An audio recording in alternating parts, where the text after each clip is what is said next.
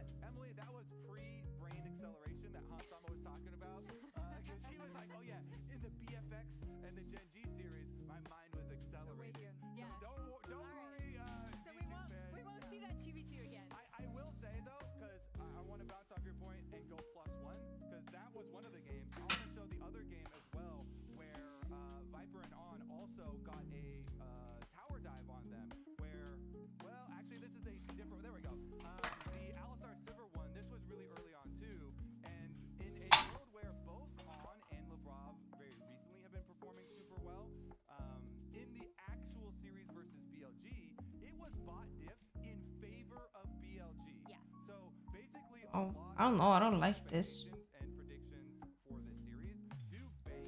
There's something I don't like.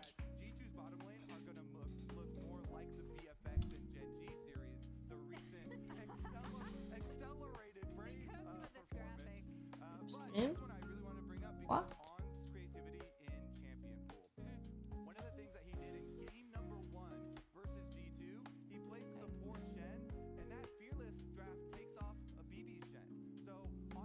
I'm sure the red one. Go with the red one.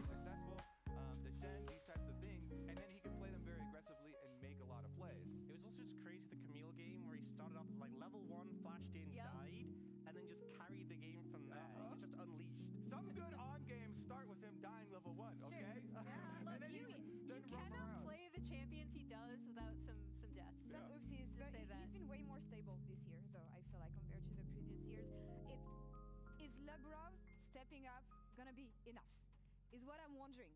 I mean, in this game, his Nautilus game versus Genji, that was a generational Nautilus game. That was crazy stuff. Skumon deserves a lot of credit for that game as well, but Labrov constantly making these engages, and he was looking way better. I want to look at the others. That's better. We could look at every matchup here. Honestly, you can see some of them. Bean and Broken Blade, very different playstyle here also on the top lane. So what is the expectations here? We know what happened last time. We know that Bean is completely locked in this year, especially this tournament. That's a scary top laner. Yeah, this is one big question that G2 are going to have to answer this time around because they have had a very clear game plan. You can see for Broken Blade's champs, mostly tanks. Tank, and then like a Rumble and a Kled thrown in at the very beginning of the tournament. And then a bunch of these carry champions, or at the very least, champions that can play side lanes very effectively.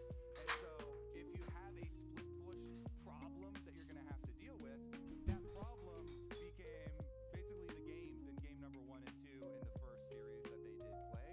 Ben had the big Ambessa play. He also had a really big Gnar play in the second game for them. And so that is going to be something to examine because I think G2 will stick. I don't know about that, Mama.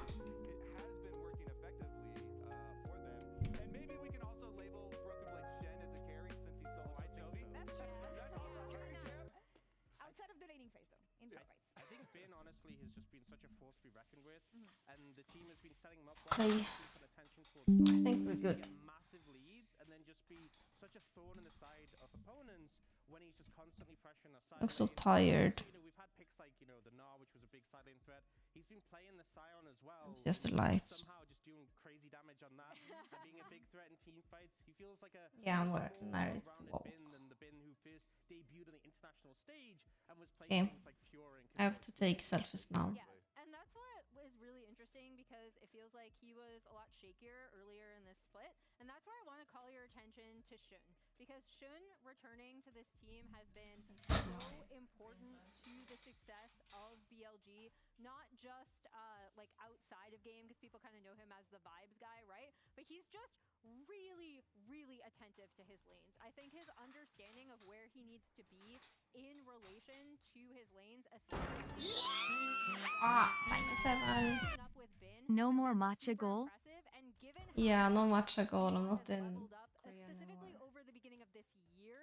This is the matchup that I'm actually most excited to watch because I thought Skewmon was the biggest difference maker in overcoming Gen G unexpectedly. Canyon was invisible and Skewmon was everywhere. And I also think Shun yesterday had a phenomenal performance. He is so good with this BLG team and he has such Okay. strong awareness of where he needs to be in relation to his lanes. It's super impressive. I always love a jungler that's also not afraid to turbo camp a lane. True. And as we see kind of the return of Shun, right? How we talked about he was on that BLG roster that was No surface, it's just narrowly like a missed winning screen capture. and now has returned and BLG looked so much better for it because he's been playing so well. Yeah, so many jungle issues for BLG last year, but no more. Coming back to your ex, again, as we said, was the way for BLG, a way more stable version of the roster, scarier as well as they head into finals here. So I want to know what the fans think in our Mastercard fan prediction because Oh, G2 making the upset, is it oh, you going can to be see that enough for the there. fans to believe? It's Holy like cow! when I full Oh screen yeah, they something believe. else. They believe, all right. 75! I mean, after you just witnessed a miracle, of course you're going to believe. Yeah, they did take down tournament favorites, so 3-0. they inherited that title, right? Yeah. Yeah. I want to ask Okay. the fans that we have here, who do you think is going to win today? G2. G2, love it. G2. G2. G2. G2. All right, we're gonna keep on going because I love Yeah, what's we have going the on. whole G2 G2 as well. I see section. a peak. Yasuo caps. Maybe not. Don't peek Yasuo. Ah. G2 as well. Here. You know what? I love it, but I don't love Wow. it that much because it's Europe against LPL. It's caps against LPL. Last time I had that much belief was in 2019 after we crushed T1, made it against FPX, and we know how that story ended, guys. So how are we looking at the same thing today? What do you think? Are we looking at the same thing? So I don't think I'll go.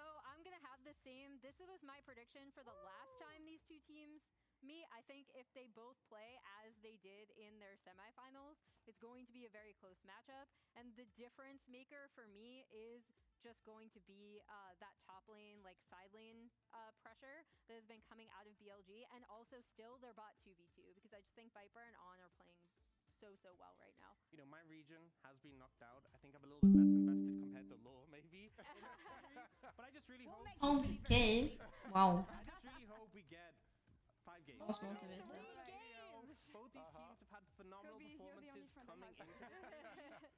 I think it should be close. What do we think? I mean, I do think it should be close. So we do have to remember we've been getting so hyped with all this G2 success, but BLG 3-0'd them already this tournament. Listen, Even so, I think G2 is a different team and they're going to take it. BB said it yesterday. Delusion, no more. Only hope here. Is BLG favorite as they come in this matchup? Did favor them in the past time and time again, but can they finally overcome the final hurdle where they stopped in the past and seized an international trophy? For G2, it's their time to lead the charge and prove that the 6-0 that they did was just the beginning. They're here to restore faith in Europe, especially in finals. Yeah, I'm a especially professional. against the LPL. It's their time to shine. Stream it's is our laggy time to because I do print screen. Second, 2026 first and finals. Let's get And to then it. the screen freezes.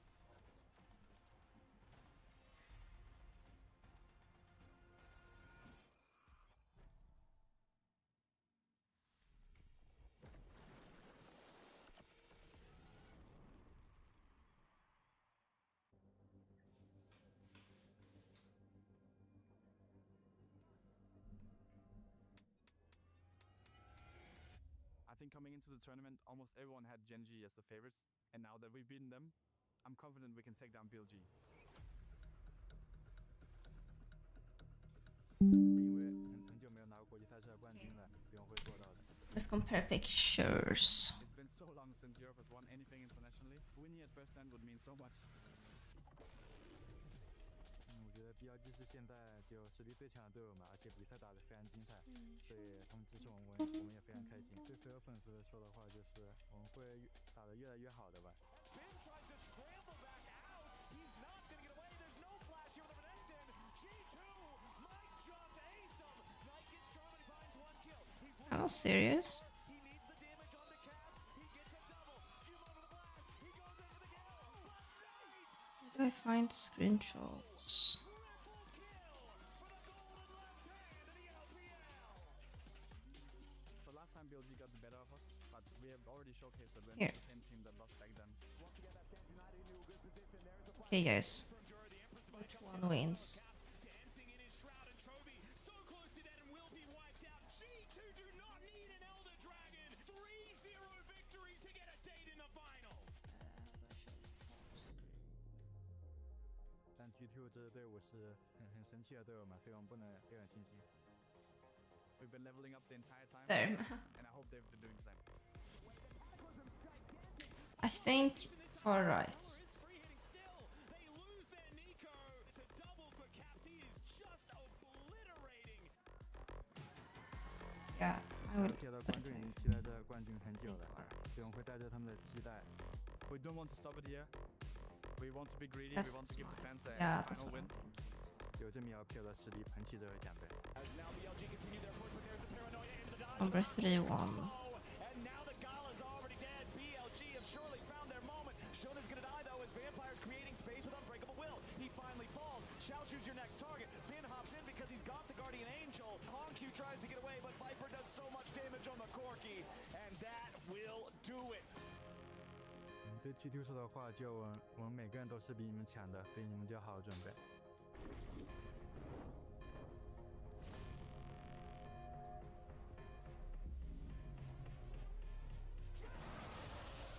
It's the tweet I haven't decided.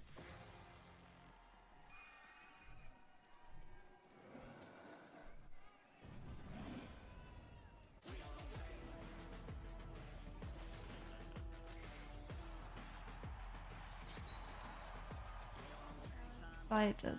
Only one team is winning today.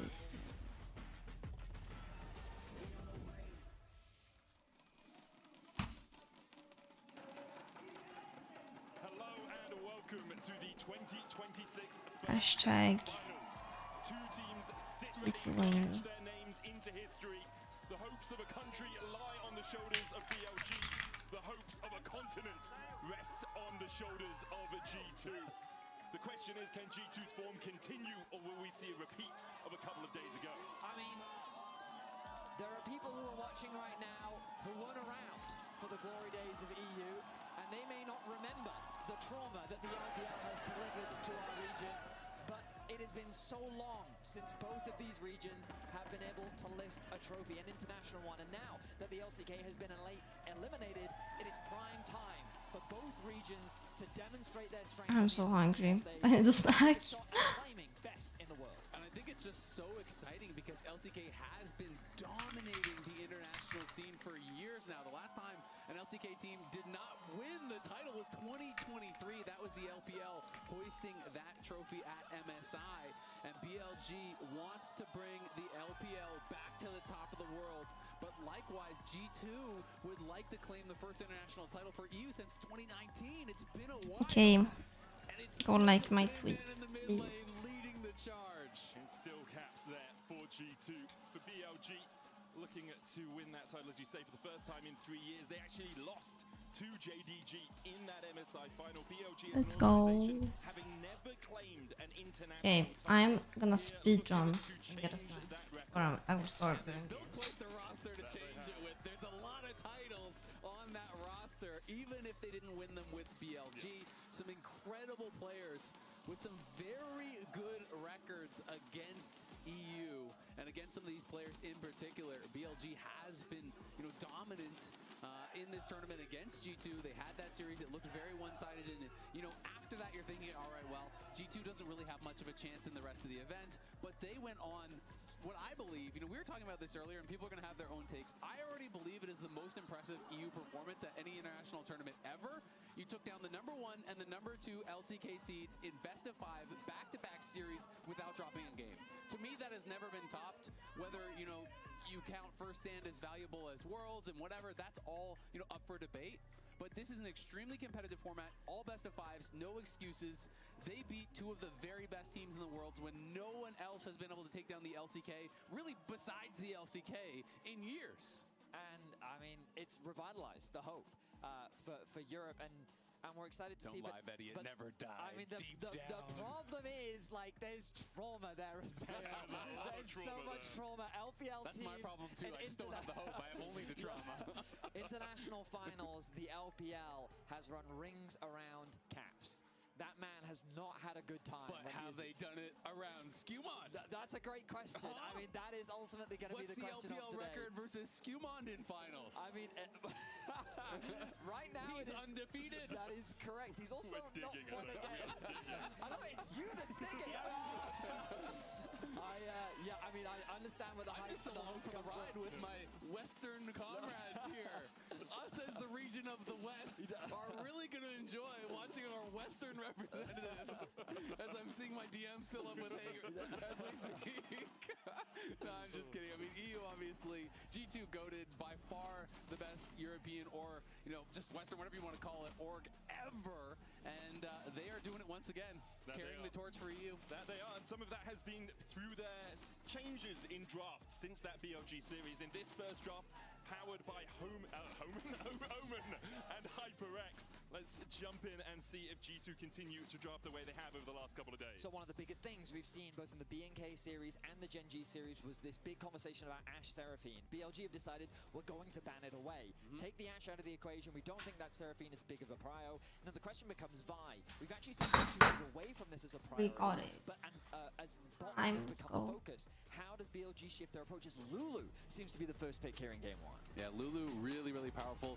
To me now the question for G2 is, do you pick away the Yunara? Because that I think is the prime pairing. Of course you can go other things with Lulu, Aphelios, Zeri, Jinx, whatever you want to do. But Lulu Yunara is really powerful. And so much of pro play right now has become about these kind of standard duos. You mentioned the Ashe Seraphine, I would say Karma Ezreal. These ones are kind of similar as well. G2 are keeping their bans from yesterday. If one gets picked, do you pick away the other? Which half of the duo do you think is stronger? Some teams will tell you Yunara is the more important half of the duo. Other teams will tell you Lulu is. G2 does not want to allow BLG I always saw Lulu first pick in like game 2 or game 3. Now it's already in game 1. Enchanter, or do you just play more standard and play engage alongside it, which is kind of what I expect. And I don't blame G2 for not wanting that bot lane to be played against them, because that's what destroyed them in the first series versus BLG. Nico becomes the champion that I'm thinking about the most. I'm still waiting for this Blitzcrank pick to come out as an answer. I think they should take Vi. Just yet to see, but Nami could be a solid Jarvan, depending okay. on what style of bot lane they're looking for. Yeah, and Nico is kind of where my mind is at. You know, it's corn cake with salmon and gives you engage is kind of that middle ground here. Shake. I also like Jarvan because when I was mentioning a lot of these other options, a lot of them are champions without a dash. If you really want to be, you know, having hyper carry that scales and also still has that dash, you have to go Zeri. And I think that is an option. You could go towards Zeri. Sivir being hovered here, I would be a little surprised because it is traditionally one of these champions that is very vulnerable to the Jarvan.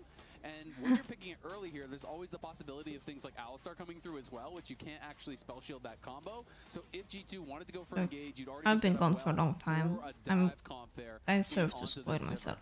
I mean, there's going to be a lot of threat, but BLG are already setting themselves up for a very solid front-to-back style of team fight. We've seen Poppy come through from Shun multiple times before. We're expecting this to go into the jungle, and it's going to limit some of those more mobile champions that we're seeing in the meta right now. Also limits the impact that Skewmon can have. So many times in team fights, he's the guy locking up the front line, locking up. I feel like Seri would have been way better for BLG into the Jarvan.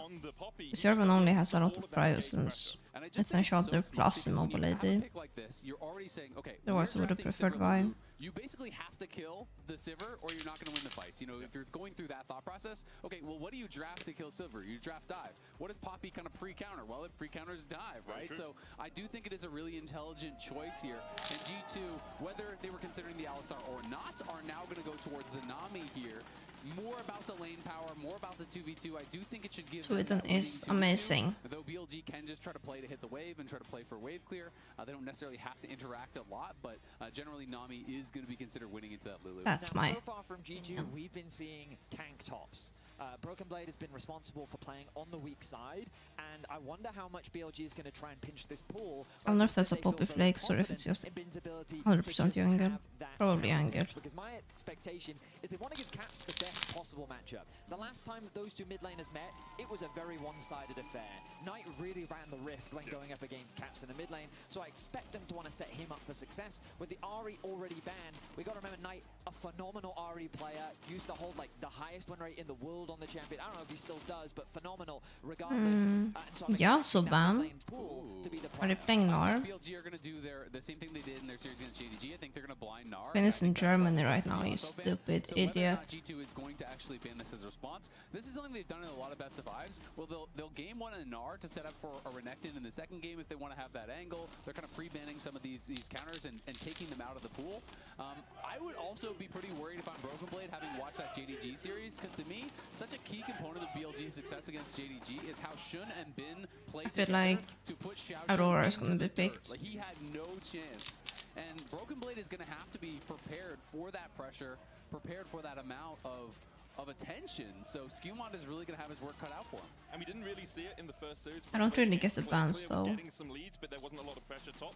Yesterday against Gen G as well, most of the focus was down towards that bottom side. So we'll see if Broken Blade, now playing predominantly tanks, can actually survive the pressure you're talking about, Azael. Oh, interesting. So they're actually going to ban the Renekton. That's pretty surprising to me, because I thought they were going to be blinding Anar, which is a pretty good matchup into that. The LeBlanc to me suggests G2 are considering a Kali, which is going to be interesting. Into Lulu and Poppy, I think that would be a really big mistake. But that is mostly the matchup that people are playing LeBlanc into these days, which is why I'm kind of thinking it may be a suggestion. Aurora? Aurora right now is kind of the premier Yeah. mid lane pick, and it looks like they're going to lock that Very one good in. with 2 mid bans, they wanna I think pick they're trying to limit Knight's mid options early to or like have mid first. agency in the mid lane pool, but I think that Knight Well, I could just go don't- for something like a Victor. They could go full scaling if they want to. I don't understand the Go for Ahri ban. Victor, Maybe have it's just more for of the a 2v2. A little bit more less burst. And here's the thing, we talk about BLG being able to get through their And it's Knight get Ahri. ahead through their solo lanes, get Bin ahead, put him on a carry, allow him just to dominate the Ooh, game. please do BLG that. can also just team fight really well. Spicy. They're not the best team fighters in the LPL. I think that goes over to someone Oh. like JDG.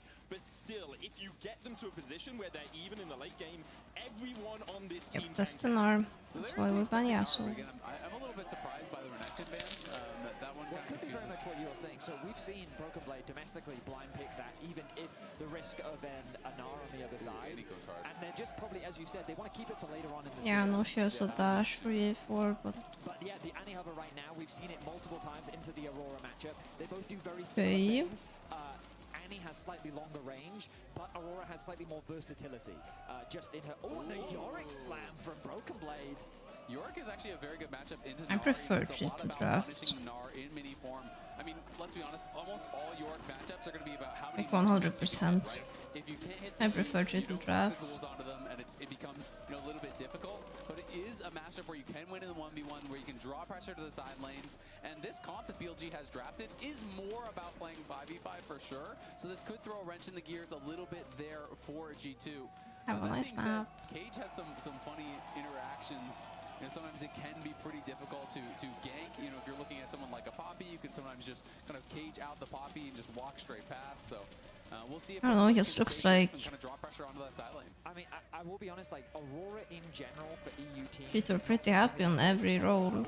But Caps did have a very Only impressive Poppy is Aurora annoying yesterday. for He was able to Jarvan, find some but very nice that's picks, even about almost finding it. a one-shot onto Ruler in the middle lane. And so I'm hoping he can emulate that performance, because all of G2 are going to need to step up compared to what we saw in their last series of the BLG. So if Aurora doesn't give you any hope, may I suggest you just squint your eyes and only look at the nameplate above the Aurora. Because I think Caps is a name that does invoke a lot of hope for you over the years. Well, I'm hoping so. As, Yeah, they played tanks, I but mean, they were this also is a blind stressful picking final. top, The and they're LPL laying mid in those drafts. ran EU into the ground when it comes to international finals. But G2, they look like a different beast. Let's see how they show up today against their rivals at BLG. It would be stupid to First time answer a tank into Nar. First stand 2026 finals, we make our way onto Summoner's Rift. G2 with the weight of the entirety of Europe resting upon them. A surprise to be sure to see them in this position. Yeah. BLG, they've been here many times before, but have yet to take the title, yet to claim that first place. Hansama stepping up, Knighton on will be spotted. Hansama just backs away, uses that ward in the middle bush of the lane to know that Viper's waiting as well. I actually really like these cheeky level ones. More and more teams are doing this. For a while at the start of the season, all pro players were just like, well, I guess level ones aren't a thing anymore. You just can't do anything at level 1. And people have realized if you just sprint down to a lane, so what they were expecting was G2 to be playing in this brush here. And if Hans and Labrov are in that side brush, they probably lose flash, and they probably lose a lot of health just from Knight walking in behind them. So I like the attempt there, because Knight gets back, doesn't miss any CS mid, doesn't miss any XP mid.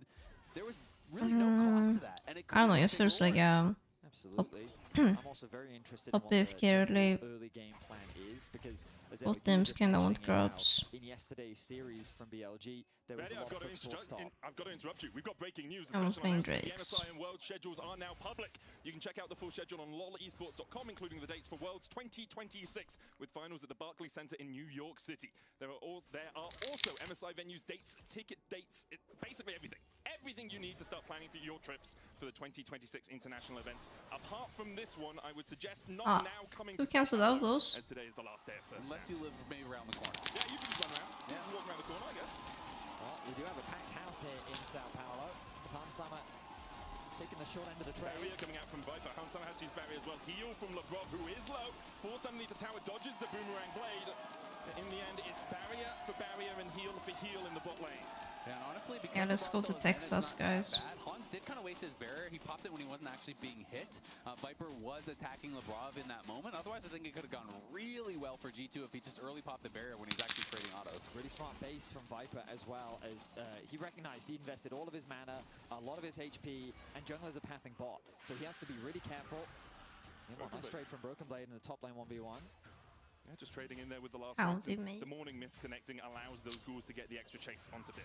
Perfect timing this base now for Viper. He's going to come back to lane with the Cull. The wave kind of being frozen underneath this tower, but Hansama has not had an opportunity to reset. Labrov going to use this opportunity to get back to base himself to replenish both that mana and HP.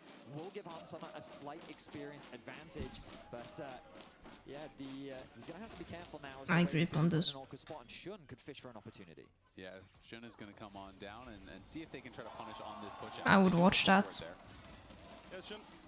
Oh, just Some didn't base yet. Wait, there's no way that works. Wow. Shun was looking for the slam into the wall. Viper forced down to 2/3 HP. Skewmon looking for a gank towards mid. Knight hovering the bottom side smartly. Sus. Knowing that his jungler's on that side of the map. Caps jumping in, looking for the slow. Knight has to flash the Okay, from the weird. free flash. Otherwise he could have been caught out, but Skewmon's Oh, flashing for the chase. this is a bit Shield much. enough to get him a bit of movement speed. There's a flank here for Shun as well, who dashes across the wall. Skewmon Surely we gets know his Pop own is tries to bot trade side. in. Knight has the stun. No flash on him. The polymorph. Skewmon's going to get stunned up, but Knight is low as well. Skewmon tries to dash back in. A 1-for-1 to exchange so far as Labrov comes in to bolster the attack for Caps. But Caps now needs to run. Does still have the flash. Shun still trying to chase in. Doesn't get the stun against the wall. Caps low on mana. Flash forward but on. The hammer smash not connecting. Don't kill him, Labrov. Just forward of Labrov. On's gonna follow suit. Oh my god. Goes across the veil and BLG. Oh my god. G2 start the game off with 3 kills in the river.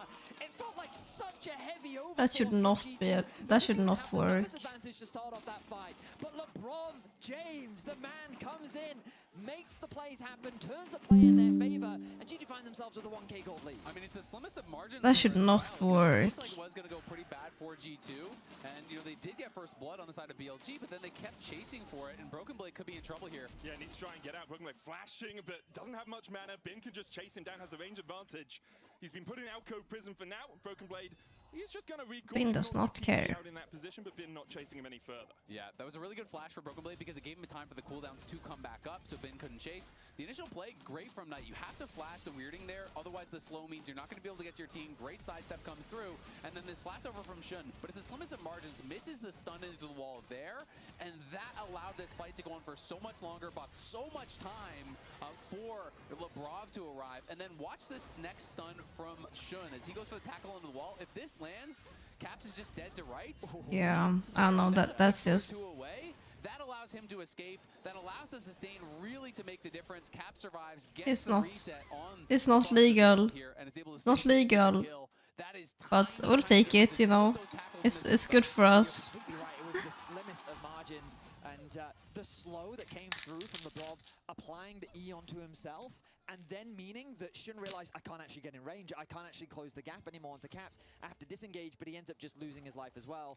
And the unsung thing about that situation is both AD carries wanted to join that fight too, but Hans actually got Prio in the river, making it hard for Viper to approach, and Hans says, you're staying with me, buddy, we're actually just going to stick in this 1v1, because I trust my team to come out ahead.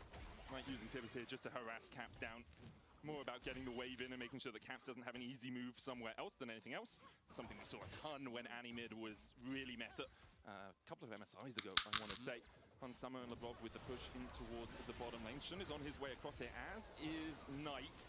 Hansama and Labrov stepping forward, he'll use for the movement speed. Shun still on the chase, doesn't have the flash. Hansama trying to get away. Shun is on a mission to gank 20 times, but Labrov so low, slammed into the wall, and BLG will claim their second kill of the game. Really good focus here. They knew Labrov had no flash from that earlier fight, so it's always eyes on the Nami. They were never going to go for Hans in that situation. Knight uses the Tibbers, gets Prio, walks down, makes sure that even if the enemy jungler is there, they are safe. But Bin now could be in a little trouble. He's not going to overextend. Right, Broken Blade was trying to make him use his E with that Dark Possession to allow Skumon to come across, but as you say, Bin doesn't need to overextend either. The Maiden is down, that wave's going to push in. Skumon might look to go behind the tower here. Bin has no flash, there's a Cataclysm. They'll look for the follow-up, but Bin's still very healthy for now. The Ghouls are going to join in. Another Dark Possession. Okay. He didn't overextend, but Skumon still finds him. So while the action is happening on the bot side of the map, Skumon set his sights on the top side jungle camps. Shun will return to his jungle to find that top side disappeared, but it is Skumon that's able to make the cross map happen. 4-2, the kills in favor of G2. And that is with Bin playing so respectful. He has early steel caps, he's not overextending at all, but they just have so much terrain creation there to be able to lock him in when he doesn't have the hop. There's just nothing he can do to get away. Viper getting chased out by Hansama here, who has level 6, but that polymorph perfectly timed. Labrov not yet level 6. Viper still trading back onto Hans, who has to pop the barrier, but again, not taking too much damage while it's happening, and Hans just goes down. Thought he had the advantage with that level 6. I saw the level 6 advantage, but Lulu is just OP. Skirmishes on the spot side where Hans hits the barrier when he's not being hit. Shun going for a flash. Heroic charge, Keeper's verdict. Knight here for the follow-up, but Caps able to get across the wall in time. So we heard from G2 that was yummy. Gen.G and BLG are quite different, and on your screen is exactly what you're seeing. BLG don't waste any time. G2 think that with the level advantage they have, it's a good trade for them, but Viper connects double procs of the Q onto Hans, and the polymorph timing was perfect, which meant that Hans just wasn't hitting for a very long time. He had the flash available, decided not to commit it. The only saving grace is that it was on that ends up getting the kill. Yeah, I mean, it's the Conmay step. You can't dash into range of the Lulu. He was out of range. On the edge of the range, you have to pull the Lulu into you. They had the level 6 advantage, but overcommitment there from Hans does get punished, and poor use of the barrier. And Hans has been incredible for G2 in these last 2 series. They need him to stay locked in. They need him to have that kind of performance here.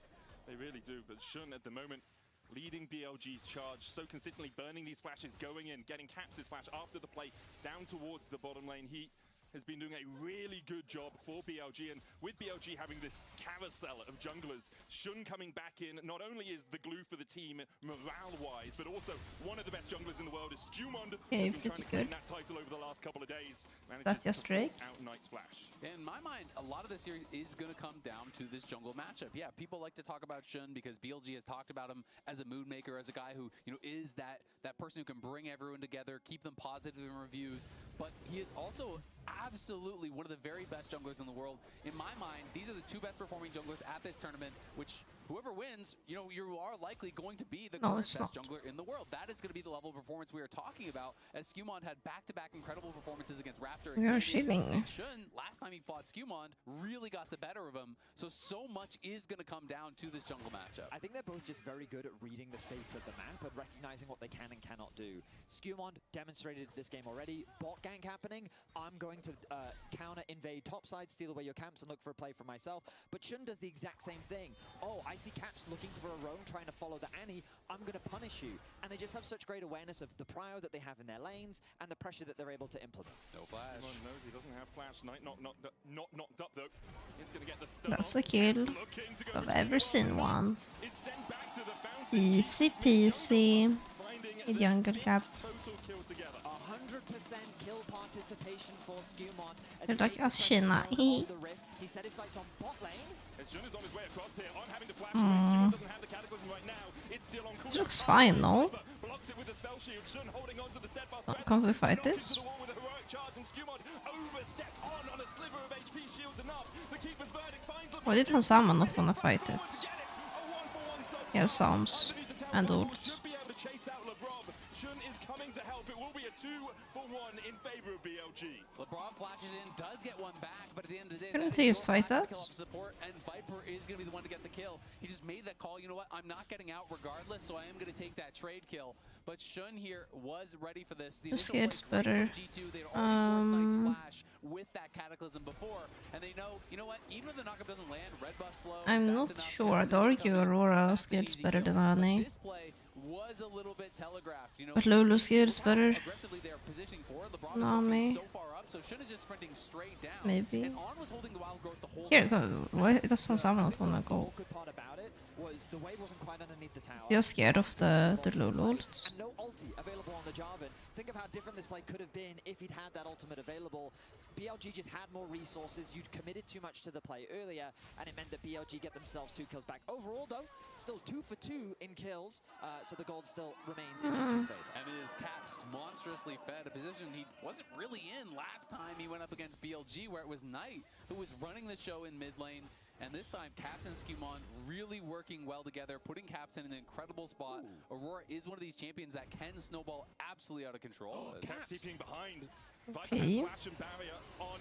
Doesn't have the flash or the heal. Hansama already down to half HP to pop the barrier. As Viper tries to trade in, has the flash away. No way he gets out. Still looking for the chase. He goes between worlds, but can't get close No enough. way. Viper, who have extricated themselves incredibly well from this situation. Caps still chasing forward. Twofold hex. Not enough to No. the weirding was short. Shun coming across the Knight. Losing mid wave and plate to get nothing. Incredible from the Well, you get a flash, but it's not really worth From it. G2. I wonder if Caps' ult was... I wasn't paying attention if it wasn't actually off cooldown at the start of that play, because I'm surprised that he held onto it for so long. Ends up using it where it doesn't connect onto anyone. Viper's able to flash away to safety, and the idea there could have been huge for G2, but at the end of the day, they miss-execute. BLG walk away scot-free. Yeah, Viper played that really well. He knows Just he like, can't retreat what? through Caps. He's gotta find his way out. And he just Have fought his fun way with that. through there, held his spell shield for the bubble as that came through from Labrov, and they're able to create enough. Glad you're opening up. I think Caps did have the ulti as he TP'd in, but I think he was thinking, all right, they have Sums, they have Sivrol, I need to save it for Most people would not be the comfortable Capitals to sharing be able to that. chase him down, but Viper and On played this excellently. BLG note that Skumon's on the top side of the map. That You wrote smack. I can still say the same thing, but I read snack, Shun comes across, forces Hansama and Labrov to play a little bit more passively. No which fight made it being worse. I love how much action is happening around bot lane. If it's not the junglers, the mid laners are permanently roaming. If you guys keep your eyes on the minimap at home, you'll Well, notice I'm just gonna permanently moves pretend around. like it's a snack Threat of, and I'm roll with that. finding a bot lane roam, I have that possibility. The bot lane has to respect it because my jungle is on the other side of the map. But now that Skumon is pathing towards bot and can potentially cover, he's now being spotted out on this bot side vision. Dyslexic, So there's nah. this huge fight over information on the bot side of the map to enable for both teams to look for plays in that area. You're a streamer. here as On walks away from the control ward. It's worth noting that it is going to be an Ardent Sensor But rush here Coxfire, we're only for 14 On, so minutes not in needing game. tails or anything like that. This game is going to be able to accelerate Viper even faster here, give more powerful buffs. Obviously, you have to save Polymorph a lot of It's time had like defensively, but one anytime you can actually bad onto the Sivir as well. When play they're already fed, you're getting a and one ridiculous amount of arguably attack speed from bad this Lulu play. between the buff of the W as well as the Ardent But there's a Sensor. lot of On having a great tournament overall. There's a lot of, pocket picks, but also just showing how effective he can be. Often memed as a player theory who's in that consistent one. on or off. You know, it's very easy to make a joke about that name, but over this tournament, I think has been really excelling. I mean, this whole year, I would say Yeah, he's been true. really accelerating. You know, last year, I do think, hey, some of the memes, it's going to happen, right? You know, it is funny. But he has been killing it, you know, both in the LPL, and I felt like yesterday, to me, he was the player of the series, as we can check in on the Coinbase gold grind there, as Viper is up about 1,000 gold, thereabouts, Here and we go. is going to be looking pretty strong. We're just dropping top completely. Sending Broken Blade down to bot. He doesn't have the TP available. Knight will. So the TP advantage, the numbers advantage, should go the way of BLG. G2 wrestling control of the mid lane right now off Viper and On, but very difficult to do into a Sivir. Shun and Skumon just butting heads in the river. Skumon looking for On, will get some damage down onto him. Labrov coming across. He's and there's the chilling. beam out of On. Yeah. No I'll take flash that. burn, but you take the summoner. Yeah, you don't want to overcommit there, especially with the objective just around the corner. Skumon knows he doesn't have his damage dealers right behind him. He And needs now- to get that prio. Sorry, Veddy. Now Bin has had to go down towards the bottom lane, so it's both the No people without TPs on teleport top down in that laners. bottom lane, meaning that Knight you is have a late to this. It looks like they still wanna fight it though. There with them for the start of the fight. He has flash, he has ult, but Caps is here too. This could be a big fight. On stepping forward, Guess has to not. flash away. Tidal wave coming out as well. The keeper's verdict only lands onto Labrov, but a great Aqua Prism before he was knocked back. It's like the classic half-assed contest when you're not in position and then you just get farmed. Quick kills come through from G2. BLG wasn't expecting that level of aggression to come through from the G2 squad. Han Sama steps forward, punishes On. That was strange. The safety has to commit the flash, and G2 convert that into more. Bin will do his best to convert it into a tower, but now Knight. Knight with the timbers down. I don't get why BLG walked up there. Labrov on point with those so far as Broken Blade trying to trade onto Bin, who flashes away, but Shun's coming across, will land who charges the wall, and now Skumon's in a 1v2, and Bin is about to go mega. Giga Bin on the rip, forces Skumon flash away, flag and drag, but Shun still chases On, trying to come in to bolster the attack. The charge doesn't connect on the wall, but the smash will get the slow. A house chucked at Skumon, Oh. everything in the kitchen sink used to kill him off, and BLG find the enemy jungler. And just like that, look at the gold lead for Bin, as that was a costly roam from Broken Blade. He ran up towards mid lane. You leave Bin alone on that bot side. Not only does he get the You place, he gets jinxed it, first Soul tower Shard. Then they try to collapse on him, but You Giga jinxed Bin it. outplays is up Leave. 1.5k. Never come back. The man is the stuff of nightmares. No, it's for okay, the I forgive you. European squads. This man has an incredible record, and he's looking to continue that record as we go back to the Herald fight. That slow from Han Sama starts things off and looks so favorable for G2. Caps quickly turns his attention onto On, gets that initial pick. Shun flashes away, just barely escapes with his life. Then the arrival of Broken Blade, as you highlighted, Azale. But then he tries to return back to bot, with the dragon spawning soon. Nice. You know what, if we can kill Bin, we get an easy dragon, but the fight does not go their way. Exactly. I mean, the morning mist misses, which means Bin is not really getting threatened that heavily. And I felt like this was a good almost play goes down though. in the 1v2. Maybe Shun arrives, cleans him up, and then Skumon realized, I don't have the damage to finish Bin. I have to run for they it. just fully committed on Bane and kept going. They could have killed them and gotten out, but Caps trying to kill off Knight, and will do so. it's easy to say in hindsight. Skumon looking to chase as well, and it's only On and Shun. Cataclysm down the keeper's verdict. Will knock Oh. Skumon out, but Caps is still there to find himself a double. Now 6-0-2 on this Aurora as the glove crashes and doesn't land the Aqua Prism. Yeah, the dead man's move speed there enough for Shun to get out to safety, but Caps is just on fire. And if you are a long-time G2 fan, this is so promising. Seeing Caps in classic form like this, you know he can take over a game. They're going to be able to get the plates. They're going to be able to get the tower. Yeah, as Caps well. wants to win. Over a 2k gold lead for Caps individually. It's crazy. It feels like that the game right now is Caps versus Bin.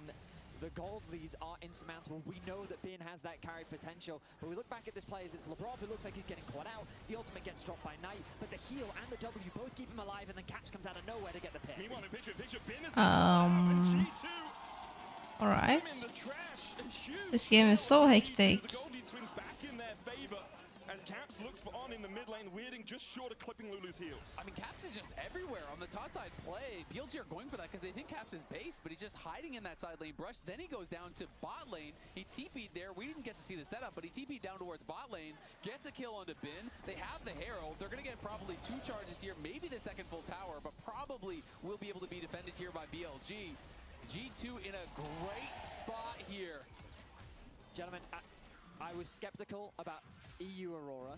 I've been skeptical about Caps' overall performance at this tournament, but for him to show up now, the best time he could possibly show up. A 6-0-3 scoreline on the Aurora, and he is dominating on the Yeah, rift Caps right now. got risk this game. News for G2 is that this is probably the worst possible soul roll you could have got as Oh, BLG. yeah. They took the early 2 dragons. Great, Chemtech Soul gives you durability when you're low HP. That doesn't help when Caps one-shots you from full. Yeah. Caps absolutely popping off. Most gold in the game, just ahead of Viper.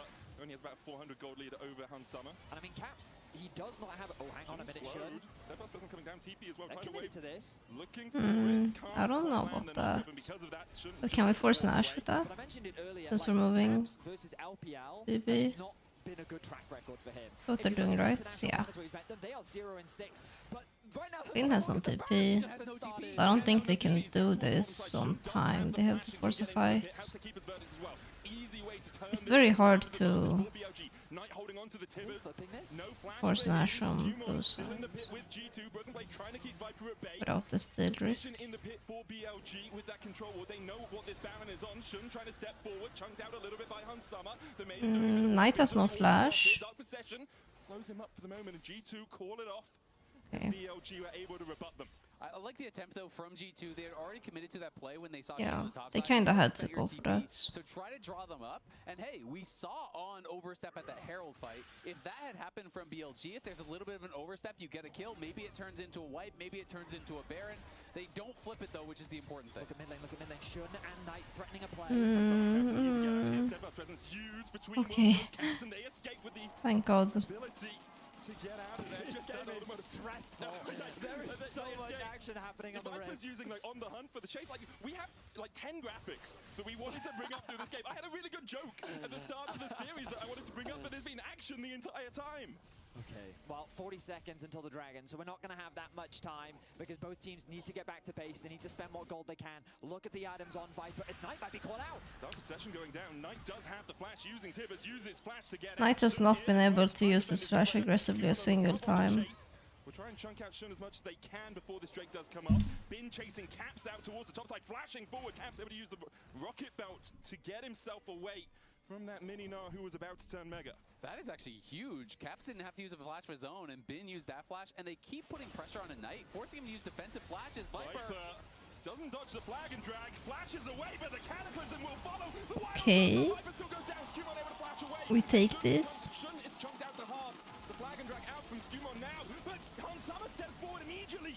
Cleansed away with the Mikhails from the stun out of Knight. Such good timing from LeBron. That could have been deadly. Yeah, that is great for G2. They're going to be able to grab this Dragon, no problem. I just love the pressure that they're putting on. Viper needed to flash that initial engage. He held the flash late. The Cataclysm is there to follow. And even with on behind him, it is not enough to keep Viper alive. Now we just need to set up Nash. We just need Nash so we can siege. My biggest praise for them was their Here, two discipline, their turrets. control, but now their aggression. They are matching BLG in their choice for violence. And right now on the Rift, it is 12 kills to 7, 19 kills in 23 minutes. Both these teams are ready to fist fight on the Rift, and BLG, they are not holding back any punches. I mean, this is a game now that is so much about Bin for BLG. You know, you look at the experience advantages. Knight has been put so far down. We can go back to this initial play. That is the Mega Blast Cone getting in. You know, he had to flash early. He does not.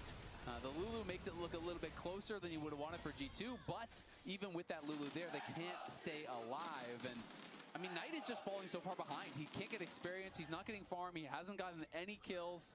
You know, he is Romain body paint makes it look like he's in.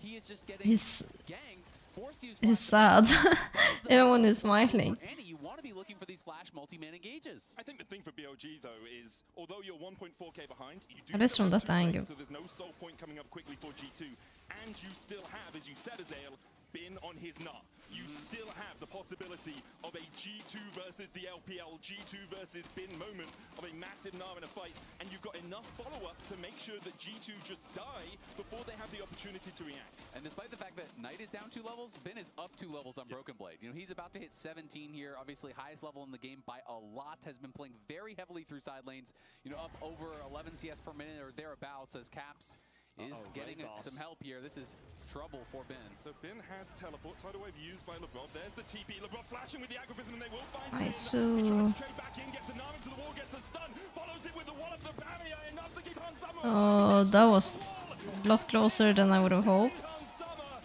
The Adventures are showing up.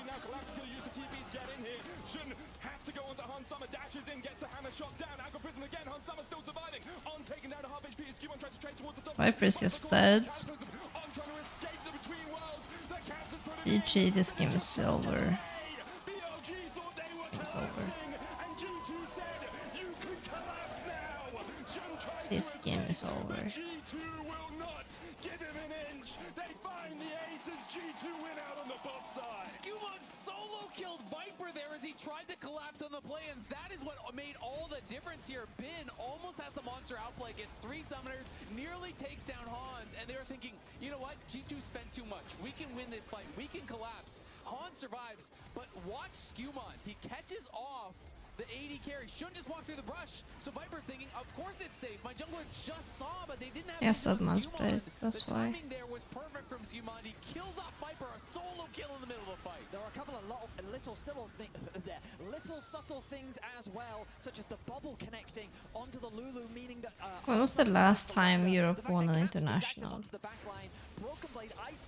MSI? G2 at MSI? Like 4 years ago? G2 gets an ace against BLG. And in the picture we saw Ben actually chasing Broken Blade out here. 7 years ago. Jump now has another BB, no flash, but Caps is on the collapse, and Ben doesn't really have the reinforcements yet. Viper and On now joining with their top laner. G2 will call off the fight. BLG able to Yeah, this is reinforce in time. finals. But G2 getting further and further ahead here. I mean, the entire gold lead still really is Caps, so if BLG can get fights 4v4 somehow, with Can Caps we in the grab side lane, it's gonna look a Nashor? lot better for them. But Ben really doesn't have much of a lead anymore at this point. And G2 We're does waiting for feel Drake like they now. are, you know, that one big fight away from breaking this game open, from being able to get a team fight win, from being able to get that Baron. But Caps has got to stay really on point because he has been incredible. He is the entire gold lead. If you go in one bad moment, get polymorphed into an anti-stun in one shot, the game can flip on its head. In a 26-minute game, well, 27 minutes with 26 kills, Caps has somehow remained deathless. He has constantly played at the very edge, and we have to think back all the way to those very first few kills in the river where he lived with like 50 HP. A single auto attack, a single stun could have changed the entire dynamic of this game, but he has leveraged that early lead to perfection, and they're looking to close out game one. Dragon spawning in 30 seconds. He has 3 fully completed items with the upgraded boots as well. He is a hard man to kill, level 16. As BLG look to try and fight this dragon. 3 items for Viper. He is so strong on this Sivir if he gets Finish a doing bit of damage. well, just chunking out Skumon, who does have the Guardian Angel, will have to flag and drag away. Meanwhile, in the Looks mid bad lane, for us. backside away, coming out, keep it verdict into the wild. Someone's just dead. Unsummoned doesn't get an opportunity to move. BLG collapse perfectly in mid. They'll find 3. On BB, and now it's Skumon to try and defend the Mega Blast Cone. Will be Caps' fan, but he dashes back. He used the Between Worlds. Knight coming on for the flank here.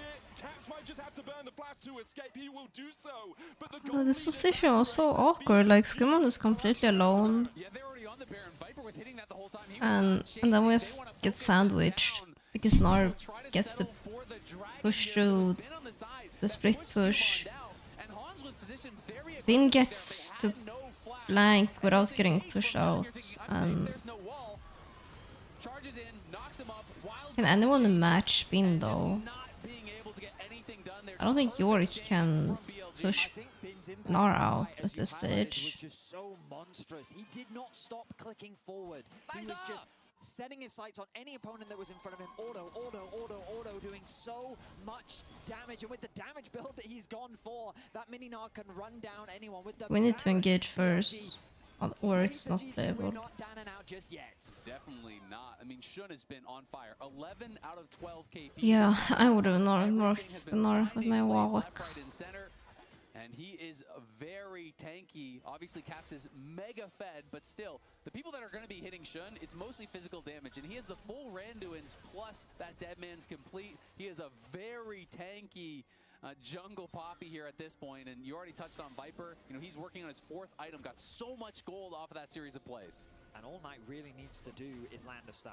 Yes, he's not had the greatest of performances, but at this point, Viper and Bin are your damage dealers. You just need to provide utility onto the right target, and you can still be game impactful. They set their sights on the bot tier 2. There's not much that G2 can do to clear this out against the double cannons. This tower is soon to fall. Something, though, that is at least good for G2 is the fact Skumon didn't lose his GA, so you still have that. That is going to be You know when I said it's one, I might take that back. They're going to have a lot of these summoners. They just have to watch out because Caps will not have flash and could be a target from a flash stun from Knight. G2 pushing out mid and Because we get outscaled. just short being able to take that tier 2. And now there's no gold lead anymore. As Caps looks for the damage on Viper, they'll go between And both. Caps really wants to win. On the hunt, popped by BLG. Tidal wave coming out as well isn't going to find its mark, and G2 will call off the chase at that point. That is terrifying. That is 3,000 damage from 2 basic abilities across 2 members. The amount of pressure Caps can put out is astronomical. So definitely has the ability to still carry this game despite the fact that BLG have that gold lead now. Even more pressure on Caps because now it's not just Bin with the lead, it's Viper and Bin with massive leads. It really is all on Caps to be able to find an angle, delete one of these strong members. Really it has to be Viper because Knight just doesn't matter that much once he gets his spells down. And the rest of the team is kind of too We need to get a fight before Viper gets one more item. So he's gonna go 3A and then he can't win. Sivir is the champion that I think is the scariest on the side of BLG. And that, as you rightly said, like Bin So is BLG, this one front to back with Gnar pushing from the sides. And G2 needs Jarvan to engage with Aurora on the backline and insta one shots. If they don't insta one shot, we lose the front to back.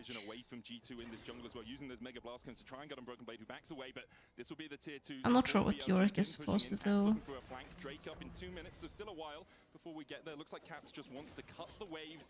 Kinda too weak right now. So, be useful. As BLG extend the gold lead to 2.2k. Caps goes across the veil and dodges away from Shun. Not too much damage on the Poppy. Yorick is supposed to be good into Gnar, I think. He just doesn't have to be so careful of because he is always going to be looking turn out that way. Even if he doesn't deliver the final blow himself, the setup that he has onto both Hans and Lebrov, his ability to one-shot them is still very much real. And so they have to respect that. The vision coverage, as I was mentioning earlier, from BLG is so oppressive. G2's every move is being watched. One of the real difficult things here for G2 is how do you get value out of the Yorick at this point, right? You know, Hans, he's down in gold, but you're always still going to be valuable here. On the I'll have to ask a top laner what they think of the show. You're not a good team fighter. You don't It's hard to read Yorick. He's a split pusher. What is my role in this game now? But you know, can you win if you just show up to a 5v5? At Is all it better this if I just game. try to pull Bin to the side lane and just try to be that sacrificial lamb, set up for a 4v4 for my team? So we've been playing away from sides even before Gnar had this lead. Just because he didn't get that 1v1 advantage he wants, and Yorick is not a great team fighter. Yeah, casters figured it out. Hans Summer still short of the armor reduction that he really needs to get through Bin and through Shun. Sitting on the Fiend Hunters, Kraken, and the Infinity Edge. He's been funneled quite a bit of gold as well. We saw him pick I up think a blue buff he earlier needs to on at least be even the Wolves. useful. G2 trying to get towards that item spike, but BLG doing such a good job of just being oppressive during this portion of the game. A minute left before the Baron. Bin on the chase here with Shun. BB wisely Summer walking feels away once really again. weak Bin right taking his now. time to try and clear out the Maiden. Doesn't quite get it. Down to about half HP. You can see Viper is foregoing. I don't know, like sure, he's 4 items. He should be strong, but he feels so weak. He can't really kill anyone. Some armor is getting picked up on the other side, though. Skewmond obviously already had the GAs working in towards what I assume is going to be a Randuin's. Broken Blade has the Jack shows, picking up some more armor on top, so they're trying to get tanky enough to potentially punish that. Someone needs to be careful. Puts the flag down for a little bit of vision. Knight was looking for the flank as well. BLG will get the Drake. No real contest from G2. No surprises there. And definitely feel like their backs are against the rope. And no shock as BLG have been pushing them back over Yeah, just getting a flank here. 5 minutes. Yeah, I mean, that last team fight just completely BLG changed the though momentum does of the not game. care, they're gonna BLG lose. established how effective their team fighting really is, and G2 are now kind of fishing. They're buying time, waiting to get a couple more items. He win con is Lebrov versus Aeon Caps and Caps one A lot shots. more damage, but G2 doing their best to get some semblance of vision onto the top side of the rift. You can see the entire bot side is littered. I'm seeing half a GA on Viper. Still an area of opportunity for G2. Exactly, and that's what they're trying to threaten because the Baron is about to spawn. He's going for it. Well, that didn't matter. Behind here by Bin. Broken Blade will be able to spot him out as he comes across the side. G2 still looking for the fight. Knight is not here. This is a 4v3 in favor of G2. Skewmon looking for a flank now as Viper and On begin to collapse. No, Bin is gonna fuck him up. Able to join up with BLG and G2 pulled the trigger, but they fired a blank. BLG still chasing onto Skewmon. Flag and drag. Flash over from Bin. Broken Blade is here for the Dark Possession and Skewmon will have to flash away to escape the Well, clutches of BLG. no flash on Gnar is pretty huge. You know, was that worthwhile for Bin? Because Don't know if it's worth trading your own flash for, since your own flash is a win con. Jarvan, it's kind of less about you more just about, you know, throwing down that Cataclysm. Well, with the HP advantage that BLG have, there's no reason not to Go flank TP ward for Should get Nash. a little bit of health back from the Scuttle Crab. They've now claimed full vision control around the river. See how difficult it is for G2 I don't think to actually Caps can approach. flank. Caps is fishing. Look at the shield though from Hell Picks and from the Bloodthirster. Viper only chipped away a little bit as Caps goes in again. There's the barrier. Caps is dead now. As the Cataclysm comes in, but they don't know where He's Knight not. is, and so G2 have to play so cautiously. Mikhails and Skumon gets him out of the Oof. stun. Shun diving in, looking for the heroic charge stun, but can't quite land it. Thank As God G2 that did not once again able to connect back on the away from wall. play. BLG, though, healthy, So we did not should have just turn the Mikhails. rise to the Baron again. I mean, these ricochets are becoming such a problem. Viper is getting chunked out by Caps, but he just heals back to full. The ricochets bounce through the team, and I think they're going to threaten the Baron here for sure. They have a big HP advantage at this point. Caps' ult is gone, Hans' ult is gone, Skumon's ult is all gone. We can't win this No reason fight. for BLG not to force this objective. DP from Caps looking for that flank position. Bin down to a third. Doesn't have the Mega. Is a long way away from that Rage Bar as well. The Baron sitting at 13,000 on the hunt. Is popped by Viper, but he can't get further than the On procession. split. Broken Blade locks him in. BB does have the flash, but stunned against the wall. Doesn't have a chance to use it. BLG find a kill, and now will Oh, maybe the angle was just a TP bot. That's all they Honestly, needed, a single kill. maybe Now, big TP part of the spot front and line they is try this to fight. cancel Medium damage is recalls. good on the bot side of the rift, but Caps has no TP available to him with 4 versus 5. BLG with firm control over this objective, and the Baron is simply melting. Yeah, Knight's still looking for that flank. Keeper's verdict. Caps is ult Shun now. lands it onto LeBron. Well, never mind. I'm is gone. Bye. Summer trying to step in, does have the flash and barrier, but until LeBron is back, no Mikhails, no cleanse for him. Skumon trying to get into the pit, but he just can't get close enough. Flag and drag is only option. On. Falling low, Han Summer stepping in. They turn Finishing onto Nash. instead. BLG was secure. Goes down for it. Han Summer still dashing forward. Flashes from Shun. The stun. Viper able to get away from now, but Shun is going to get chased down by G2. The chase continues as Skumon finds the backline. Bit about to go mega. Skumon has the GA. The angel on his shoulder will bring him back. BLG got the Baron, but at what cost? G2 will continue to chase. We take those. Ben with a one-up, but G2 want to relegate him to the trash. But no from Ben. I'm again kind of confused. G2 overcome that demon that is Ben as they win the fight and clear away the Baron. G2 have all 5 Did BLG have to commit on that? Wait, we're just ending now. G2, they have to go for the Anne next is thing. not They have to try and defending end the this. game. They're going to look for the push through bot side. There's an inhibitor there. Knight is back up in 9. They don't have a wave. The question is, can they do it? They're looking to close it out, but without a wave, perhaps a step 10 too seconds, far here for Poppy. G2. I think they can Poppy do can it. ult Can away. behind them, clear the way, but they're going to go in. Broken Blade puts him into the cage. Oh, it's and one. BLG are buried. Oh my god. Their attention on the Nexus, the keeper's verdict finds BLG. Oh my goodness. G2 1-0. Classic Cap performance. This was one for the ages. This man refused to lose. Caps took over this game. What a performance, Lounge. Oh my What do you think? goodness. I think that my cortisol is so high right now. What the hell was this game? Someone cashed in a lot of poop. G2 take game 1 here in what was one of the closest games we've seen so far in the tournament. I have no words. Please, guys, go ahead. Go ahead. It Take was so take tense it. down in the final moment, and it really felt like just little Oh my outplays God. in that last fight. Like Hans Hammer flashing the poppy stun, but it was BLG who had control for a good portion of the mid to late. G2. Everybody better be honoring Caps. Holy, what a performance. That Aurora was massive. Yeah, the biggest difference maker to me is that this Annie really wasn't able to do much, and Caps got fed super, super early. That being said, it was so close between these two teams, and it came down to, because it looked like BLG were going to get back into it. It came down to this final fight. Nah, I'm doing one per at game. Baron. And thanks to reliable Cisco network, we're going to take a look at Yeah, that Caps now. is This built was different. so close. I was so scared. I mean, Shun. yeah. When Shun was so hard to play around, guys, and then they ended up Look at split. his flash, avoids the poppy stun, and they can push forward freely. And Caps is just getting so much damage down. Yeah, I'm getting time some his water. abilities are up. But the whole team just senses blood in the water and is moving forward. and BLG just lose control of the game from here. Not only that flash, but Hans also starts the whole thing off. He jumps onto on and blasts on, forces the flash, gets the health bar low. That's when G2 make the call. Okay, everybody else, you're going to kill Knight, and they move forward. And this has been such a big topic. It's been Hans Sama killer instinct at this tournament against BFX, against Gen G, and now even though the beginning of the game was a little bit rough for him, he turned it on here when it counts. My goat! Holy moly! And the big thing to me too is that I just want to bring out a fact. Bin was undefeated on NAR coming into this game. He was 8-0. This is his first loss on NAR all year. And Gen G was undefeated at first stand before G2 came for them, honestly. I'm giving you props. I'm not talking crap. I'm just highlighting the fact that it's even better. Yeah, get him more, get him more!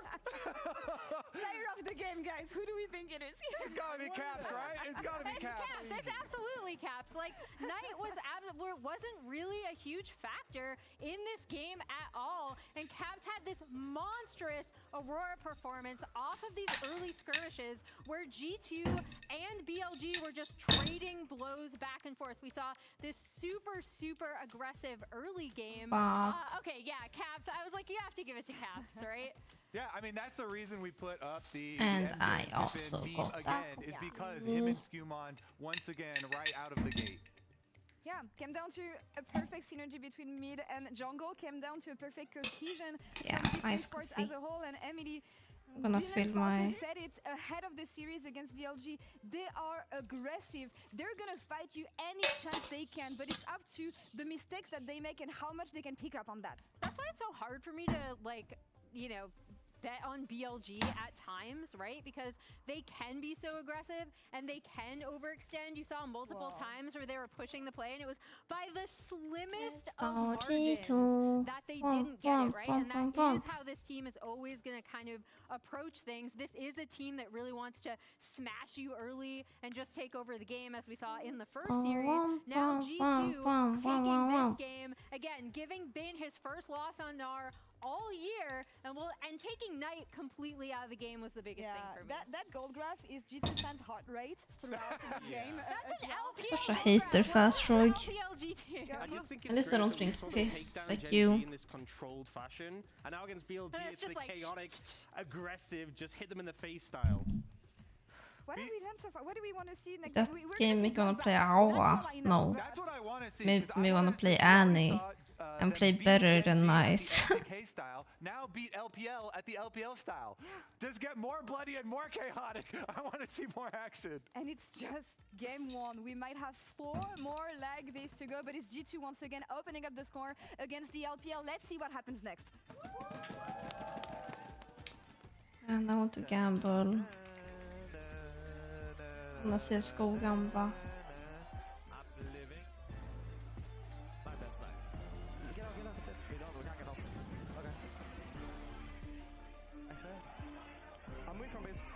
Severe. Good job, good job. I want to force pop some. Severe flash. Yeah, W. Nice. Stay. I'm teaming bot. You got this. Kill. Nice, come on, I love you. Nice resilience, guys. Nice. Good job.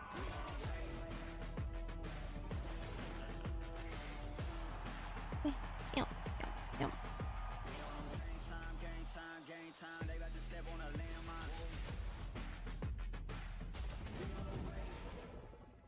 I'm bored. Let's look at the Counter-Strike market. Eagle. At their top wins through.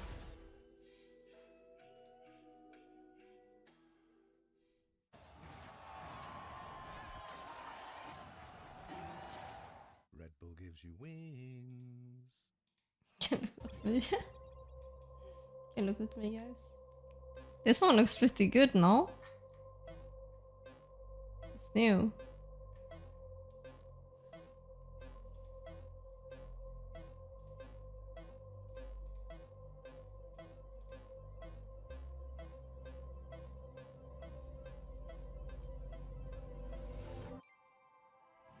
This one too. This one's not even expensive. In the world. Yeah, I will. I just don't want to open Cisco right now. You are going to see them like you've never seen them before. Oh, that was hard. Doing so much work in Genji. I feel like I like this is the one I have right now. 만나도 이길 수 있다는 자신감 정도로만 생각하고 있습니다. I like eagle skins because they're not that expensive. We can get a pretty good skin, good looking skin. When I was a player, if I was to like make a misplay, maybe it's my mouse, maybe it's my armrest, something feels wrong. If you were at home, you wouldn't do that. The Infinite Precision Armrest is part of the larger Circulab on Stage standard initiative, aimed to bring your home I don't wanna open. to the tournament stage. I have so many things open on my PC right now. I don't wanna open CS. 할것 같고 가장 편안할 때 더 강력한 플레이가 자연스럽게 나옵니다.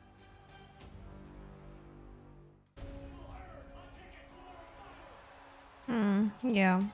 This one's pretty cool too. I like this series. But I'm not buying a 40 euro skin. Hell nah.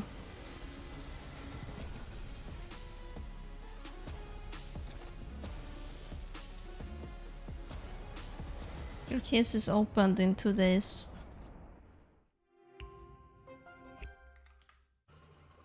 Can I help you, sir? Here's the bill from the dealership where I got my car. and This I'd one's like pretty you to beat sexy it to a too. better deal on one of these fine cars. Not how it works. Guess you're not as cool as Verizon. Bring in your AT&T or T-Mobile bill for a better deal today. Yeah, 2 more days. I know I have a hard on for Asimov, like, I don't know.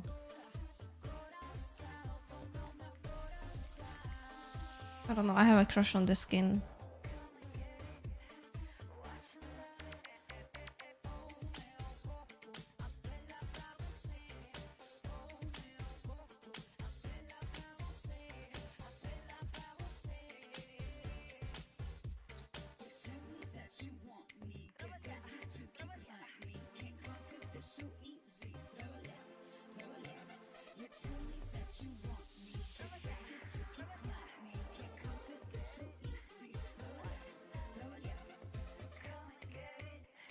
Yeah, another 2 days.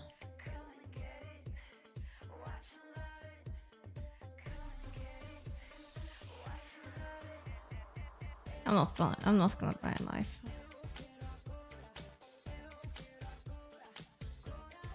This one looks pretty good though. This one looks pretty good. Fuck it, I'll open CS.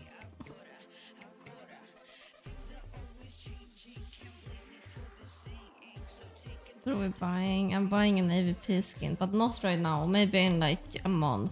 Maybe in a month I will buy an AVP skin. I'll mute. Okay, it didn't look that amazing here.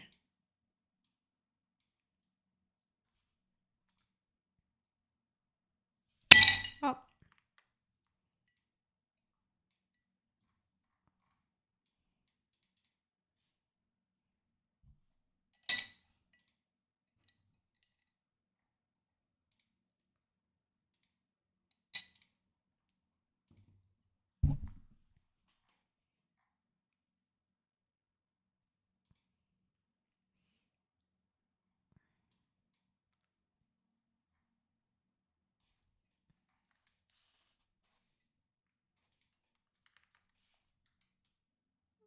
Yeah, here it looked kinda ugly. I don't know.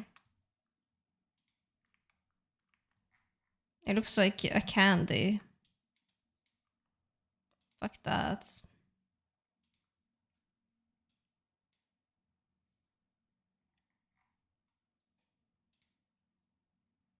I wanted like this tiger tooth pattern when I was younger. Like this was my... There's none up now, but I can then look at it then. That was my dream knife.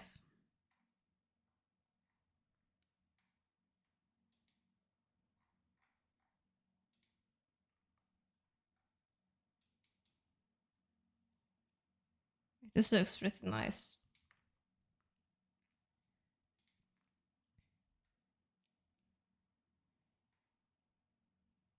Open one butterfly. Nightmare case. Aren't nightmare cases like 10 euro, 20 euro?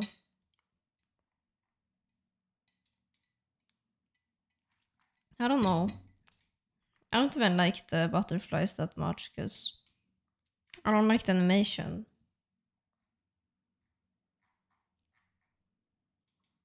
1.5. Don't think that's worth it.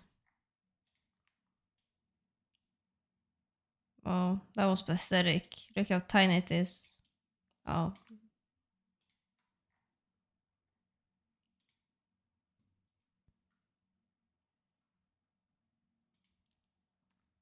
The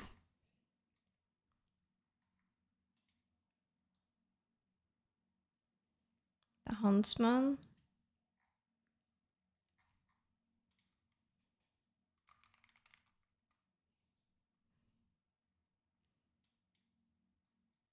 I don't know. Wait, I'm gonna.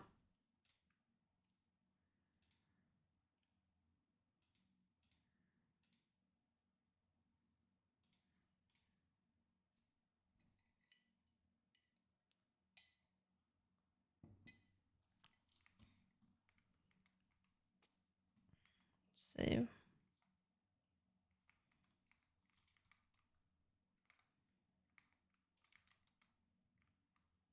This one's alright. This is Huntsman, right?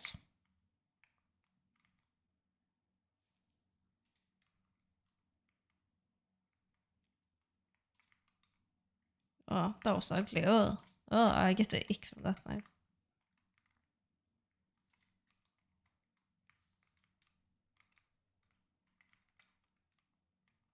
Oh, this one's satisfying. Honestly, it doesn't look cool, but it's satisfying.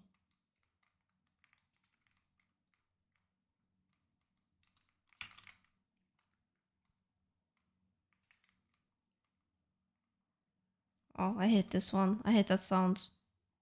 Oh.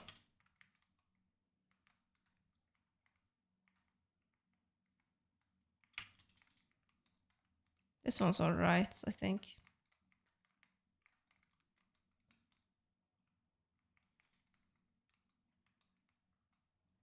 Low key, the ugly knives have the best animation. Like this one and this one. And this one is so ugly. Like, look at it. Look how ugly it is. Okay, well, we're in the.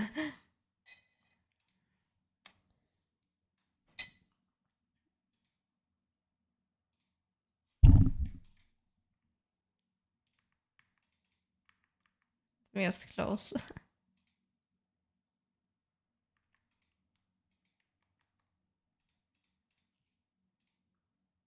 Topside, but it just didn't end up mattering because Caps really made the game What's about that himself. knife called even? And he was everywhere on the map. That is, to me, Caps at his best is when he is so active, when he's just non-stop making plays. I very much agree. BLG once again pick here going into this game. We have exactly the same bands. It has penis in its name. Will be the lock for Shun. It's Swedish word. Threat, early game action. Xin Zhao is something that Skumond will often use as an answer. Sometimes we see the Vi. But what interesting thing has happened in the series now is with both Nami and Lulu already gone, remember that things like Ashe Seraphine, Rise and Proud, but again, the Ashe has been banned. And then with Lulu Corki, now no longer an option. And then also Yunara Lulu. Oh well, we're keeping the same bands. The bot lane dynamic change. At least they're cheap. These knives are pretty cheap. And it's going to be another range support for LeBron. And I think it makes a lot of sense, right? You've been having so much success for your bot lane 2v2s against these two LCK teams. Continue to really emphasize that. Bard has a good laning phase, and you can be active on the map. And I think it's also a good takeaway from On.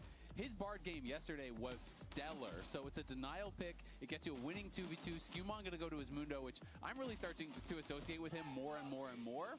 And I think they're pretty much set up for success early with these couple picks. Going for Mundo early, though, means that there are ways to draft around it. It can be good into the Pantheon matchup, of course. But Ezreal is another thing to think about for G2, because they want to have a champion that can play safe, and it seems that BLG have a similar read and want to deny that pick away from G2. I mean, one of the things I like is that because Pantheon was first pick, Mundo feels more safe, since Trundle is one of the things that you're always really scared of, right? But it's like, unless you're going to go Pantheon support and go really cook, It's on. it's on. He can do these things. Like, I believe it's Shen support. Okay, they're stealing Shen from us. I do think it's more likely to be Shen support. That's not On hand okay. pulled out a couple of times through the LPL playoffs and through the LPL regular And season. against G2, it's a double whammy, because not only do you lock in Shen support to have more of a global presence, but you take it away from Broken Blade in the series as well. Yeah, it's great. And I mean, I'm a big Shen enjoyer. I love playing Shen on champions that have global, semi-globals. Oh, I hate Shadow Daggers. Pantheon flies into that back line with the Grand Starfall. All of a sudden, 2 members spawn in on the enemy AD carry, and you're looking for that type of hard engage, that type of play. But that being said, Bard can answer that. It is very telegraphed. You see a massive graphic coming up, you know, when Pantheon is ulting in, and you can sometimes use that Bard ult to preempt the play to stop that engage that's coming through. Moving to the second phase, and you have to imagine again, like Ahri, very important champion in the context of this series. You don't want to give Ahri to Knight in this situation. This one, I might Knight had a quiet want. game 1. I'm telling you right now, he's not going to have a quiet series. Pretty hot. The focus was very For an much LPL fan, you do want to give it to him. I like this pattern. And it's cringe, but I like the pattern. With the Mel ban, it looks like G2 is fishing for an Ahri themselves. They're very clearly saying, hey, you know what? If you don't ban it away, we're going to pick it this time around. We want to take it away from you. We want that Getting scammed as a kid in CSGO is like a universal experience. And Mel is just super popular in the LPL in general. You know, that league more so than any other really did like this pick quite a lot. So it's also been surprisingly successful. I kind of underrated the pick coming into the tournament, Not but she's that been expensive. very effective to be banned away. Renekton once again. Wait, they let's don't not want look to at run the that risk one. of giving Broken Blade that kind of option. He's often Ooh, needing laugh gone at to you. protect Why? So What's wrong with gut knives? I thought the animation was pretty nice. The best Renekton players in the world, and they just played Sion into it and stomped him into the ground. So it is interesting to me to see them banning it out so much against BB. I think there is an argument They're where ugly. Well, could stop not to me maybe. because they could spend a lot of time towards that top side. And maybe BLG Well, are it's saying, good for me then, "Actually, cause we don't then wanna spend a lot of time ganking top. We're gonna spend time around bot then instead." they're cheaper if no one wants them. Hello? in that they're banning it because they want Ambessa. And so it's just, Renekton is a really good answer into it. They don't want to allow Broken Blade to get that counter pick. And so I think it's Yeah, very much I don't like preventative Quirky here. in the goal of getting the Ambessa, and G2 seems to have been on the read. Into Ezreal.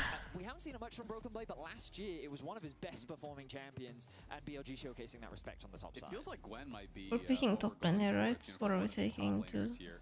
I do think it can be quite strong, and some of the kind of common answers are already. Could you just blind pick it, actually? I think you totally could. Mordekaiser. I feel like. Oh, we're BLG lane is saying top. You're not going to do that. I wonder if Ben would just blind it here. I mean, I will say though, Broken Blade is one of these top laners who will I want to see slam what down they crazy go stuff, against right? LeBlanc. He Is it might a bring up Yasuo. Galio? Yasuo is up. We did Would see they him go play Galio? Yasuo into the Gwen in the LEC, if I recall correctly. So that would be up and available, and I think Ben's going to do it. Oh, and I think Broken Blade is wait. the kind of player who Wait, would they're slam the Yasuo as a flexing. They're response. flexing Shen. By this LeBlanc blind, like LeBlanc Mundo as a combo, I don't love, like, at all. And also, like, I feel that Shen is a really good answer into LeBlanc because she's like very single target burst, which Shen just does a very good job of dealing with. It gives you a decent amount of mobility to potentially threaten an Ezreal, but just ignore it. Okay. I mean, technically they have a triple flex.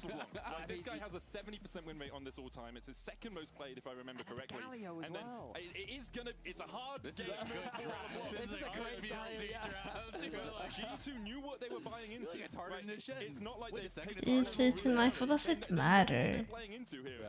And the question is, will we see anything really outlandish at the end? Because I was wondering perhaps the Mundo gets flexed towards the top lane. Just get a butterfly. Yeah, why should I get a knife no one wants for 150 euro when I can buy a butterfly that I don't even want for 1000 euro? Hell yeah. So unless Broken Blade just feels like giving him one like G2 I mean, you could go Jen atop here against the Gwen. I think it might be alright. Well, I'm not kawaii. I am alpha, Giga Shad. I'm a little bit surprised to see this LeBlanc come through. Sahin? Huh? Believe in the cat's magic. I mean, Right. I believe that BLG is, I've got to. BLG's draft, I think, is a really good answer. I like the sideline threats that they have with the Gwen. I think it's a really good call as well, as that you had, where it's just like, Gwen, based on the Okay, balance, okay. feels I'm like not buying any CSGO skins until it's my birthday, okay? or a potential Yasuo counter pick, right? Like, exactly. So I think it was a great. I will celebrate, I will gift So myself I don't even love CSGO the skin Zen for as my an answer. I mean, Broken my Boy's gotta own feel confident in birthday. the matchup at the very least, otherwise he wouldn't pick it. But ultimately, I do like the global pressure that BLG have, and based on how skirmish heavy game 1 was, if we have the same sort of scrapping that we do, BLG is just going to have the ability to collapse first. Yeah, I agree. Yeah. I will say, though, if BLG get behind, they're going to be pretty low on damage, I think. You know, to actually kill And the then we'll front do line. a CSGO You have stream. Ezreal. Ezreal's great, but you were looking at Ezreal Galio as your mid lane and your bot laner against a Mundo and a Zehen. So if Zehen gets ahead, if Mundo is having a good game, as we've seen Skumon have so many good games on this champion, Ezreal is one of the worst tank killers there is. So to me, it becomes so important that Bin has a good game because Bin needs to be someone who can actually threaten these frontliners, who can threaten in the side lane. So I would really be thinking about attacking top lane if I'm Shun. And if you're Skumon, you talk about how he really does like to go bot, but I feel like you need to make sure that Bin can't just take over this game. If you're in my server, just react to the CSGO message in announcements, and you will get tagged every time we need people for lobby. We're usually always like at least 3 people, and then we have to find 2 more.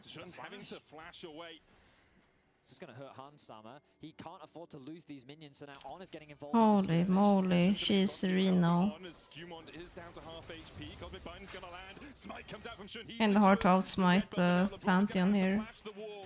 To get away with the blast cone, great invade from BLG early on. Yeah, that got incredibly close. So I would love to see. You can't find the message, just tag me, and I would give you the role. Yeah, he did smite early because he knows that Shun with the empowered Q, if you let him set it up, is going to outsmite you every time. So you have to just flip it. You have to just say, you know what, all right, feels like now, and you just try to hope that you get it in that spot. But love the aggressive level 1s here. BLG tried it with Knight last game, didn't turn into anything. This time, it does end up working out. You want to keep Skumon low on economy. If you're Shun and you're at level 5 at 6 minutes, that's okay, as long as Mundo's level 5 at 6 minutes too. Labrov now making his way into middle lane. Caps doesn't quite have the chains yet. 1 minion off of level 3, now he's got it. But Knight getting that level up at the same time means he's going to feel pretty safe. I mean, credit to On, I feel, in that play. He really did save after Shun burnt his flash. It looked really scary for him, but now Hansama very isolated from the wave. 2 CS right now. Labrov is level 1 as he walks across. This looks so painful. In the bottom lane to escape On and That's what happens when you split map bots. Oh my god. I think Asama gets him though. Thank god. Needs another auto. On flashes away, but Skumon is coming down. On should be able to get away from this. Currently in that red buff bush. The question is, will Skumon sneak here? Just find him. Amen. Has the taunt, and Skumon flashes to make sure that On can't get across the wall. I mean, BLG, I feel like, just kind of overstepped in that spot. You know, yes, they're zoning him off completely. I don't think they needed to fully send it on this play. I think choosing Labrov was the mistake. Yes, he's level 1, but a bard at level 1 does basically nothing.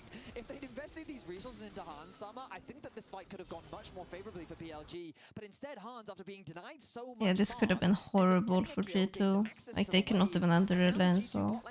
right back into this. Yeah, they really are. And I mean, the reason they go for Labrov is because he has no flash, right? So if you taunt in as Shen at level 2 and Hans flashes it, you're cooked, That's right? a good point. So I think that's what they're thinking about. I will say, it's a pretty lazy recall. He could just walk to the Dragon Pit, taunt over the wall, and then I think he doesn't die, and Skumon doesn't get that kill, and then you're pretty okay with everything that's happened. You go back, both AD carries have a kill, but you're up CS, not that bad. The fact that they donated that gold into Skumon kind of ruins the whole level 1, which was the point. You know, you're trying to put Mundo down, you're trying to slow this guy because you know you're going to struggle to kill him later. I think from his POV, he doesn't know how close Skumon is, right? And so he's trying his best to out-mind game Skumon, and Skumon just does his due diligence. Jun now looking to contest. This time, though, Skumon gets the Raptors. Cap's getting very dangerously low. Shun chasing in as well. Skumon just emoting on him there, forcing him away. Labrov's only just hit level 2. I want to play LeBlanc. Outside the lane, now underneath the tower. One of these days. For Labrov, Hansama's cleanse about to come off cooldown. Series first on the menu. A massive XP lead on Hans as well, just because of how much denial. We're getting dulled. Still very healthy. healthy. Shun is ready for the dive here. Hans has cleanse, has flash, picks up the caretaker's talent. There's the Aegis Assault Valkyrie in from Hans Summer. Shun tanking the tower, only tanks a couple of shots. The spear still connects, the cosmic binding onto On, but now he can hold on for the damage. Tanks the tower perfectly. BLG though, Shun gonna tank a couple of shots. Okay. And LeBron will get one in response. I didn't think we'd get that. Messy there at the end of Like, it, but honestly pretty well handled from BLG at the they end of were the day. shifting You don't really tower care that the Bard aggro gets a kill pretty there because well. you did kill off Hans. You're going to deny even more minions here. Skewmon though doing what he can, taking away camps on the top side, continuing to farm. He's up to level 5, has that slight XP advantage. I was just about to say what a beautiful dive it was, and unfortunately Shun ends up falling at the very end of it. But watch this tower aggro management. They don't overstep just yet. Shun isn't committing the stun because he knows he has the cleanse. They're just using time. They manage the aggro well, then they go for the commit underneath. It's On that initially gets the tower aggro, but then the minions die. So Shun ends up getting tower aggro when he has no flash available until LeBron at the very least gets something back. But the damage is done. Hans is half a level behind. He's 400 gold behind as well. It's so good for BLG. I want to play League when I watch this. The way that G2 were winning the last 6 games that they've won in a row. I Apart want from to the first one play. of this series, but against BFX, against Gen G, it was all about Hans Summer getting these leads in lane and then being able to carry the game alongside Lebrov and Skewmon later on. Now BLG looking to punish him once again. Caps jumping in onto Knight. Down to 200 HP, but Knight able to walk his way away. Lebrov and Skewmon are trying to get across. Yeah, I here. love this game. No, the Krugs are down. Lebrov, where's everyone Ooh. waiting? Magical journey for Lebrov, but perhaps more of a nightmare. Able to heal himself up a little bit as Hans Summer tries to trade back in. Exhaust out. There's the cleanse as well. Lebrov down to 200 HP. Skewmon tanking up everyone with a max. Come on, this is pretty tanky. Never mind. Oh, never mind. I got deleted by stacked Pantheon Q. Such a favorable fight for G2, as you highlighted, because of the level 6 from Skewmon, but the damage from Shun was devastating as he ends up turning the fight BLG's way. Meanwhile, we need a replay of mid, because I've seen the Caps was doing some stuff, but Caps of my goodness, Kilo Caps has through. walked in today. Happened there. No. Yes. Don't analyze, just believe in the magic. I mean, what revenge for him, considering what Knight did to him in the last series where he got 2 back-to-back solo kills, and now he gets a solo kill against Galio as well. Impressive stuff from Caps in the middle lane. It's also, this whole tournament has not been about Caps. That's why G2's success here has been so shocking to a degree. Is Caps has had a couple of good games, but often he's been the struggling part on this team. And now for him in the finals, where he has been 0-6th the last 2 times he made it, Good to be able to backing get up. here and manage to have such a good performance against Knight is so strong. Hans Summer. Viper's gonna be a problem this game. I mean, a couple things we never got to Viper and Bane. Viper is going to be I feel like Viper and Bane are just gonna carry. Also the fact that Knight is playing Phase Rush, not Aftershock, right? So you're going to Their champs are really easy to carry this game The with. Phase Rush is a nod to the fact that it's mostly slows on the other side. You know, the Mundo slows and whatnot, so you can maybe engage, disengage. And Caps just goes between the towers, takes him down. Suspicious. Oh. Oh, that was nice. But he changed the cannon. Okay, it was still really good. We didn't need that replay. We didn't need that. That was still pretty slick, man. He solo killed between the towers. That he did. Wasn't the cleanest, but hey, you're right. He did make it work. Viper now becoming the big threat once again, similar to what we saw in game 1. You can start to see in the top side as well, Bin starting to build a lead of his own as Hans struggling in the 2v2. Yeah, Caretaker's talent there used to heal him up just a little bit, but Viper on every opportunity just dashing forward. Has the tier already stacked up to 160 and the Sheen complete. Yeah, I mean, Knight is kind of just getting pounded right now in this 1v1. He needs to be able to stabilize. You don't want Caps to run away with like he did last game. You know, you got to try to stay as even as you can, because I do think they have great compositional answers. You've got the taunt, you've got point and click CC from Shun, you've got, you know, a lot of different tools to punish Caps if he overextends at all, but you can't let him get too fed. Grim Deliverance going in from Broken Blade, just an exchange of the needle work and that ultimate out of BB. Yeah, one of the problems though in a lot of matchups. What's your serious question? You know, Gwen. Let's go keep picking game solo, so like it's bad. Caps going in for the Justice Punch, blocking Knight's escape. Knight doesn't have the flash, but he does have a hero's entrance, and there's not The enough thing CC about outside of G2 to stop him from Orky making is that he's got pretty good base stats and he can kill tanks and he has a tool that makes him mobile. So he's just like a pretty solid pick, and it makes people ignore the fact that there's actually very specific comps he needs to be played in to have value. just try to have you just farm it out in the 1v1. But at the same time, which is always a tough judgment to there's make, not that but it many does feel like ADs he's that saying, you know you what, can it's better straight if I just up get blind active on the pick or map. early pick in And we'll see drafts. when On gets level 6, that's another really big moment Just for like this Shen, 'cause Varus, you can really Varus, start to Astral, pressure the map, you know, make a play top side, then still alt back Corki, bottom, you know, alt top and look for a play there. Absolutely. I Ash. think that these level 6 marks are what I No. keep my eyes on, because LeBron naturally going to be very delayed. He will get level 5 just now off this minion. Keen, you can blind. You do get some XP out of the chimes as Shun is looking for Caps in the mid lane with the taunt going down. Shield vault in for the stun. Distortion away from Caps will get him to safety. You don't early pick Saya, Looking for something on going back in. and it's a way weaker laner. Cleavers has to burn the flash to get away. The only way you early pick Saya is if you pick it into account. Gold grind there. Shun slightly ahead. What, Broken Blade just going in a 2v1?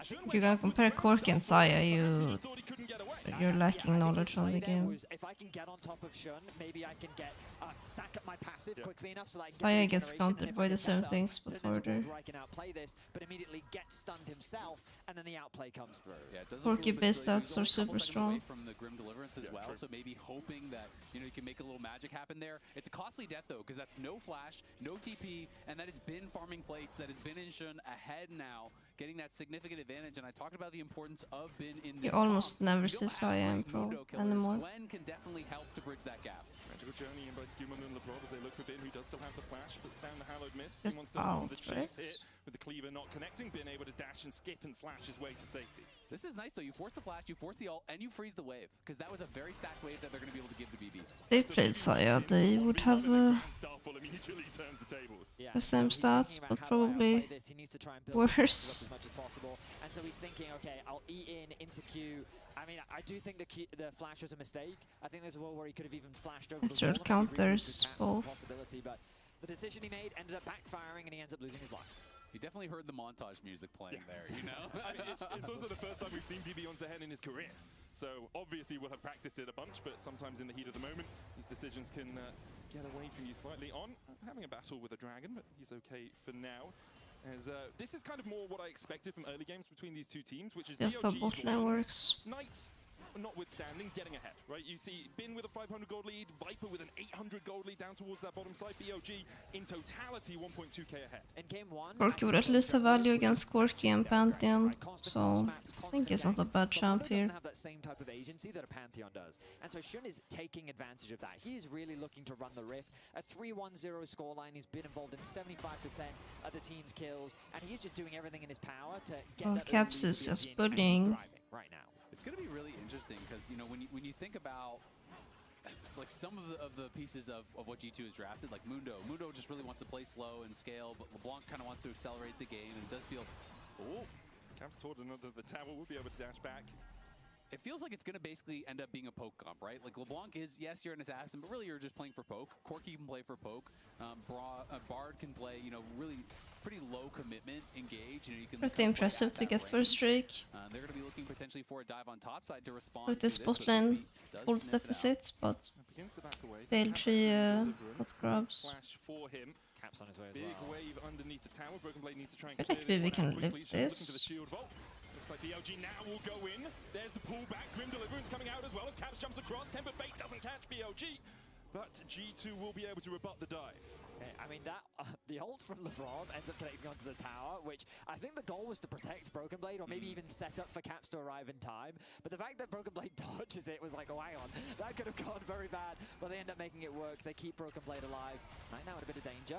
Justice punches onto Skumon. I don't think they have the damage to take him out. Looking to get him down low and maybe burn a flash, but Knight wisely just walks out of there. Galio looks so useless in against G2 comp.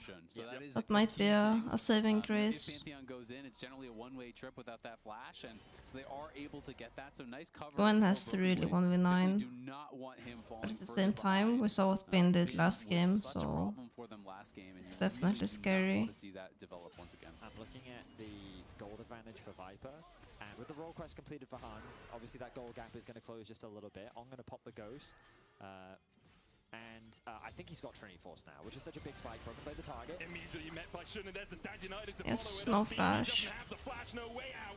BLG punishing top lane. It's a repeat of what they did in the JDG series. They really are attacking top lane. Bin gold lead is non-stop. So we need growing. to see G2, even if you don't want to gank up there, you got to get vision, you got to get coverage, because Broken Blade goes toward that pixel brush, and Shun is already there waiting, which is always just the worst feeling as a top laner. There's going to be a bit of a shift in the lanes now as Caps comes to collect this wave. Hans is going to move to mid so that more damage isn't done there. Role quest being completed means that everyone can open up a little bit more. Labrov going to feel the freedom of roaming without feeling that he has to stay with Hans Sama as much. The level discrepancy between the two supports is evident, but it's on, demonstrating what we can expect, I think, from the Shen moving forward. Baggy. Yeah, the ability just to I don't think so. fight as he goes in for the taunt here. Magical Journey out from Labrov will get him to safety. It's a sinking feeling in my stomach a little bit as Viper is caught with a tempered fate. Heal coming out from On. Viper locked up for the moment as Skumon chases him, but a good arcane shift away. On able to dash out as well. Skumon looks to steal away these Raptors. Broken Blade trading with Knight. And Skumon should be able to take away the Raptors themselves. Shun there in time though, and BB now has to walk away. Pops the ultimate as well. On played that very intelligently. Things we picked Sahin into Gwen. And yeah, like Sahin into Pantheon and Galio later on. Is he gonna be able to contest sideline against Gwen? Oh my god, Bin is 1v3.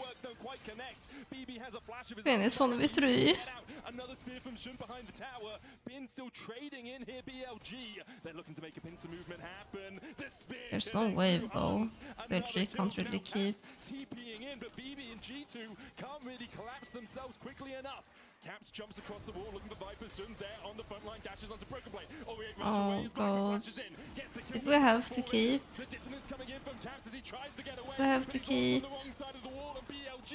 Why did we have to keep? Skew and BB can't do anything to take down these low members of BLG. Such a phenomenal fight for BLG. They stayed together as a clump, so aware of every single member of G2. The threat from Caps on the flank. Yeah, a lot has gone wrong this game. By a great taunt from On, and off the back of that, G2 falls short, and now a massive gold lead. And if we get next Drake. Yeah, that taunt from On was so quick onto Caps. The instant exhaust came through from Viper as well, and BLG really handled that well. As Labrov gonna try to punish Knight.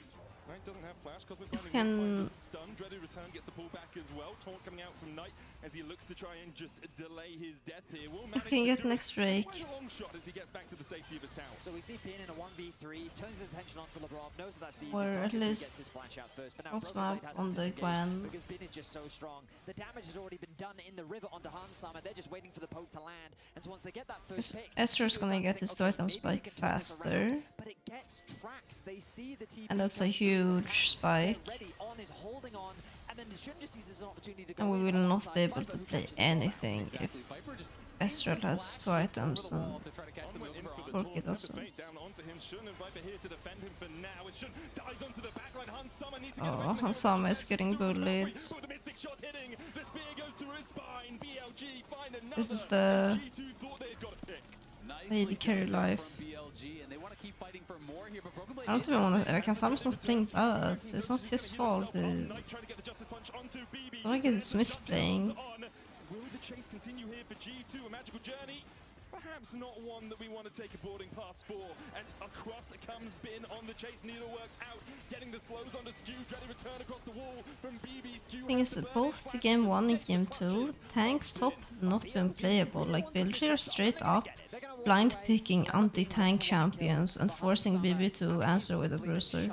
In this game, Shun has run rampant in the early game, and it's really put Bin in such a fantastic position. This man is the nightmare of the LEC and Europe, as he has such an incredible record. 16-6 is the advantage that he has over Europe in its entirety. And, oh no, this is against G2. I wonder if they planned that, or if Bin just highly prefers this type of champions. 16 and 7 indeed.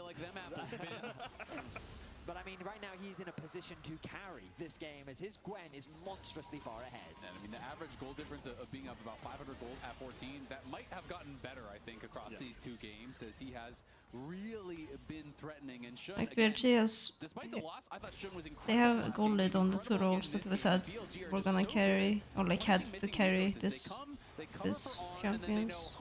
No summoners, instant flash in there from Shun.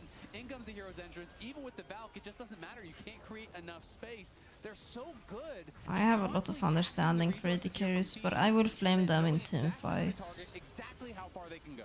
Absolutely. I mean, they're continuing to punish G2, who I just think don't have damage. So I watched AD carries a lot in fights. Hans is, and especially the range from Ezreal, it feels so easy for him to just follow everything up with those Qs that just continue to hit. Viper being truly a sniper in this game, finding those missed shots constantly. A 3,500 gold lead for BLG. A Drake apiece, 2 items on Viper now with the Manamune and the Trinity Force. 2 items as well for Shun, and Bin has to be very close to his second as well. Went for the Oblivion Orb to try and reduce some of the healing coming out from BBM from Skewmond. And at the moment, BLG running the Rift. Control of everything they want. Next Drake still 4 minutes away, but there is a Baron if they want to try and force a fight and then take the Baron at a numbers advantage. Cap still is very strong, though. He's on 2 completed items, is up over 1,000 We're seeing that 2 item spike on Viper now, and no 2 item spike on Osama. So I don't like, I don't want us to fight. There's so many tools that make it really, really And actually, how do you cross map on the split pusher against Gali or Shen? If you can no longer build an advantage in the 1v1 against Knight, how do you find an angle in onto Viper to really be able to take him down? Their whole draft is just for Bin to carry. They have 3 globe. They have, well, if you don't count Ezreal, they have 3 globals. Really to approach the fight. Finally coming out from LeBron's got a magical journey away from the taunt. And for the moment, G2's just still holding. Actually, I can't think of a way. Look, we're going for this. Watch Shen ult in here. Right. Then Galio's clicking both sides. From Shun, Broken Blade will disengage. 2 big ultimates invested. The third with the needlework from Bin. G2 will be happy enough with that exchange. Absolutely a win for G2 there. They got a couple globals out there looking for Viper. Well, you need those skill shots to connect to really threaten Viper, and the mobility he has on the Ezreal gives him a lot of safety, but the reason why Bin is playing this way is because he knows the support that he does have. The Shen ultimate plus the Panth ultimate proving their worth in these skirmishes, and BLG's ability to collapse is just so lethal. G2 get away with it this time. Broken Blade has to commit his flash, but it ends up being a trade of 1 flash for 2, which I guess you could say is a win for G2. I want to say, lads, compositionally, we are getting towards mid-late game. 22 minutes. We've seen a lot of games ending, 25 to 30 throughout this tournament. With BLG having this lead, how do we feel team fights are likely to go? 30 to Drake. What's next are you gonna get? Soul Shard. I think it's all about how much poke can you land for G2. Can you get the LeBlanc poke in? But I'm gonna have a big dinner tonight. Down on multiple members, hit rockets for Hans, because I think an all-in fight is going to be won pretty heavily by BLG at this point. I feel like that Viper is kind of untouchable. They don't really have the range to go onto him. As you said, it's like very reliant on caps, and then on top of that, I'll tell you if you stop saying short. Guess I don't need to know. Not given a chance to move. Shun goes unstoppable as G2 try and collapse onto Bin, but with the Hallowed Return and the TP coming in from Knight, they just like, how do you play on Bin? You can't. Try and escape this situation, but BLG do not want to give him that luxury. Broken Blade. Oh my god. I got so... I went to the gym yesterday. So I have a lot of muscle soreness. So when I sneezed, my stomach started cramping. Or like my abs, I guess. Shun are just way too strong to really deal with at this point in the game. So BLG definitely starting to run away with it. Gonna be able to get even more gold here onto Viper. Well, at least Osama has 2 items now, so he's pretty strong. The world, but compositionally, his champion is just gonna have such a tough time in this game. Caps actually dishes out some decent damage onto Bin. He's getting to that point in the game where he can be a threat, but the amount of control, the agency that BLG have, this game feels so difficult for G2 to bounce back into, largely because of how far... I mean, Gwen is out now and Nor is out, so surely we can blind pick Sion or something. Able to execute, and that doesn't even bring into the conversation. I think it's time. The TPs, the Galio ult, the ability of BLG simply to collapse feels so oppressive that G2 have no answers. I've just really loved how Shun has played this game right from level 1. He's saying, you're playing Mundo, you want to just chill, farm, you want the game to be slow. we're going to create action. We're going to invade you at every turn. We're going to force you to respond. If you don't defend your laners, I'm going to chain dive them. You got to be there to hover. You can't be farming these camps on repeat. And it's slowing down Skumon so much that Mundo can become this brick wall where he can't be hurt, but not in a game pace like this, where, you know, people on the other team are so accelerated and you're constantly being pulled in every direction. BLG doing such a good job there. Playing through Shun in the early game and then pulling their laners. I don't see how this is winnable. And run with them. A 2k lead for Bin But on that top side. please show me. Now Viper on his way to his third item as well. For BLG, really, you have to feel they can just suffocate G2 off the map. You mean in your opinion? Over the last few moments, if G2 overextend, sure, we'll find a pick, we'll find a kill, and that's exactly what On's looking to do on LeBron. The magical journey away from LeBron will land the cosmic binding. Caps jumping across with the chains, but will just distort back. BLG, even though Bin is caught out a little bit, going a little bit too greedily, can just all walk away. How clean is that self? Mikhail's the one taunt flash. That was sick from Lebrov. The timing on that Mikhail's to just be able to walk out and say, my "Thanks for the god. bud." What? Yeah, so it looked like that the timing was a bit off because Shun arrived bot lane, but Shen went to where Pantheon started. Oh, I would, yeah, so I thought I was gonna say something cool, but they failed the timing. wanted to try and make a play onto Broken Blade. He was late, left on the tarmac Yeah, already. literally, the plane took off. He's and just he waving was- goodbye. That's pretty much what happened. Enjoy the shield! Well, BLG, they have the Dragon advantage, the Gold advantage, and they'll likely start sending their sights onto Baron. Not that they need to force it, but the threat, the pressure. Because again, the thing about globals is that, okay, we're going to push bot, we're going to push bot, we're going to push bot. You How can't does try she and send doing someone, this? We can then immediately transition to the other side of the map. And the pressure that Bin is able to generate, especially now that he's about Can't to... play side and can't play fights. 3 points in his ultimate is now devastating on the side lane.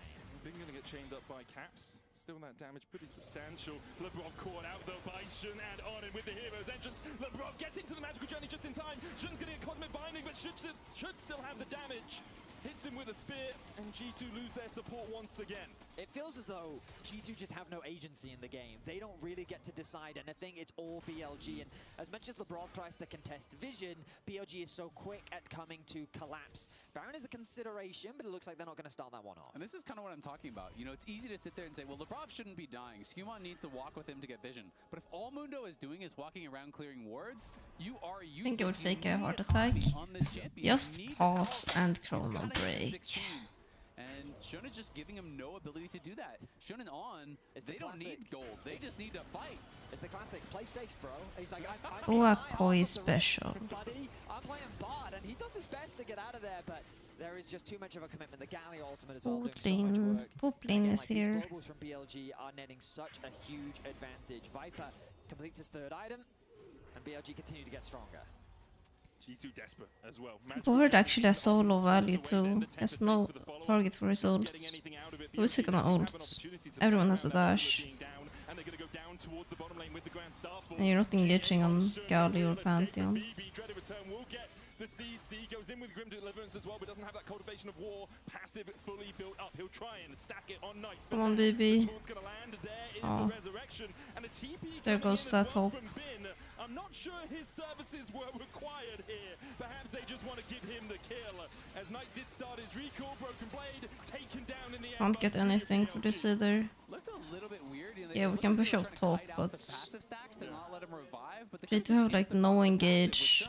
They have no engage, and they're also not winning on sides. Because even the TP seemed like way overkill. I think they're nervous about damage. Like, Galio is full magic resist right now, and he does not have a huge amount of threat onto the Zed. What about the Spearman, though? Yeah, I mean, for sure. Black Cleaver, GA. But I mean, they TP'd in clearly because they were worried about what Broken Blade could do in that situation. Perhaps it was too much respect, but it doesn't matter because there is no cross-map play for G2. Caps can do very little to stop the onslaught of Bin in the side lane. There was no Baron risk on the side as well. And BLG just continue to find pick after pick. Their third dragon in a minute's time. The gold lead extends to 6k as they steal away this red buff. Caps looking for the flank, dives in, will land the chains onto On. Viper with the arcane shift, trying to keep Caps at bay as the Bob caught out. With the magical journey going out, he'll land that Tempered Fate, but been able to dash away across from it. On in the middle of it, gets away himself as Caps. Gumond is so useless too. He can't do anything. Oh, he. And G2, they're trying to pick apart this composition from BLG, but they just don't have enough. I mean, double exhaust came through, and it makes The champ just Blanc's doesn't life do so anything. much harder when you lose all of your damage. Like, BLG feel that they are unkillable right now. You just, G2 do not have the damage to take any of them out. I just love how Viper has played this. I mean, I think taking the exhaust was so intelligent. It's basically allowing him, when Caps goes in, he exhausts him and he shifts on his head because Caps can't win that 1v1 anymore. Caps has to distort back. You know, Viper did use both his summoners though, so that is something that you can look towards punishing. But, you know, as they go forward here, Viper is going to look to get aggressive onto Caps. You know, he's going over the wall. I hope next draft is better. To avoid that ultimate, and then there is that exhaust. BLG draft, it's not even G2 draft being horrible or anything, it's just BLG draft is countering theirs and has very, very strong synergy together. G2 mid laner said, even if we lose, let's make him sweat. And it seems like that's what G2 were trying to do in this game. It's one of those intangibles, right, where even if it looks like this game is over, the mental taxation of just making it harder. It's a long series, right? If BLG do win this, they go 1-1, the ulti drops. Powerful in from Shun, and with on there, flash torn onto Labrov. A magical journey. Well, that's not a cruise I ever want to take. Tempered fate down on Shun, but Labrov falls for the 6th time this game. On has had his number. Yeah, they've just been chasing him around the map here. Labrov doing his best to make it tough for him, but does end up getting they don't want to down. start as objective. And BLG just continuing to play the same style, They're very patient. hunting this Bard as he goes for vision. And they're likely to set up around this Baron, clear out some vision, and they can look towards Soul. That is going to be a big one. Well, they'll jump onto Skew1. Caps has snuck into this bush. Spear out from Shun once again. Broken Blade is going to have to deal with Knight as Caps dives forward, but BLG rebuts him immediately. I mean, look at the damage that was dealt to Caps there. I mean, when you lose like 30% of your HP, you're going to be forced away, you're going to be deterred. The Baron hasn't been started yet, though. BLG still respecting the comeback potential that G2's comp does still have. But like the way this game goes, I just don't see how it gets easier for G2. I feel like it only gets harder as Viper can leverage his range to chip away at your HP. The amount of protection that comes through against the single target damage that G2's comp largely has. It feels like that, as G2 is saying, that their goal in this game is to just make it as difficult as possible for BLG to close things out. I mean, I absolutely agree with you. It doesn't get easier, but at the same time, I mean, Deathcap is done. You know, you have Magic Pen already in for Caps, and yeah, Viper did get his maw, but sometimes you just find that one moment. If he can get a pick, if he can get a kill, it could turn the game.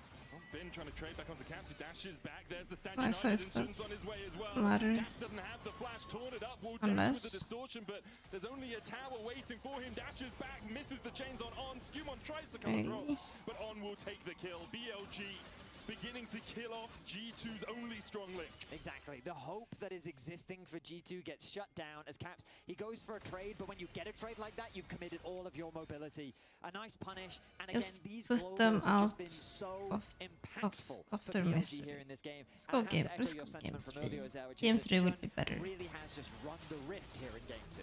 Shun and On together, I feel, have done an incredible job. On these pocket picks as well. His Anivia, his Shen, his Camille, just has so much agency on the map. I mean, Game it gives you 3 a lot of will be value in better. draft too, because it's really frustrating. You can't just ban the meta. You have a can't lot of just time prepare in again, the so same ways that you would against other teams, because you always have to take these things into consideration.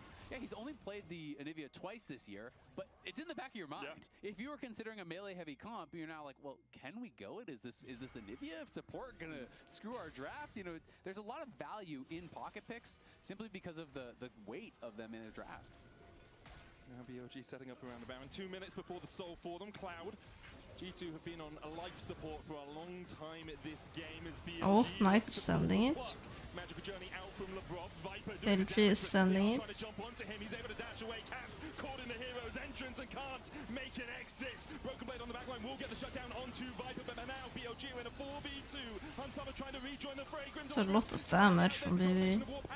There's not enough. Just can't get out of this CC chain. BLG lock them up and throw away the key. Only Skew1 and Hans can survive, and BLG with 4 will turn their eyes towards the Baron. Caps was obliterated, Hans was taken out of the fight, BLG play with perfection. Viper does end up losing his life, but it is a short cost to allow for Bin, who is pretty much untouched throughout the entirety of it.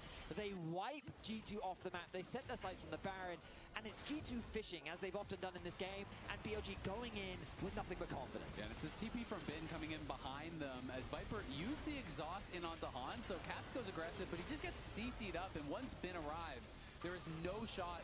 Hans is pushed immediately out of the fight, even though Broken Blade gets the shutdown, gets the passive stacked. Unfortunately, the Grim Deliverance doesn't really heal him because he's already into that revive. And then look at the CC, it's just never ending.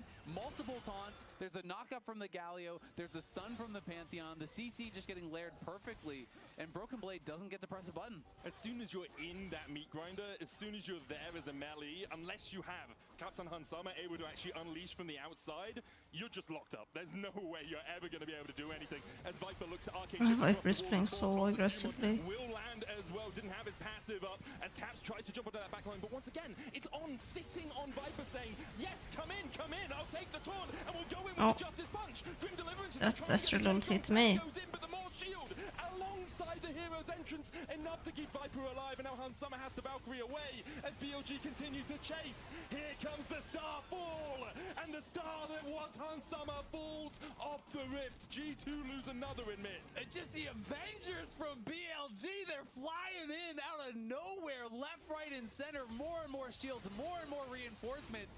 Has Viper there shot the two-shot barrage the wrong way, and you think, hey, maybe he's going to be threatened. I don't know, Baby's pretty strong at this point. The hero's entrance, more and more shields getting piled in onto him. As you can see in the priceless moment of the game there from MasterCard, the soul has been claimed. This has been an action-packed game. They're constantly chasing G2 around the rift, and now they have that much more power. And when you think about a champion like Gwen, one of the best users of Cloud Soul in the game. I mean, what an incredible performance from BLG. The way that they have navigated this fight are flawless as they set It's a slow death, so short. Aegis Assault for the movement speed so they could get the shield bot onto Skumon, but Skumon does have that maximum dosage. On has to get away, Shun will fall into his GA. Knight still very tanky, and Viper coming across. Bin on the flank as well as G2 They now got needs to run for Pantheon the G. hills, but Skumon getting locked up for the moment. BLG not able to get much more. Viper down with 1 Q on Caps is pretty much dead. It was fortunate that they had numbers to collapse first. Temper Fate on Viper. Will they go for the follow-up? There's the stun. Viper's dead. On falling low, Viper falls first. And now BLG are the ones on the retreat. Caps trying to get onto that backline. Broken Blade going for more. Oh, BB, go. And he pulls on back. Bin now snipping through Hansama. Caps falling as well as Bin. He's able to get onto the backline, but he's shut down. G2 now in Can win. as only the Knight stands, but he bows to Broken Blade. Wait a minute!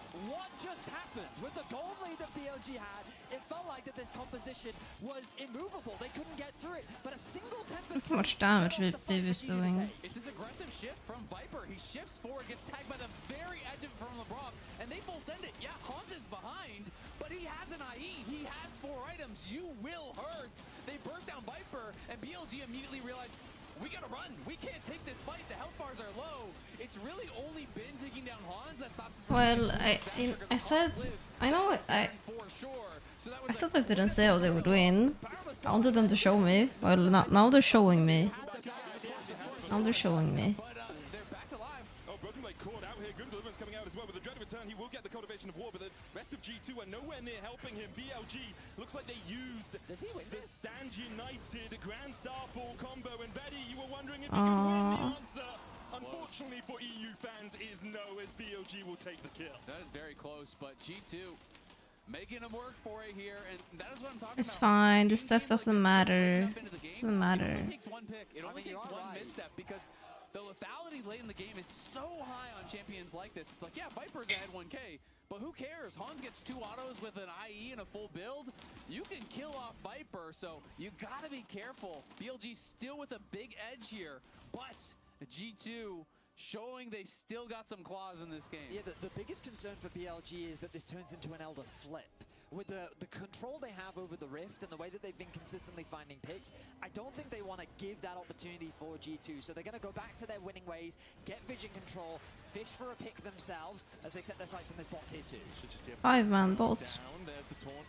He's been damaged. But the CC chain continues. Tempered Fate out as G2 look to try and turn the play. Cosmic Binding will get the stun, but the chase for Shun goes in with the shield bot.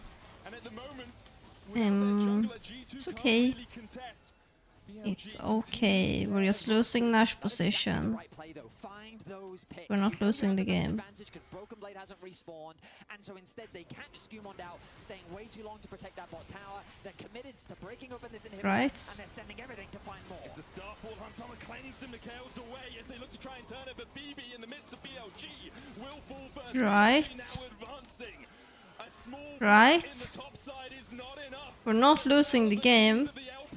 Right. They want to even out the series as Caps tries to dive in, dashes away from the shield bolt. Now it's on the Brov and Hans. Hans will flash and get the kill on, but BLG Well, already opened up the Nexus, and although Viper will fall, G2's Nexus will follow him to the grave. winning that game would have been In a tournament full of would have been we are having an incredible start to the finals here. 1-1 both teams looking an so upset. strong. Lounge, what do you think?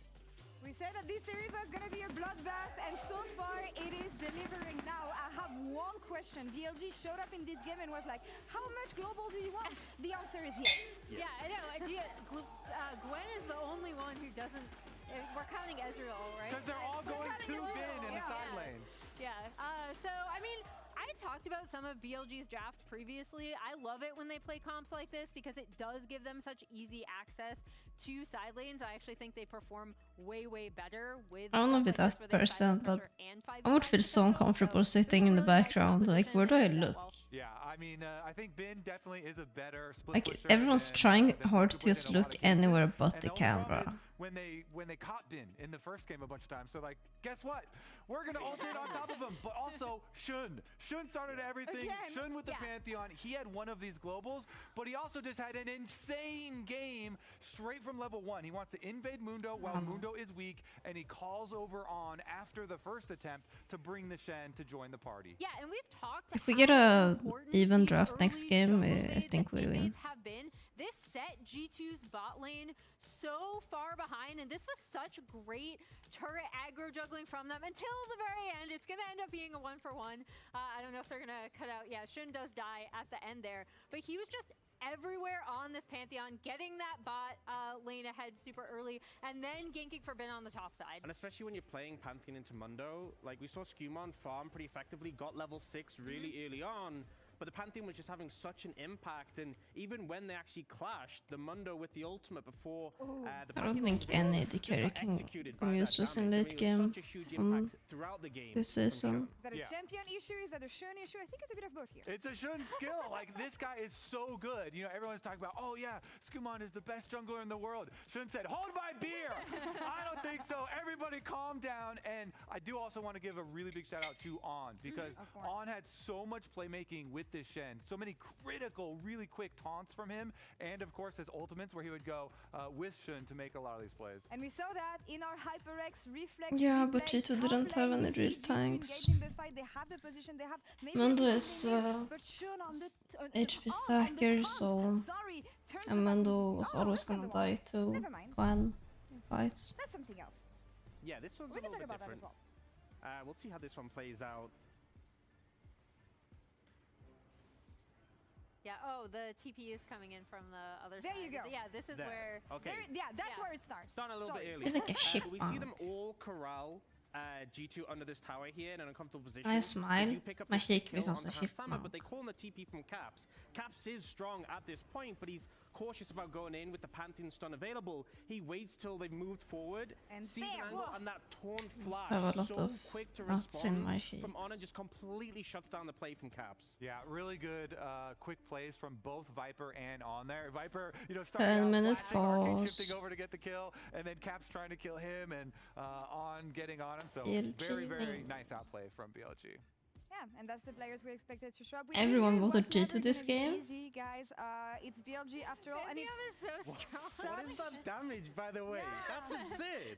I mean, that's what I'm talking about. It's such a different game compared to yesterday, because where G2 had space to make their game in motion and put everything they wanted to get the advantage, here BLG is not letting them breathe. They are relentless at every step of the game. I also appreciate that BLG did seem to recognize, okay, like G2 is still, even with this fed Gwen, starting to get Fine. to the I think point it's where gonna team go fights to are 5 looking a little games. dicey. So I like their decision to just be like, okay, you know what, we're gonna rampage down My bot lane. predictions We're early, going so to I end don't this have game before to. it can get super, It super goes out on of for 10 control. minutes, by the Because way. some of those You can later do team it fights were in starting to 5 look minutes if you a want. little bit You don't have to rougher for gamble BLG in now. terms of damage output.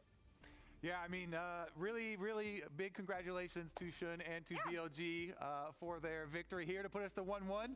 Laura, how are the fans feeling? I want to know who they trust because there's a lot of G2 fans here. Obviously, I want to know who they trust to put. Would this forget one it back. if I I see a don't do it. Caps code. Caps code. All Caps right. code. Who do you trust to bring this one back? Who is going to be the savior for Europe? Captain Hansama. Caps and Hansama. Okay. Anyone else? I think that Broken Blade and Skillmon will do it. Okay, so the whole team basically. Is what I'm hearing here. Come to Gamba. I Fans got. here, though? Do we have BLG fans? Isn't it so nice to see Shun back on BLG? No, because they stand on the right side of history. It's been a hectic series so far, a bloodbath, and we expected no less. BLG comes back, evens up the series. Let's see what happens next. Oh, there's a 2-minute pause, right? Or are we getting ads? Takes him down. Oh, that was nice. He changed the cannon. Perhaps they just want to give him the kill. As Knight did start his recall, Broken Blade taken down. Let's pass the time by looking at CSGO skins. A little bit weird. It looks like Viper doing the damage, but they are trying to jump onto him. He's able to dash away. Caps caught in the hero's entrance and can't make an exit. BLG lock them up and throw away the kill.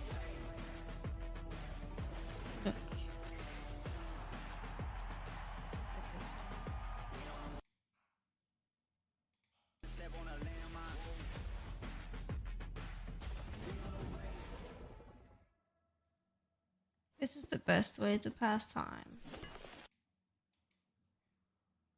I'll mute the audio. I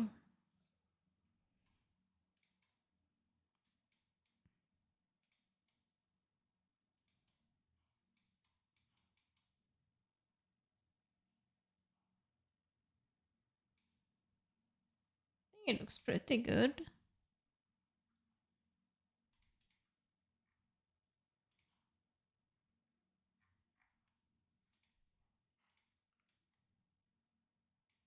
Why does it say a number? Gut knife arc. I don't know, I think that it has better patterns than the other skin we looked at. Oh, this one was not that nice. Way too pink.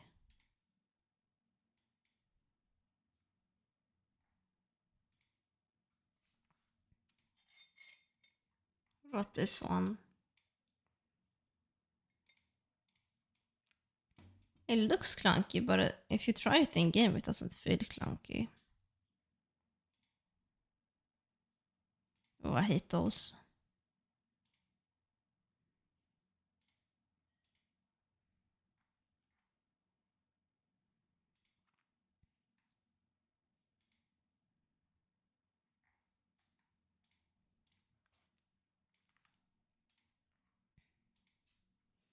I think the only way I would get this one is if I get the one with the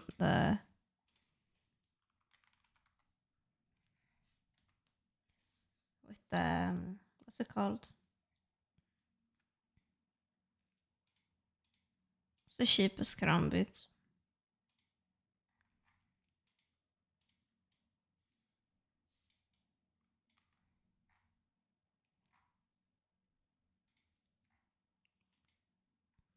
I will not buy karambits. These are too expensive.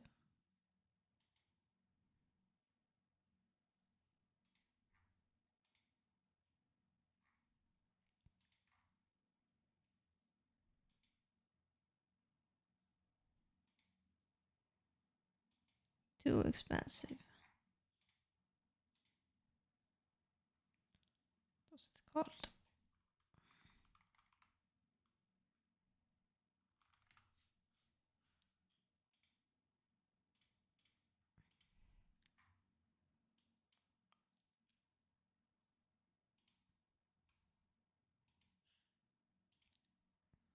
I don't like the shape of this one, but I like the animation and I like the That's about it, really.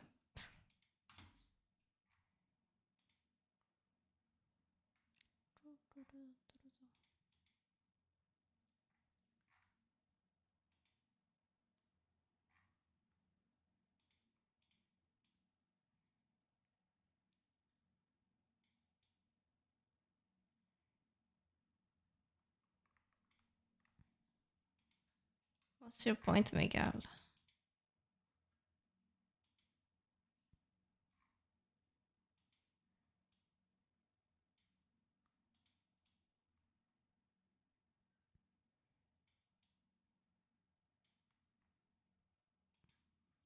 Flip knife. Which one is that?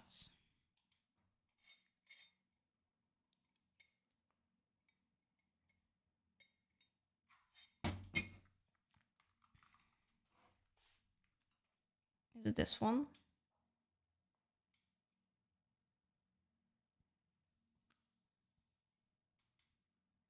I don't know. I don't like this one that much.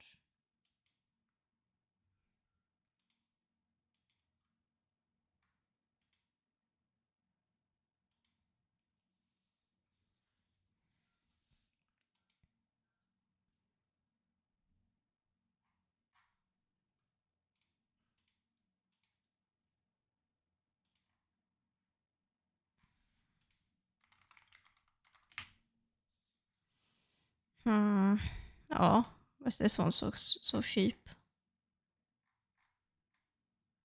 I guess I see why it looks really ugly.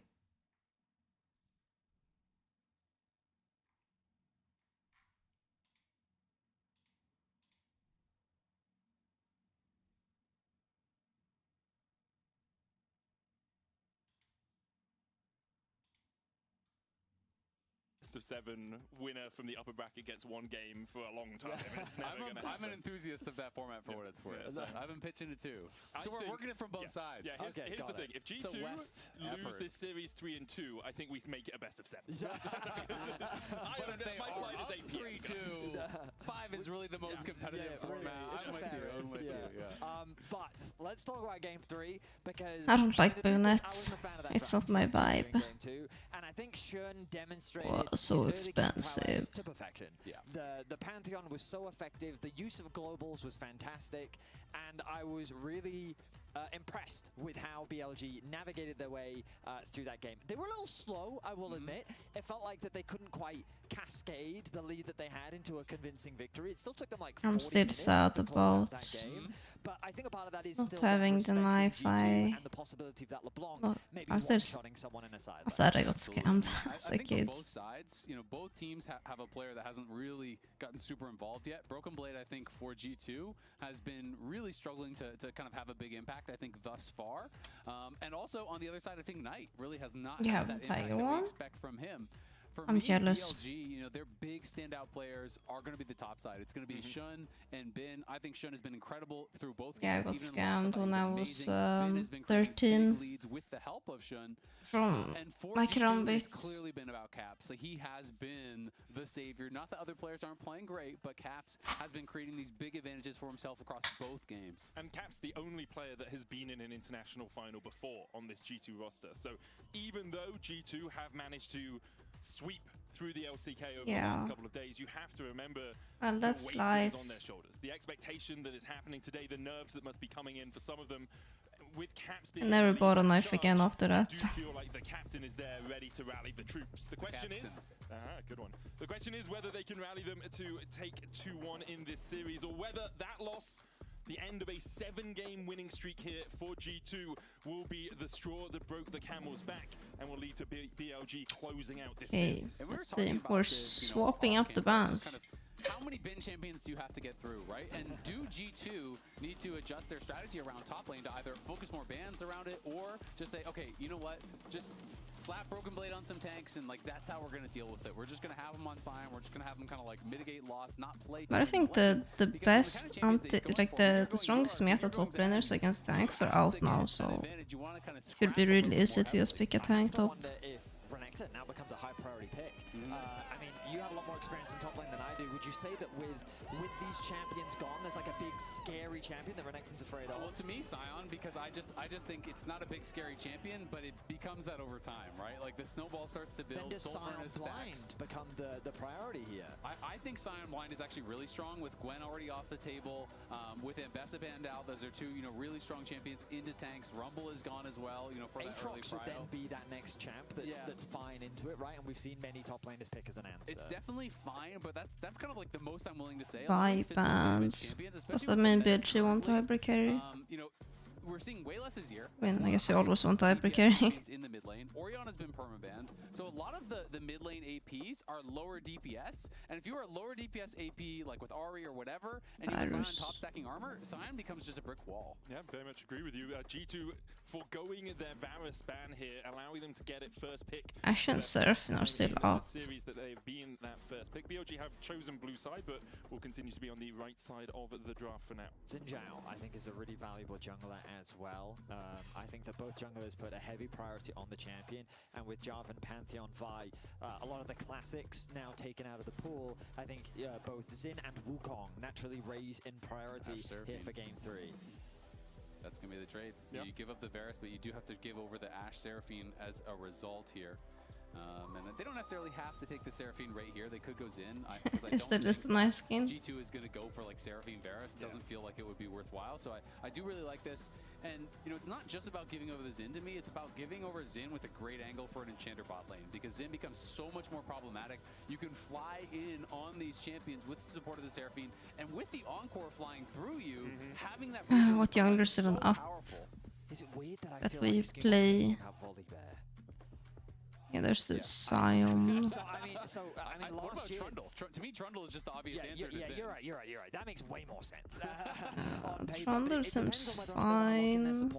You wanna play early? So as we were talking about that Sion safe blind, it feels like that there aren't many great answers into it right now. And as we get Bin's Vayne top, exactly, which has not looked good at all. There are a lot of youngers up. You just can't pick them right now. Maybe it's time to reconsider the Vayne top. But this is Bin. Bin has been the best top laner at this tournament. He's also just not a Vayne player. I mean, but he could be, Oh, Karma made it through the draft. Oh, she did. Oh, I mean, yeah, a champion. We're just so used to Seraphine, right? Didn't really consider. You can't pick that. I mean, and I think it's a pretty good answer into the Seraphine. It is, yeah.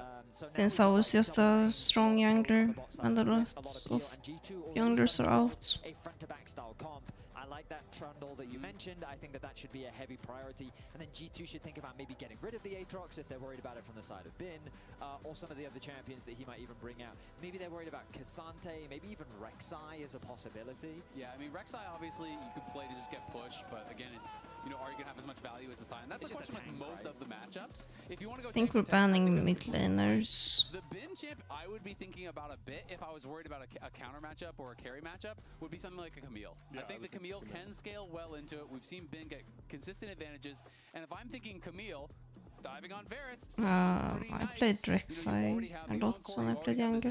So if you draft something aggressive for Knight, then you could look for an aggressive mid laner plus the Camille as a potential diving option. But you can also just go like tank for tank and scale. You can play Ornn, you can play Rek'Sai, you can play, you can go Renekton. Obviously, I really hate the matchup because I feel like it's so hard to slam home that advantage. But pro players go to it all the time, so it could be just a Renekton and see how you do. We'll see if that's what BLG decide to do as we get into our second stage of bans. Nocturne taken away by BLG, Akali removed by G2. Don't want to give Daughter younger. Begin to pop off on, because as you said, yeah, I don't love Trundle here. Sure, in isolation in younger matchup is good, but LPL titles, most decorated general. mid laner of all time. He runs the region. Hasn't shown up so far here at first stand finals. And I do think because he is generally so consistent in these high it's the Graves game. If I'm a G2 fan, that's making me a Jhin, I would pick Graves. I think it is unlikely that Knight doesn't have any good games in the whole series, right? Caps has been playing incredible to keep Knight down. If that doesn't happen, then that becomes problematic. You need other people then to be stepping up. You need BB to be able to create advantages. You need Skumon to have one of these massive Sylas has a lot of good ults, but we're not blinding Sylas. Because Caps can't do it alone the whole time. Wondering if this Ahri will make its way to the ban table, because if you ban away the Ahri, then does Mel suddenly increase in prio? The Syndra is going to be the target instead towards Knight. I mean, when we think about Knight as a player, Syndra and Ari are kind of his two most famous picks throughout his career. But now that Ari is open, but again, like this is what I talked about the Mel. If you leave both of them available, doesn't Mel just naturally become the higher priority pick just because of how good she is? And I genuinely feel that few teams have What are found we effective playing answers against into her that? because that rebuttal just feels so effective at, well, most abilities in the game. He could actually take the I do think Sylas. this gives them a lot of poke and a lot of zone control here. You have Seraphine, you have Mel, you have Ashe, you have all these slows. You have, you know, this Xin that doesn't necessarily have to fully commit to a fight. You don't have to play full dive. You know, I was talking about the ability, you know, if he was to get something like that, sounds Akali, kind to of play alongside bad. Camille, play alongside something super aggressive. They're clearly considering a lot of different options here. They want to see what the full composition is going to be, and we're just waiting for the pick from Caps and Skewmond. Yeah, one of the things as well I like about the Mel is how little CC there really is on G2's lineup. No. Like you have the Karma chains, you've got the Chain of Corruption. Like God, I she hate has the ability Aatrox. to rebut the big, impactful things as we see the Aatrox locked in. Likely to be a jungle Aatrox here for Skewmond with that Scion going top. And I do like it because, you know, as you guys have rightly mentioned, it is one of the common answers to the Scion. So it's both a takeaway and it is a good pick for themselves. That is the I don't know, I really dislike it. It's so bad in like 90% of drafts. I got excited about the Anivia and then the despair washed over. Doesn't he just go in and die? Oh, there's the other one. I mean, when we think about a gangplank as well. Come on, guys. when we think about Bin and champions that he is so synonymous with, Anivia's probably Jax are two of fine. his most famous. If he locks They in need Jax, some he's sort very of much looking utility for, if they're "Alright, picking I'm not gonna be a Aatrox stay-in jungle. threat later on into the game." There's little that Sion can do to stop me, and while I might not have kill threat in the 1 versus 1, I have a mixed damage portfolio, which means I'm slightly harder to itemize against. And also, my goal is not to kill you, Sion, it's to kill your carries. And so I'm looking for a scrap against Hansama and Caps, and you're not going to stop me reaching that point in the game. Yeah, and the question to me is, you know, how successful will Bin be in getting in the backline? Obviously, Anivia, no dash. Varus, no dash. If they see you and you're trying to fight through the Anivia, it's very, very difficult. You can even interrupt the leap strike, you know, with the wall from the Anivia. You can slow him down in that way, but if he gets on a flank, all of a sudden the battle lines can become very, very difficult. So I think it's going to be a lot about G2 being able to mark him on the flanks, not allow Bin to be able to get in that back line, because I think they'll struggle to fight front to back. I ultimately like what both comps have done. I think that there's strengths and weaknesses to both sides. I think that both work somewhat in similar ways in terms of their poke. For me, the things that I think I'm keeping my eyes on is Caps on Anivia. This is the champion that earned him the finals MVP domestically, in contrast to the Jax outplay potential. Never played this lane. Yeah, exactly. But I think that these two champions kind of give agency to two. Doesn't sound like amazing for Nivea, but Nivea just pushes and then Outplay can be the difference in a series between these two teams. And in comparison to last he has a game, big I think wall. that Caps' champion is going to have a lot more. Nivea's good against the rest of BLG. So much point and click CC, so much change. And Mel is not really that oppressive in You lane. don't necessarily have to make those solo outplays. You can just win fights playing this Anivia. So, question for you. I think he has tanked the matchup being bad if it's bad. For his 1,335 international assists, making him the 3rd all-time passing owner at international events. I do think, though, G2 have got to start paying more attention to these level 1s. That's 3 level 1s that BLG have gone for in a row. What a Last 2 weird games, it didn't Mel have them playing skin. nice advantages. You have to respect it. People need to start making this adjustment. You can do level 1s. You just They're have to showing the commit to skins, it. but It's that's very difficult those to skins are stack not what they're defenses, playing. Against a lot of these plays, and they just use the Ghost early to get that Karma Flash. We're seeing some variation in the jungle pathing as well as Skewmond going to start on his top side as we've come to expect. But while we They watch missed the jungle Gambaya. action, you can also check out the Act 2 Battle Pass bundle. Purchasing unlocks the Prestige Requiem Sona skin and Chroma. So if you're interested, make sure you go check out that stuff as we continue to check out the pathing of these junglers, because BLG seems like that they're going to set their sights towards top side. And again, something you've talked a lot about, Azael, is yesterday when we watched the JDG versus BLG matchup, it was that jungle top what really drove home the victory against Ooh, you can self Yeah, free. you can punish Broken Blade on this Scion. You can get him so far behind, get Bin into a lead. We've already seen what Bin can do against G2. Oh, Mel Best W. 1v3 outplay in mid a couple of days ago. Now you're just making things Blade will up. just try and keep himself as healthy as possible for the possibility Now you're just of an saying early words. gank. BLG will know exactly where Skumon has passed because they had a ward Bot on his looks blue buff. fun. It actually looks like Shun might look for an invade with his pressure from bot side. Well, it makes a ton of sense as Shun, I mean, he's looking for the invade here. He has full information with the pressure that he has in the bot lane. Skumon able to take the wolves. When it becomes lightning, Skumon dashes across the wall. And he's able to see there all of the wins. You know, this is like the top teams, you know, from LCS and LEC, how many wins they have against the LPL and the LCK over the last number of years. G2 pretty much has more than everyone else combined. You know, they have been the hope. Now we're forced. BLG have been pretty good at this. They're forcing like some sort of like they're forcing Skumon to play away from bot lane. Many years. LCK has just been And in LoL esports, and G2 bot lane do not wanna play in isolation. Outside of the bush because then it covers the entire Or be entrance weak sided. area where Skumon could walk through. Skumon was trying to hug the top side of that wall that has been spotted as he starts off this blue. Shun waiting around the corner. Now in the darkness. Skumon does Sun have smite, is but coming out for the of Shun base and with item advantage too, doesn't make so him force away the G2 jungler. That will be Scuttlecrab Skumon on just the hates top his side life. as well for the BLG jungle. Yeah, and the main thing is just the push, right? You have two pushing solo lanes, so as soon as he's there, you have to run. Cleanses away from the beat drop. That was going to be a stun. Has to flash as well. Viper it on. Winning out the 2v2 once again. That is scary now for Hans. No flash, no cleanse, no heal on the Brav, and still missing his flash for a while. It does raise the possibility of action down on that bot side. You know, Shun could take a look there.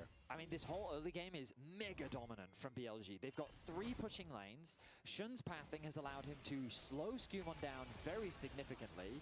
The root thrown to Cap's going to force the egg out early. Not the end of the world, of course. He's going to resurrect with his full HP. But the pressure that is being exerted, being put down onto Skumon and onto all of these lanes, means that BLG is already one, right? off to a decent early lead. I know, I'm not a fan of this. I'm not a fan of this draft, and I'm not a fan of this early You game. just have to withstand, right? As long as you don't die, as long as you aren't getting completely blasted. But you got 6, Drake you're able Drake to start is having spawning. a lot of wave clear on the Anivia and post 6 for Sion. Take a bad trade, all back to lane. It's not really the end of the world, which is one of the things that makes it so powerful. But these wards, man, they have spotted Skumon everywhere. BLG have done their due diligence. They are so good at tracking where Skumon is, tracking where he can go, and making sure that They're it's just like, no opportunity it's equally for bad what has to been a last game. linchpin of G2's early game. Skumon finding ganks, finding ways in, stealing away jungle camps, and because of that, G2 feels very neutralized through the early game in these last couple of matches. And now look at his camps. He's got Krugs up and he's got Wolves up. It's just like the worst situation for a jungler to be in because like there's no real optimal path, whereas Shun has just cleared back through his bot side. He can now up towards his top side. He's gotten both crabs. Like there's such a huge early game advantage for Shun, and Skumon's largely just left wondering and fishing for opportunities that don't materialize into anything. I think it's going to be really interesting, you know, come time for fights, because obviously the ability to start the fights is mostly on the side of BLG, right? They're the ones that have all of these engaged tools, as Medic reacts very much They're just tracking them perfectly. The Hawkshot, they pinged the red buff, and then Hawkshot comes up, he spots out Skumon on the Krugs. Nobody's ever done that in the history of Dota. I don't think Oh, BLG that was not a champion issue. As for far. the first 5 minutes of this game. They've perfectly tracked him. It's an incredible team effort to That make was sure BLG that Skumon playing just well can't on have both any sides. They even pinged him out on stage. They're doing this game as well. Nowhere you can go. What can you do, man? Just locked there, I guess. Crystallized down from Caps as he tries to trade in with the Frostbite, but Flash Frost doesn't connect onto Knight there, so Knight's still very happy in this lane. Leads across the board for BLG. You look at that sea of blue down towards the bottom side. Only LeBron with a lead for G2 right now. I mean, things looking very good at the start of this game for BLG. Naturally, the Dragon will be a big point of contention for both these teams. It's a really important objective, especially when we are going The more games towards the are schedule. quite disastrous. I mean, with Skumon on the A Yeah, side, game 1 was very close, and game 2, 3 feels sort of something that I like feel like we just see so consistently from, drafts. LPL teams is just this like I call them like quad And damage some player gap, compositions where even the jungler, like we've seen Xin do so much damage in Drafts fights at look this hard to tournament play. especially. And the Seraphine healing that she's going to be able to provide is going to be something that G2 will struggle to navigate around as the support or combat. Ultimately, they're just farming gold off each other right now. And I feel like these kind of compositions are so powerful when you have such good mechanics, right? You have such talented individual players. You're giving all of them agency to create action, to find angles, to really take over a game. And Yeah, LPL, Caps I think, wants is to win. uniquely good at these comps with tons of carries where you can create kind of individual skirmishes on the side. You have a 1v1 over here, a 3v3 over there, you know, 2v2s and so on. And that's something that G2 will have to deal with. Definitely want to be kind of death-balled up, I think, as their comp. And really playing front to back.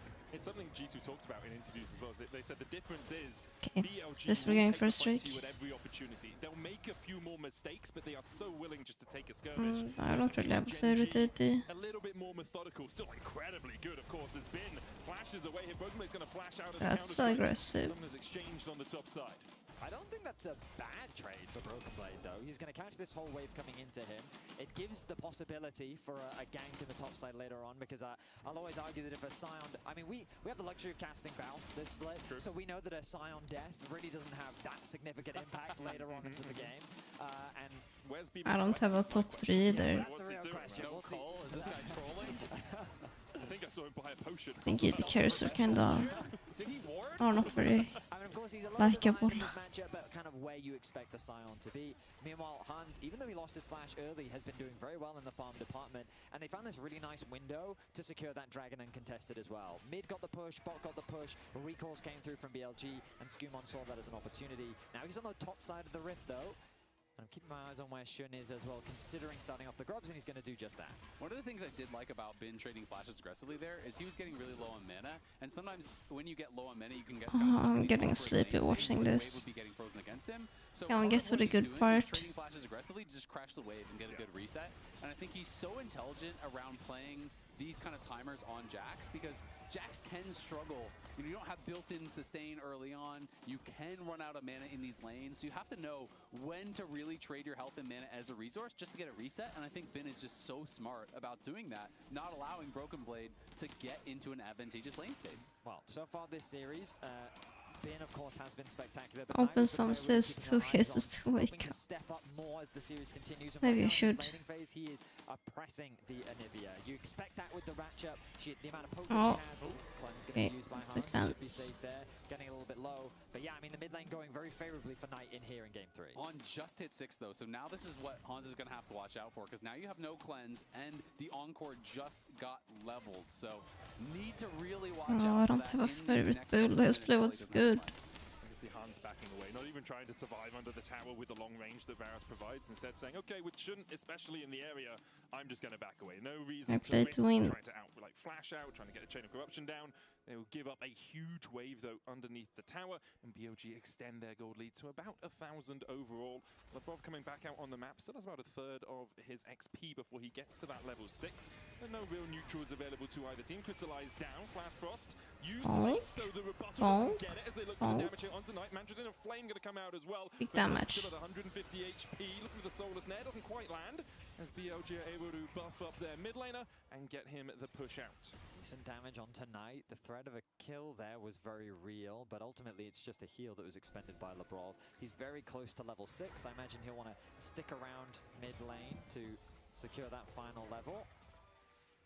It does feel like Merc Treads are kind of a must for G2 this game when you're looking at how much CC is there, and it is one of these comps where if one bit of CC hits, all of a sudden, you know, there's the snare from Mel, there's the root from Seraphine, there's the Enchanted Crystal Arrow, there's the Encore, there's the Counter-Strike, you know, it just Might as well take a nap the way this is pretty going. important.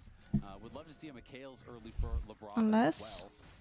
The health advantage that G2 have with the numbers advantage. The Caps is off tempo for this. Knight just step it back. Over to Shun. Now Skumon hops the world ender to try and get out of this. Crescent Guard Wind becomes lightning, doesn't land, nor does the Solar Snare, but Skumon has nowhere to go. Okay. I mean, he thinks that because Mel has gone back to base, Caps has the push, and Brokenblade has more HP, that this is a favorable play for him. But Caps actually had no mana. There was nothing he could contribute to that skirmish, which meant that Shun says, hey, I mean, Want to see missed us looking at knives. Viper ghosting in, looking for the damage onto Labrov, who used Playing the game. flame well to keep Viper at bay. Because of that, G2 will be able to walk away. Yeah, and they're trying to trade aggressively with the Ghost, knowing that the arrow is back up yet, and there's no cleanse. Yep. There's no cleanse for Hans. So if they can get Hans low at all, they can look for Apparently, a potential arrow into you get Encore, bullied look if you have for a that gut aggressive knife. play, but G2 paying respect to that What is I've been playing pretty told. defensively. I decided I will maybe buy skins for my birthday. When we think about, I mean, so much of the conversation so far this tournament for G2 has been how excellent Skumond has been on Foster here. No, I like the animation when you pull them out. Flashes away, not put into the egg. Glacial Storm for a little bit of a slow in the end. And they're Onto sheep. have to flash and heal in the bottom lane. I feel like that was a bit of a bluff from LeBron. My birthday Skumond is just is hitting the scuttle, has no ult, no flash. I don't in think he really could have got down 1.5 there, but, months. On does respond with In the May. two summoners, so ends up going pretty well there for LeBron. Radiant volley just short of clipping onto Caps. Unstoppable onslaught used onto I can't wait that Strike long. coming out as well. Broken Blade walks away I'm from not it. in a rush to spend money. The risk of BB flashing in with the auto. Then I have time to think about it. She's of the Scion, but BB winning out on the 1v1. I mean, great play from Brooke. I'm honestly a little bit shocked. I wasn't expecting this matchup It's not to often go we that way. see Bin lose against G2 Again, in any way. I need to, again, we're in the Messi of League of Legends is in our region. How can, we, of course, have excellent Scion players there. We shouldn't know, looking for a fight. Encore onto Lebrov, who doesn't have the flash. Caps trying to come across. There's Inchada Crystallara as well for the follow-up onto Lebrov. Into the solar snare, the Karma. This doesn't even look close. As Skumond follows suit. 2 more kills to I don't know what to say, like, what does G2 even do? How do they have like 3 losing lanes and then Aatrox. Instantly they collapse on him. Even with the Mikhails, it just doesn't matter. The CC chain will not end. I just think Shun is playing on another level this series. This guy, to me, has been the jungler of the tournament, and he is just so confidently moving forward. There's the Encore, there's the root, there's the arrow, there's the solar snare. It just never ends. Yeah, I mean that it doesn't help that that fight was basically 3v4, 2v4. And Anivia offers so little in these early skirmishes. You need to play a slower game. Broken Blade trying to keep the mental strong, reminding the team to just keep focusing, but this gold deficit is huge. It's the biggest one in the series so far, and as we check out the coin-based gold grind, you can see a bit of that gold advantage coming through from the top side, but really Shun and Viper See where if a you lot of play this by lead is sitting right now. with what? Not by the rules. What? Oh, this you're giving me a stroke. A singular ward in that bush near the wolves. He's going to dodge away from the wind becomes lightning, but LeBron You just, he doesn't get to control any of this jungle. Skumond is on by the top them. side, so LeBron a little Oh, greedy walking okay. in by himself, but he's trying to get Yeah, down to hopefully Hansama I because do. Hansama is now between the towers in the bottom lane with no recourse to actually step up to his turret. Exactly, and Lebrov is revealed there by Knight in mid lane again, so Hans can't do anything. You're just going to lose the entire Have too much wave, free you're gonna lose time. more plates, and Viper has this big advantage now. Things starting to get tough for G2. You know, if you can withstand the early storm, sure you can scale, but they're starting to really convert these advantages and get them bigger and bigger leads. And now they're gonna have to move the Scion down to the bot side because they know Hans must farm. You cannot just be sitting there doing nothing. So they're gonna send Scion down to bot side. They're gonna move Hans mid, and Caps is gonna have to play in the is side lane, off. which can work. But again, Anivia very gankable. You are very No low move clue speed. how we would play You that. really can block people coming straight at you, but if they get behind you, it can be tough. You know, I think back to the draft and how G2 prioritized this Varus and banning the Nautilus themselves. Remember that when they played against the Ashe Seraphine Right, before, expired. they drafted Emma. Oh, ulti doesn't quite connect, but they drafted the Misfortune Even if plus that Nautilus connects, as I an answer. And don't by going think for the Karma they Varus, can they're do saying much. we can match in the 2v2, but they've fallen short there. Skumond hasn't been able to successfully play with this pressure. Instead, Shun has been the one continuously punishing. There's And no now way we G2 play are just this trying to arrow. fish as the first tower of the We're removing Scion, but we can't do anything. BLG, it feels like that this game is over before it's even really begun. And I mean, the lane economy snapshot, they're lying to you because Bin just took the first tower right after that. So he is now 1.2k ahead. The top side, again, massive advantages. But this game, it's the whole map. And it is G2 really falling out of it. This does feel like one of these games when you get this far down this early, you kind of get one good shot, right? You have to choose your moment. You have to say, all right, when we hit 2, they won't have 3 items yet, and we're just going to try to force a fight, right? But the problem becomes, at that moment, BLG can just play through side lanes because Bin is on the Jax. They don't need to take the fight. Viper ghosting in Cleanse and Mikhails, or just the Mikhails out there on Hansama. Didn't have to use the Cleanse himself. Lavrov in the area to protect him. Just a little Mikhail forcing for the objective. Holds onto that very healthy lead. Cap starting to trade back a little bit more favorably against the Mal. Now that He's completed his Rod of Ages, something we often see from Caps as he Oh, forgoes the Cosmic tier build and Edge, not instead just class. chooses to go for the single mana item, then into AP. It gives Anivia that earlier spike so that you're not waiting as long before she becomes relevant, which in the current pace of the game and the meta, I think makes a lot of sense. Exactly, and especially in a game like this, if you're going tier and you're waiting for the row, you're waiting for the Seraphs, it's going to be so late. You need earlier damage because, as I said, you are bleeding out. You're probably only going to get that one big team All fight. And if you supports win that just fight, rushed the me, game goes kid. on, you really have a good chance there later on. But luckily for G2, one thing working for them, they took one early dragon. So at least you're not going to be drawn into a soul fight super early on in this game. Not doing anything here, are we? To see if they can catch out Bin in this bottom lane, but the wave not big enough really, even with the decimating smash coming out. Bin still has his flash and the Grandmaster's Might and enough tools to escape the clutches of G2 because Skumon is down in the bottom lane. BLG will open up the Rift Herald in mid. It's On that's going to ride it into the tower. They get it down to about half. Chain of Corruption goes wide in. A flame will land as Skumon comes in with the World Ender. They're trying to kill off Viper. Caps has a flank position here as well. The Encore comes down. Everyone dodges away from it, but Viper's able to flash the wall. Even with the crystallized, BLG now begin to collapse. Decimating smash out from Broken Blade. Bin on the backline. Hans Summer has to extricate himself from the situation, but even with the cleanse and the flash, you can't. Looks playable. He takes one. BLG just absolutely sweep away G2. You get one shot and you're damn well missed. At least Viper has no Psalms. Maybe we can make a play on him. He almost died this fight. He's able to flash over the wall to get to safety, and what G2 thought was an opportunity just resulted in their demise. This impressed me so much how Viper plays this. I thought he was absolutely screwed in this position, but he holds his flash for so long, and it felt like G2 were kind of waiting for him to commit to it before they go in. The Encore buys a lot of time. He flashes over the wall, even with that Anivia wall coming in behind him. He can rejoin the fight. Bin arrives, and Hans has no chance at all. They proc the egg. He gets into the back line. Viper survives. And you said him at a Q, really get one shot, and this one did not land. Looks tired indeed. BLG running away with this third game. I talked about it in draft. You can't count on Knight being held down in every single game, and this time Knight has a big advantage for himself as well, and it's the whole map that are just dominating for BLG. It's just what BLG do so well. Individual brilliance topped off with pretty solid team fighting and team coordination. A 7,500 gold lead.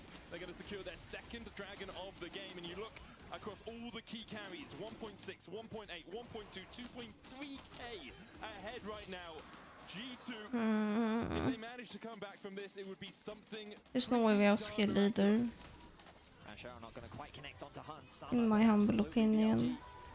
Encore onto Skumon. On just thinking we can take this trade. Chain of Corruption is going to land. Viper on the chase. Skumon forced out of his own jungle as the Brov trades with Knight. Caps trying to come across. That's TP in by G2.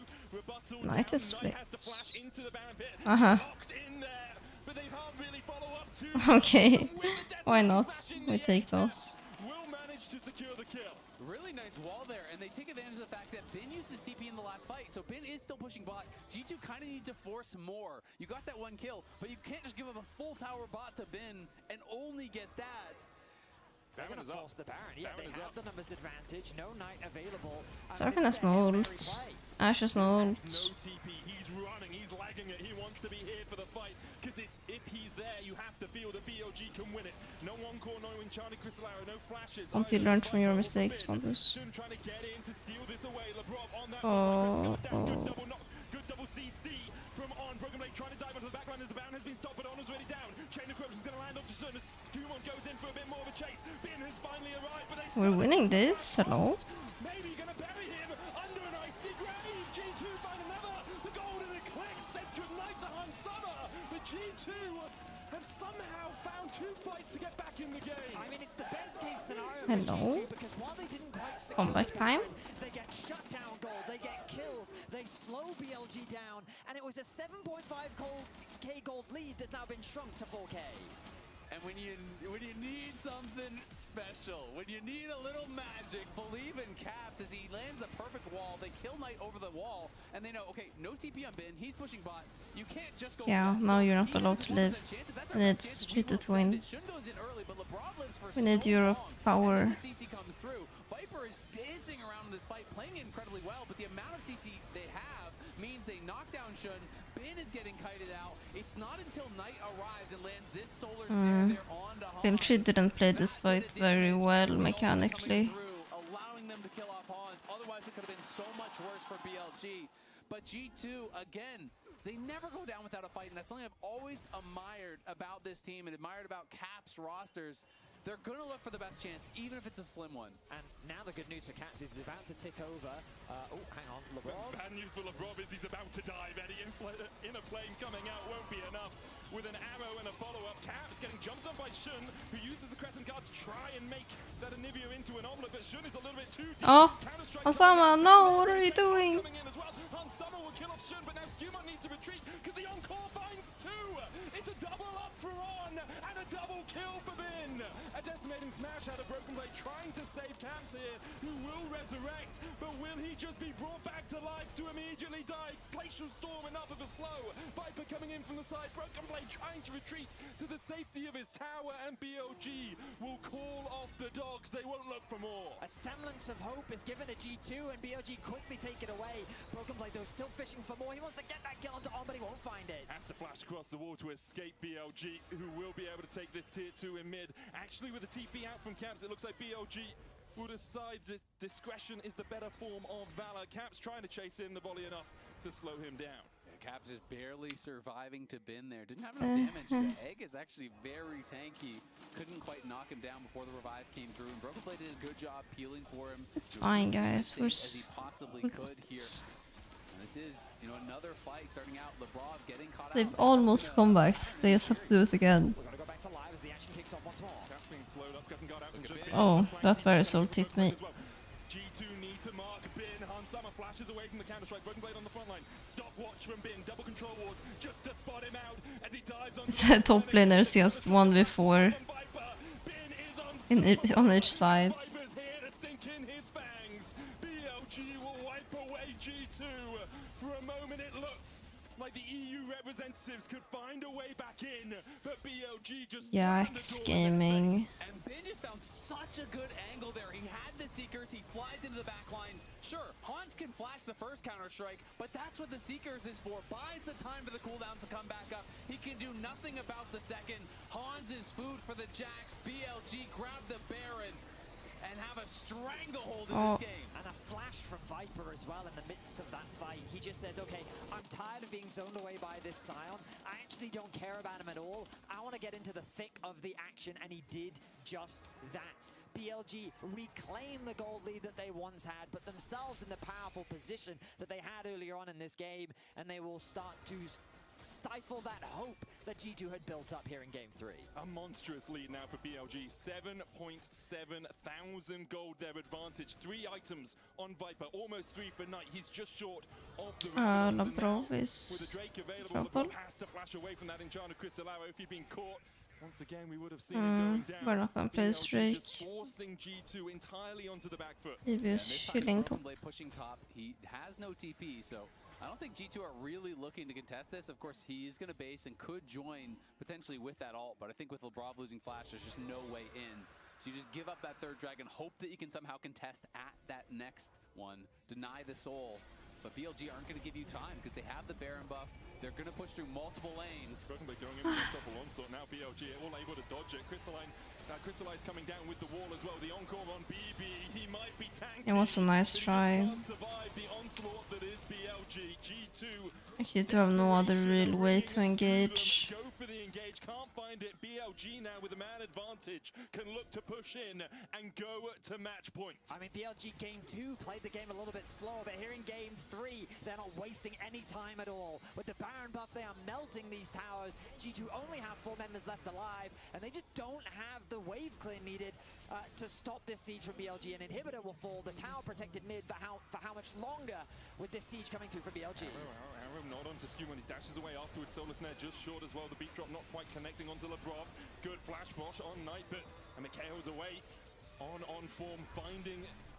I mean, if we don't lose here, then I'll just stall the game for another 4 minutes. Then there we go. BLG walk away from it after taking the bot lane inhibitor and garnering a 10,000 gold lead. Yeah, all G2 can do is just try to get out here, take a scuttle, claim some vision. You need to keep looking for these very difficult plays. BLG feel like they are one fight away from match point here unless G2 can pull off a miracle. But when the luxury items start coming through, it's really, really tough. I mean, Bin has been on that Seekers forever, has not based. He's going to have full Zonias pretty much guaranteed when he bases. I would be worried that Shun is going to have a full GA when he bases. The death cap is done there for a Knight. A Last Whisper is just perched up for Viper. They have so many tools now.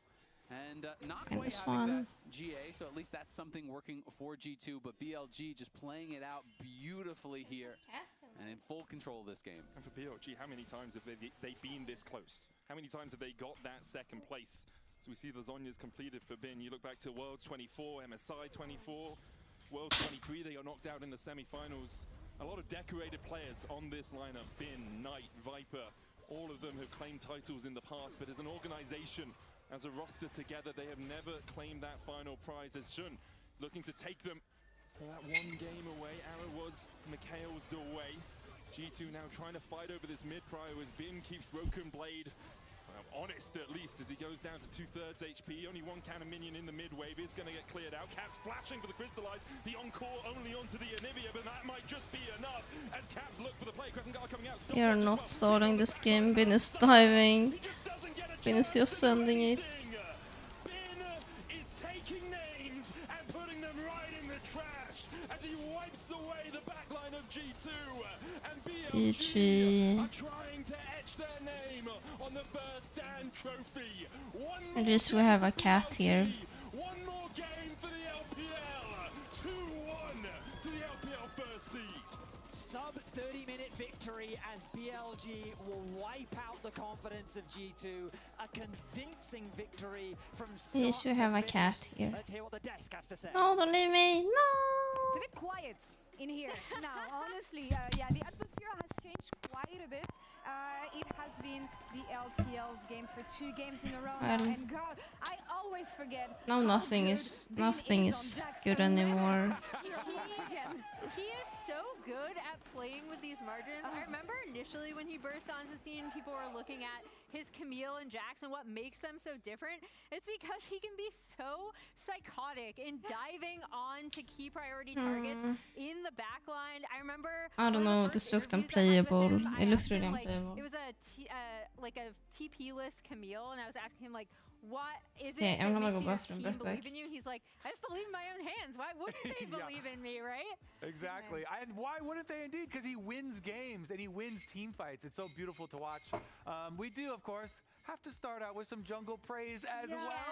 Shun, your boy Shun. Now, I want to preface this. It is really fun to play jungle when you have 3 winning lanes drafted for you. I love that. But also that he's able to use it so effectively. Shun, he uses his pushing lanes, he goes for invids, and they have the hawk shot as well for extra vision. And then Skewbon thinks that he can try and get something back, and you know, Shun knows that he can just jump on them and kill them out here. Caps has 0 mana on the Anivia and just had Knight teleport back, so big punish there. And Shun once again showing up huge. And especially with how good Skewbon has been in G2's run in this tournament, the fact that Shun is just keeping him in check is just really making these games so much easier.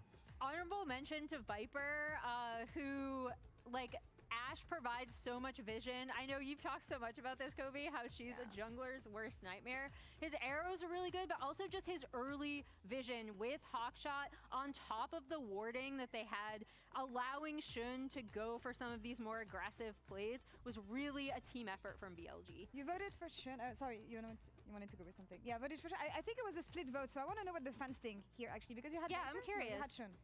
I voted for Bin in the end. Yeah, I think it was. I was Shun at the beginning of it, but I voted for Bin at the end. Okay, yeah. How can we not? Bin It's been a team effort anyway. I think a lot of the team fights were very much about Bin, but the early game, Shun just defined the pace of the game. Yeah, when you're watching these fights and he's the Jax, you know, with his Zonias jumping in the back line, and it was like, where is Hansama? Oh, he's under Bin. Bin is stomping him into the ground again. Kind of have to. I want to follow up with the beginning of the tournament, Emily, because we were saying that BLG are an amazing team, but team fighting is not quite their strong suit here. I feel like they transform completely throughout first 10, and when you look at the fights, they actually they make you forget about some elements of the team, because here G2 is gonna focus on the team, completely forgetting about the fact that Bin can arrive in the backline, and this is where things go wrong here. Yeah, I actually thought Viper was dead to rights here. He manages to survive, and the big thing here is, yeah, Bin TPing in. This was kind of the back-breaking fight that not only set him as an uncontestable force in these side lanes, but also really pushed the pace of the game for BLG. I think what's really cool when watching BLG team fight is the split focus they have, where when someone's chasing down a target, they'll just leave targets behind where they're confident the rest of the team can clean it up. They're so smooth at transitioning in that way. And yeah, everyone doing a lot of damage on the team. And again, I want to come back to the draft too, because I think the draft from BLG was so good.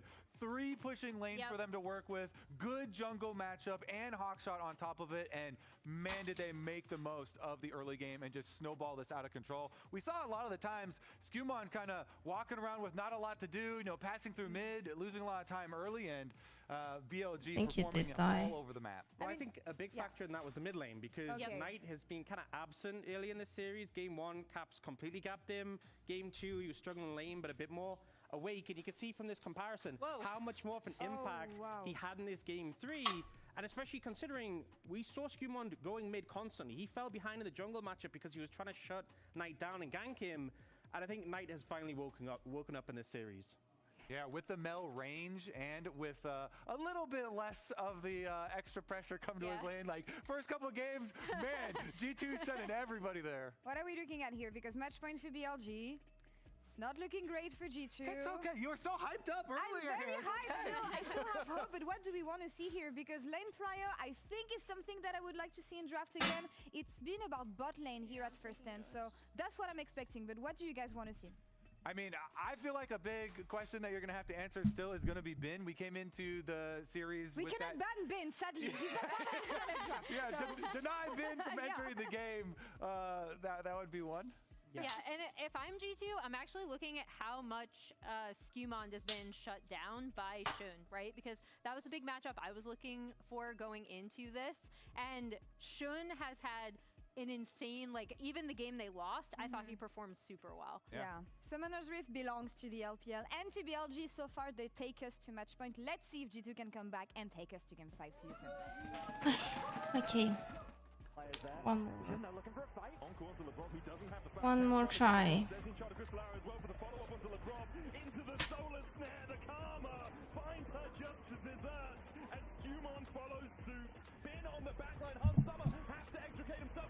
Can get to 5 games.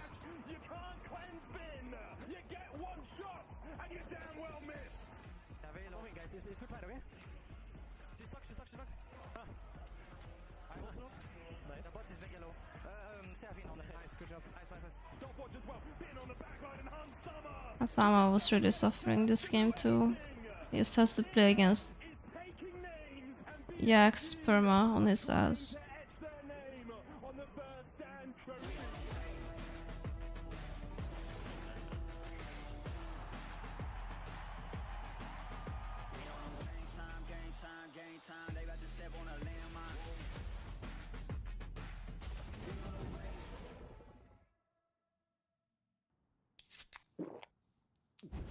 I believe.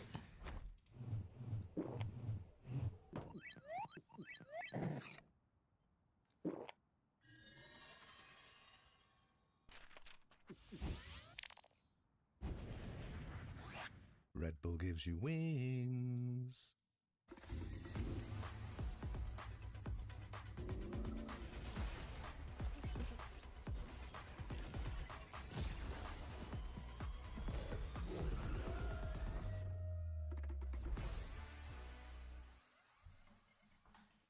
The greatest players in the world are here. They can just burn this one down. Oh my god, he'll hold it by 9! You are going to see them like you've never seen them before. It will as the Arcane Storm doing so much work in Genji! They are just going to ace them! 누굴 만나도 이길 수 있다는 자신감 정도로만 생각하고 있습니다. Genji, the EWC winners!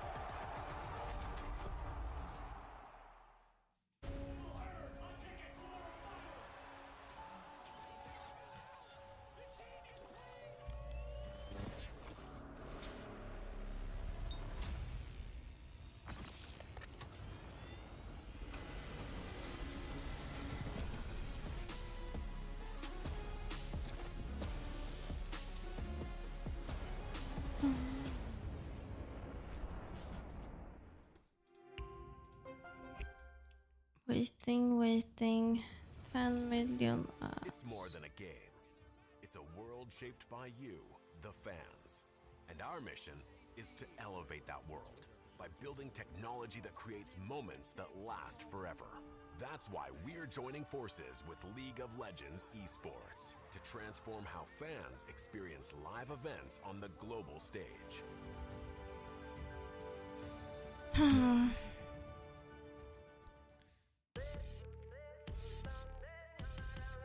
2 minutes.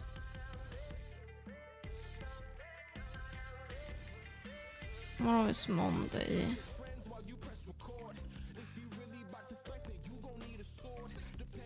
Also for a ranked day.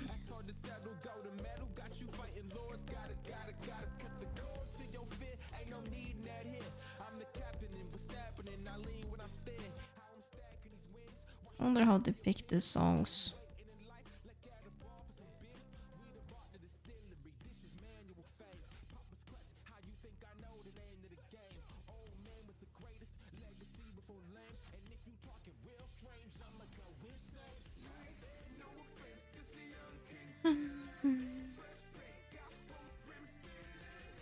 Angry.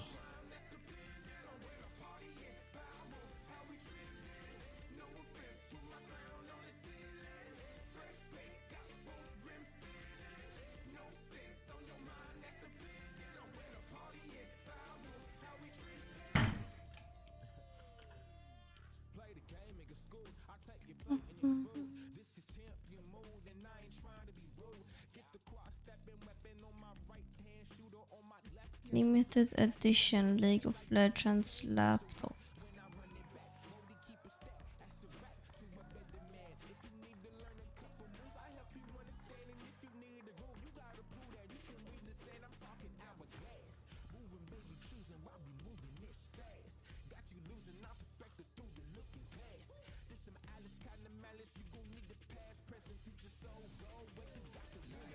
Yeah.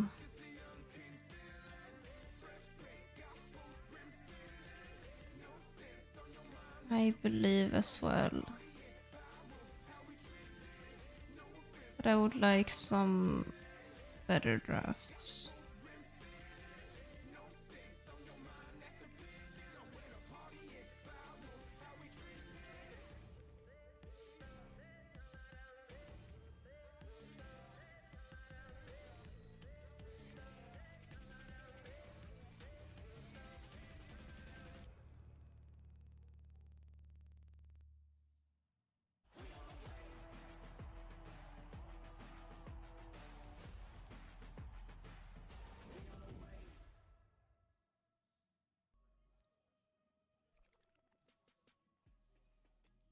Time. To First Stand 2026, Time. where we're here for what could be the final game of the entire tournament, with BLG one game away from taking home that trophy, following the footsteps of HLE last year, who defeated KC 3-1.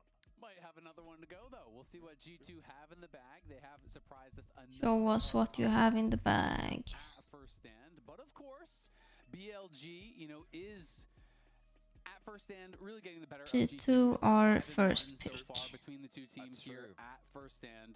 BLG, you know, really looking strong, and particularly to me, Shun has just been unbelievable. And with Knight having a good game last game, that is kind of the fear now for G2, is if Knight is really playing well. We saw how that looked for G2 in the previous series. So we're looking for people from G2 to step up, and it's got to be someone to really make a difference. You can't have another game like last one where every lane is kind of just slowly losing and Skumon is getting just tracked by Shun. I think That yawn. really Wheelchair bored, they wanna go home. Whereas in 2 and 3, it felt like that they just haven't had the tools to go toe-to-toe with BLG in the other game, especially the bot side of the map. It feels like Labrov has been getting caught a lot, And Hansama hasn't had the same agency or control over his laning phase that he's had in the previous series against the Korean representatives. So I think that a little bit more priority needs to go towards that bottom side of the rift. And coming into it, things like Nico immediately spring to mind as like a really powerful bot side champion, whether they need to ban it away and make it more about engaged supports, or whether they need to pick it so they can get themselves some agency in the 2v2. I think it's a really interesting take because I kind of feel like they've been drafting four. They look like lollipops. Hasn't been working out. I mean, Those colors. You had Bard. Like, to me, these are champions that are Like a candy it just hasn't necklace, been working out, and I feel you know? BLG has done such a good job of punishing the downside of range supports, which is when they play for vision. You are more vulnerable. That is something people always used to talk about. So I feel like it's tough, like how do you get a more advantageous support for a 2v2 than what they've already been playing. Ooh, okay, we're very deep into the draft very quickly. So let's quickly recap, because Caitlyn, Nico, and Ambessa were all taken away. Cassante was first picked by G2. They want that honestly tank. It's very surprising when so much of this conversation has been about support and bot lane. Okay, I'm doing the Like, that was going to be the follow-up to my prediction point, now. which is that I think jungle has had a huge impact on bot lane's ability to get prio, because it felt like that in games 2 and 3 especially, BLG did such a fantastic job of mitigating Skumon's impact and limiting his early jungle clears, which slowed him down throughout the rest of the game. Broken Blade, I think, did a pretty good job of mitigating Bin in the earlier stages of last game, so it's something I will say kind of did go better. Obviously, Bin then was Bin in team fights. He's playing as Jax. He was a problem. But, Saya? I do think they did a There's a pretty lot good fade this job out. of that.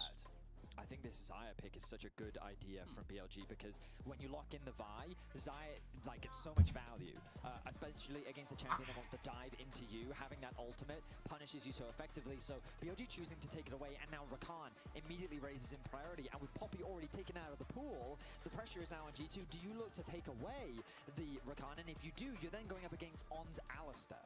So I think BLG have come with a great approach into this first 2 picks. Yeah, there's also the option of going Leona, which was always kind of that old classic counter into the Yorn buff. Corki Have is the up and Yorn available, buff. which is something I kind of think about. Corki was picked. Excuse me, Corki was picked earlier. So we'll have to see where Hans actually wants to go here. Because Misfortune, I think, doesn't make any sense. It doesn't have enough self-peel. Misfortune against Vi is Kaisa game. It's a Kaisa game. High on my priority list, but that's also gone too. They could Or you consider pick AP carry. Jhin, just because. I mean, that champion is just trash, man. Okay, I like Yep, this more. that's the Kaisa. I feel like, Jhin and Kaisa are the two that kind of I was ending up on, where it's like, okay, you either join the dive or you use something to try to absorb the dive. I just think Jhin is just garbage, and especially these Ghostblade builds, they just deal no damage. So I like this a lot more. Now you are kind of setting yourself up for a pretty aggressive comp. I do think it gives the opportunity for BLG to try to draft to absorb that. I was a little bit worried for G2 that On could have just gone like Renata here, honestly, or something along those lines, because when you're already showcasing dive in relatively low range, I think that can be a bit scary.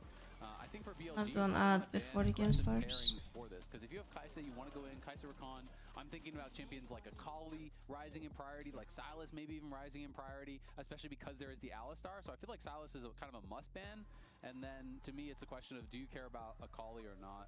But Maokai so far, I'd be shocked if they leave Sylas up. I feel like Sylas goes Our so top laners are up. I think That are good into Cassandra. Syndra once again. Renekton is fine, right? And they're both just mega comfort picks for Knight. Akali, as you also mentioned, is. Wouldn't you be What happy to put else? Sylas into the Ahri with an Alistar ult steal? I feel like that's actually that's about as good as you can So get. personally, I just don't like Sylas into Xayah. I think that throwing more melees into a champion that wants you to come to her and can punish you so effectively. And right now, I don't think Sylas has great setup. Like Rakan alone is not enough. I need to know what jungler they're thinking about. And the jungle options, I think, are now becoming a lot more limited with Vi taken out of the pool. So Sylas, for me, like I see the value specifically into the Alistar. But I Syndra need to is see what up. else G2 is cooking in terms of what they would. Not pair sure up what alongside else the there jungle. is. Something like a Malphite. The ability to jump on the Xayah, yes, she can ult up out of your ult, but then you ult follow up with the quickness, everything. right? Like, so you have some options to like have a dive onto that Xayah, but it is obviously really risky and not something we often see. Caliban Yeah, I mean, there's kind of just makes me the think they're AD jungle going tier list, Syndra. right? I You would can go look at Syndra things if like I'm Fury at this BLG. point. You can look at things like Wukong hasn't yet been played. True. You can look at Malphite potentially. There's Viego. There's a lot of junglers that are still up and available. Kali will be banned. I think that makes a lot of sense. You know, again, from BLG's side, I feel like when you see Kaisa, you see Rakan. they're going to pair it with dive, right? You kind of just have to. And so banning away that Akali, I think, makes a lot of sense. I'm curious where BLG will go on 4. They are going to ban the Syndra as well as Ari. So that would take away some of these strong matchups. And yeah, I really feel like Caps is maybe going to go Silas here. I could be way off base, but I see the angle as well. Yeah. I see the angle, even if Vedi isn't perhaps 100% sure about especially with all the protection bans. Yeah, it would make a lot of sense. BLG likely look towards their top laner here, knowing already that Cassante's in on the Camille. He's just going through his greatest hits across the Well, I hope on Sama builds Sonia's. It's hard because you don't want to be a like immobile mid laner either, but all mobile mids are out. Don't like that at all. I mean, it's just, I feel like you get to free lane into Cassante. Cassante, I really feel can't punish it. And also, like, okay, sure, a Vi goes in, Kai'Sa then, okay, you've ulted me, I then ult out. Wukong. Maybe Wukong. So the dive threat from BLG looks really nice right now. There's no way. Taking into consideration their options, and yeah, so this is the thing that I was like more mindful of, is that like depending on Thales has been dead, I guess. Largely determines what options Caps has, and it seems that team fighting seems to be the direction that they're going. So this Kai'Sa is less about diving and more about the self peel. Going to be using the ultimate to try and outplay the Way, it's pretty good. Basically try their best to stay alive. Yeah, it's interesting. You know, if you go TF, you are playing to the sides. I don't really like Cassio. That's a little bit strange. I mean, I think it's compositionally a good answer. In the 1v1, definitely don't like it into Victor. Can be a pretty tough matchup. You're getting outranged. And Victor and a lot of these kind of like... Pretty sure he's confident because Vi will just gank mates. It can be a little bit difficult. That being said, the miasma is problematic for a lot of these. Look at this. Look at this guy. Still shielding here.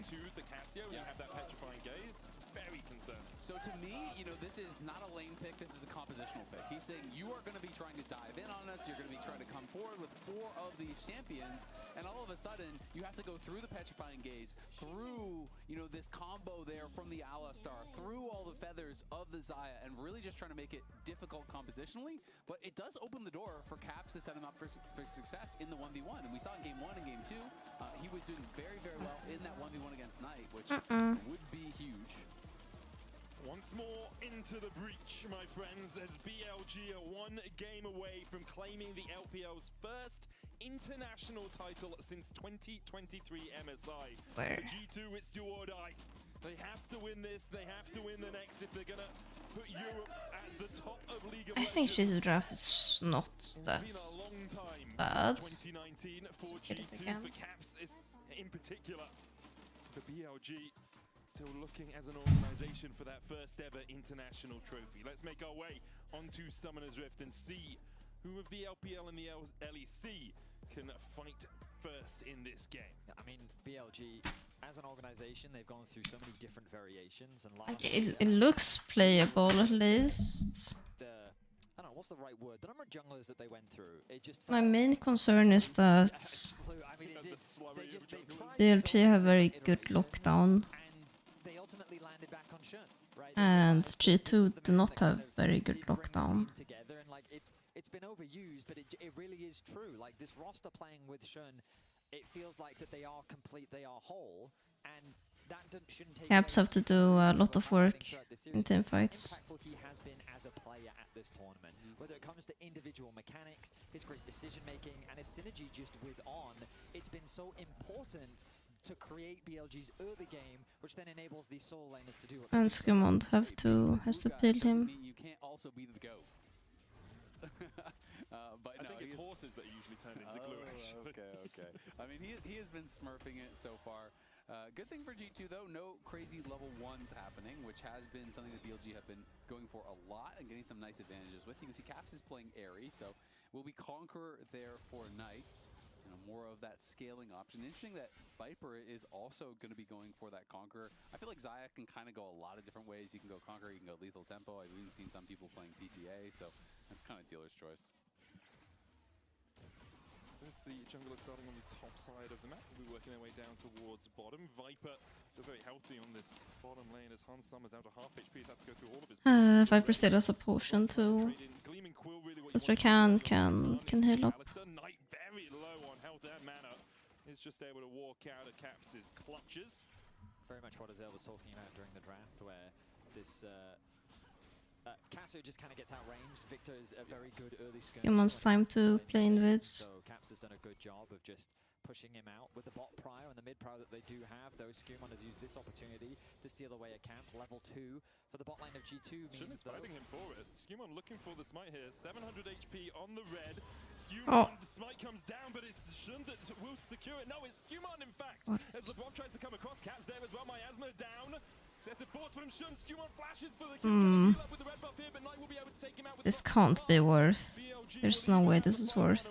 Yeah, I just don't think it's worth it at all there for G2. I mean, Scumon was fighting the red buff. They're going to keep going. Heal from On. Looking at that trample stun as well. Not just blast, gives Knight the movement speed. Has double buffs as well as LeBron tries to keep it at bay. Needs the Gleaming Quill healing, but even with the sight... Now it's even less worth. Shield is not enough. Knight 2-0 to kick It's the second time Scumon makes an invade where Caps is not on tempo. Like, Knight gets a recall and TP is back, and then we make a play. Smote that to 1 HP. It almost went to an E from Shun, which would have been... Obviously take the small wins around mids. Back out on the map. Wanted to keep this pressure on, but that was then double buffs donated tonight, then the follow-up kill on the Caps. Now you've taken your winning lane for Caps, and you've donated 2 buffs over tonight, 2 free kills, and just like that, it's going to be a kind of a free pass out of the early game for the Casio. Yeah, the Casio is getting accelerated, which is always a scary position to put her in.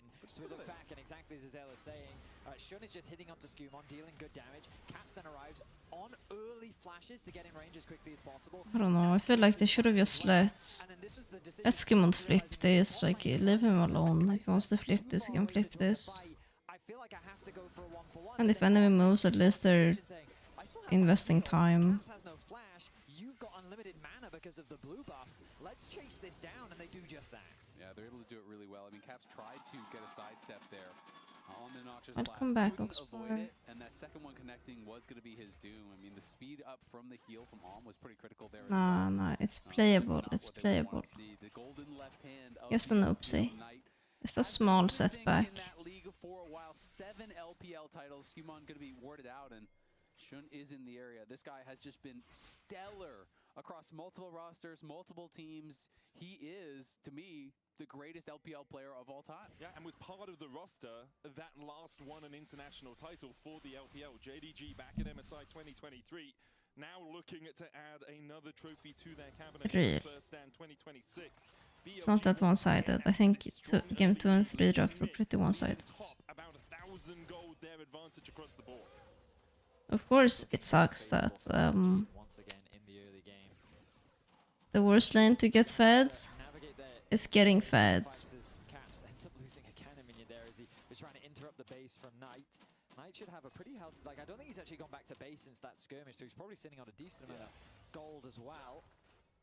Meanwhile, this bot lane, I mean, it kind of only gets harder as the levels come through. Alistair having a lot more playmaking power. Even though On doesn't have any summoners available to him, he's still threatening very nicely in this bot lane 2v2. He is, but Viper hasn't. It's kind of a part of the script that G2 loses to BLG in internationals. Did get that kill, so got a bit of an injection. And we'll see if he can find I know. Game 5, game 5. But it's going to be tough to stop. Shun is in the area as well. LeBron looking for the grand entrance. Flash away from the blades pulled back from Viper. Would have rooted him up. With Shun coming across, would have been an easy. Viper didn't base yet. Shun now getting level 6 as well before Scumon means that the Drake should be pretty easy for BLG to secure. Pathmaker in from Broken Blade onto Bin. Gonna trade in, Bin avoiding the walls. Broken Blade could go forward with the all-out. X-Gold made him still available to the Camille as well, and it looks like in the end with the adaptive defenses coming up for Camille, it will just be Broken Blade backing off. I mean, I'm going to be honest, this early game just looks so devastating for G2. Very reminiscent of what we saw in Game 3. The advantage that Shun has over Scumon is monstrous as On sets his sights onto mid. Yeah, goes in with the trample. That's Petrifying Gaze as well. Caps was able to dodge to the side of it. Didn't get stunned up, even with the exhaust. Is able to walk himself to safety. Yeah, nicely done there. Scumon coming to cover, LeBron there to cover. That could have been an angle for a kill. But it's just so hard now. I'm gonna play Cassiopeia. It's not that hard, you just have to wait your Q. And all of a sudden, you're kind of just ignoring the damage and hitting the wave. And look at how quickly you're accelerating that tier as well, ramping that one up. On is doing so much work in this early game. On does not care. He does not care. And with the miasma coming in from Knight, LeBron has to Maybe he should care, huh?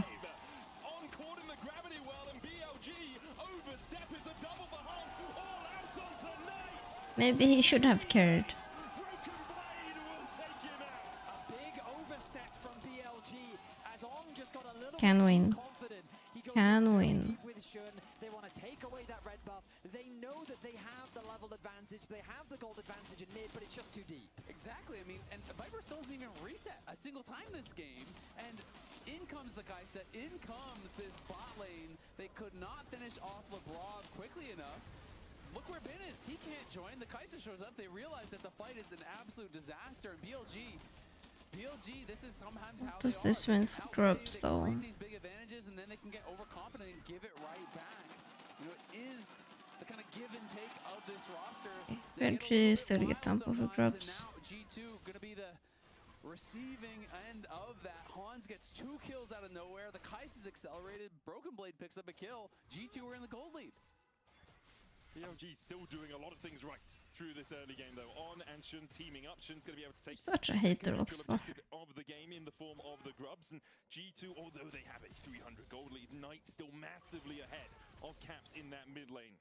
I mean, the wave of a wave of momentum has shifted towards G2 though, which they very much needed because this early game felt like it was rapidly getting out of control. The Dragon has been secured, was secured earlier on by BLG, but now it's G2 that want to get a little bit more proactive on the map. Yeah, this is the thing. Even when we're doing well, you're a hater. Having that impetus allows G2 to do. The whole game, it's been On and Shun going into Skumon's jungle saying, hey, you can have your wolves, but we're taking your blue. You can have your red, but we're taking your raptors. You can have this, but we're taking Oh, I'm this. getting Now, EP again. It's G2 who can actually be on that front foot, knowing they have enough tools Can we get a and team fight? advantages to be able to 2 take minute the fight when it streak. materializes. I think G2 clearly came into this game with that plan, right? You know, right from the word go, they're going on this invade. They're trying to put pressure on Shun. They didn't want to be the ones. And when you have Camille, it's pretty nice. How much Skumon is being pressured. Of course, it's not just a 1v1. They're not worth giving up gold for, but if you can get them, then get them, you know? It's important that they don't get overconfident because here's the reality. Bin is playing like he has all series long. He's built himself an individual CS advantage. He's still in a good spot on this Camille, continuing to scale up as Broken Blade actually fancies himself a nice bit of a trade. Does have the ultimate back off cooldown, but getting that early armor obviously helping him in terms of this 1v1. I mean, I think Bin is a fantastic laner, but to me, the thing that has always really been standout about Bin is actually his team fighting, right? Because a lot of times he plays these scaling picks, and he's just confident. As long as he is getting gold, he is going to find impact in the 5v5s, in the 3v3s. When it comes time to make that big play, this guy has done it time and time and time again. More so than in the lane, I really associate his success with just finding those big plays in the later stages. I mean, there was that Camille play that he did back in MSI, I want to say 24. One of the craziest combos. Yeah, and... Well, if we're gonna talk about roams, there's too many scenarios to talk about. I want to say it was a Camille one trick back in his solo queue days, back in the day. But like, this is just one of the champions that he became so synonymous with. There's no such thing as you should do this every single game. It makes sense that he would pick it into League is too complicated for that. He is just so much stronger in the lane. Spin just proxying. Skumon is in the area. There's a Cyclone out, Bin, hookshot, wall dive, doesn't get over the wall though, now flashes, Broken Blade with the path, Mega Hexagon made him, tries to Okay, we take those. and G2 will find Bin, a caster curse for Benny. Look man, I know you want the LEC to win, but that was overkill. Classic caster bias, really disgusting when you think about it. Bin trying to go for a proxy angle there, and Skumon just has the right timing. Broken Blade already had his buy, so he had the Iceborne, he has the 1v1 advantage. Bin isn't even trying to kill that wave, he's just trying to pull the wave so it stacks and pushes towards him so he can get a free base. And unfortunately, Skumon shows up, he gets punished, loses his flash, loses the ult, does die. Importantly for BLG though, while that was happening, Shun was covering bot lane and Hans Summer above hat. The mid-gold gap has disappeared pretty much. Yeah, that is definitely a worthy trade, but this is now 2 kills that Broken Blade has been able to pick up. You know, on that earlier roam, he got the kill on Tonight, now gets a second one here. And that could be a solo kill. This looks like a solo kill. Look at the damage. Lands against it with the Arcane Storm. Caps brings the power of Tech down on the head of Knight. Shun going in with a flash cease and desist, and even with the death ray, I don't think Caps walks out of this one. I look away for 1 second. Okay. G2 out of these miracles,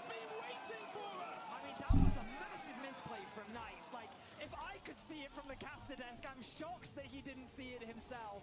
The fact It's illegal. Why? He rotated to get those kills. He dropped wave. But this time Lebrov and Skumond are ready. G2 are bouncing back here in game 4 as they find The themselves most on exciting Caver. Well, you know how I am. Shut up. He's always going to flash follow with the ultimate there to knock you down. It's not illegal if it survives either. Had that early skirmish. You're so low elo.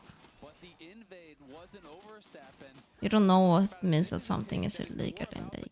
not about the matchup. It is a very hard matchup to play out. Yeah, right here, you know that Q, E, and R is a kill. And so Knight, like as you said, the only way that Caps doesn't flash for that is if he misses the E. But the fact that you would get hit by the E and then flash costs you so much. He gets the shield off of the Siphon Power, and then Vi is just slightly out of range, allowing for Lebrov and Skumon to come in and save the day. That is so Because you have bad takes, Oxbar. You have so many bad takes. I have to correct you. Where he is pretty far behind on the Vi, and sometimes these games can become really rough for a Vi when you are getting put down like this. The thing for me though is like these kills, they're promising, they're exciting, but in terms of the actual gold, it's not amounting into massive gold leads yet. G2 don't have a firm. Yeah, Oxford is spreading misinformation. I will not fall for it. Play this game for a living. I will not fall for this.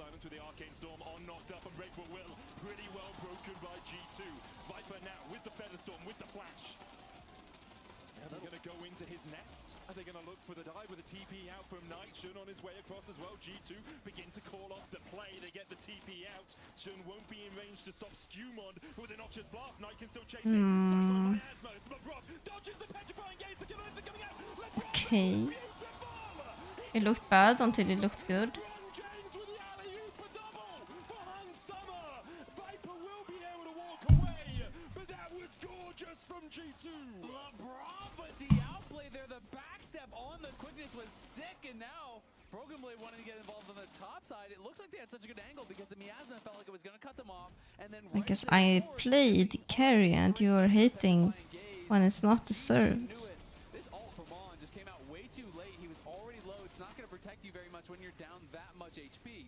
Knight pushes out mid, TP's bot. And now he's looking for a turnaround play because he knows that Shun is on the way as well. He thinks that, hey, maybe I can punish Skumon, and the Miasma placement was good. But Lebrov reads it, the step backwards, recognizing it was going to come through, sets up for Han Summer. So much CC. And before this replay, I said, G2 don't really have a sizable enough goal lead for me to have a huge amount of confidence. You literally are. You're expressing your incorrect opinion. Their name 15 minutes in. Skumon 1.2k the goal lead. He is having way more impact than he's had in the last two. Knight going to get stunned up. Death Ray comes out from Caps. Knight is able to walk away from the Arcane Storm, but takes half his health for it. And as much as Viper has done great in this lane phase, Hans has 4 random kills. He roamed top, picked up a couple there. They have this skirmish here. He picks up a couple there. And all of a sudden, despite being down 30 CS, it doesn't matter. He's up nearly 1,000 gold on the Kaisa. Really accelerated off of these plays. Right place, right time. His teammates set him up so well. And G2 out to nearly a 3,000 gold lead off of an early game that felt like it was BLG's. All out onto Bin here. Hookshot wall dive will get him away. PB could have flashed forward, but Bin has to flash. You have something to say? The flash Q out of Broken Something Blade. to say? Also coming in from the side.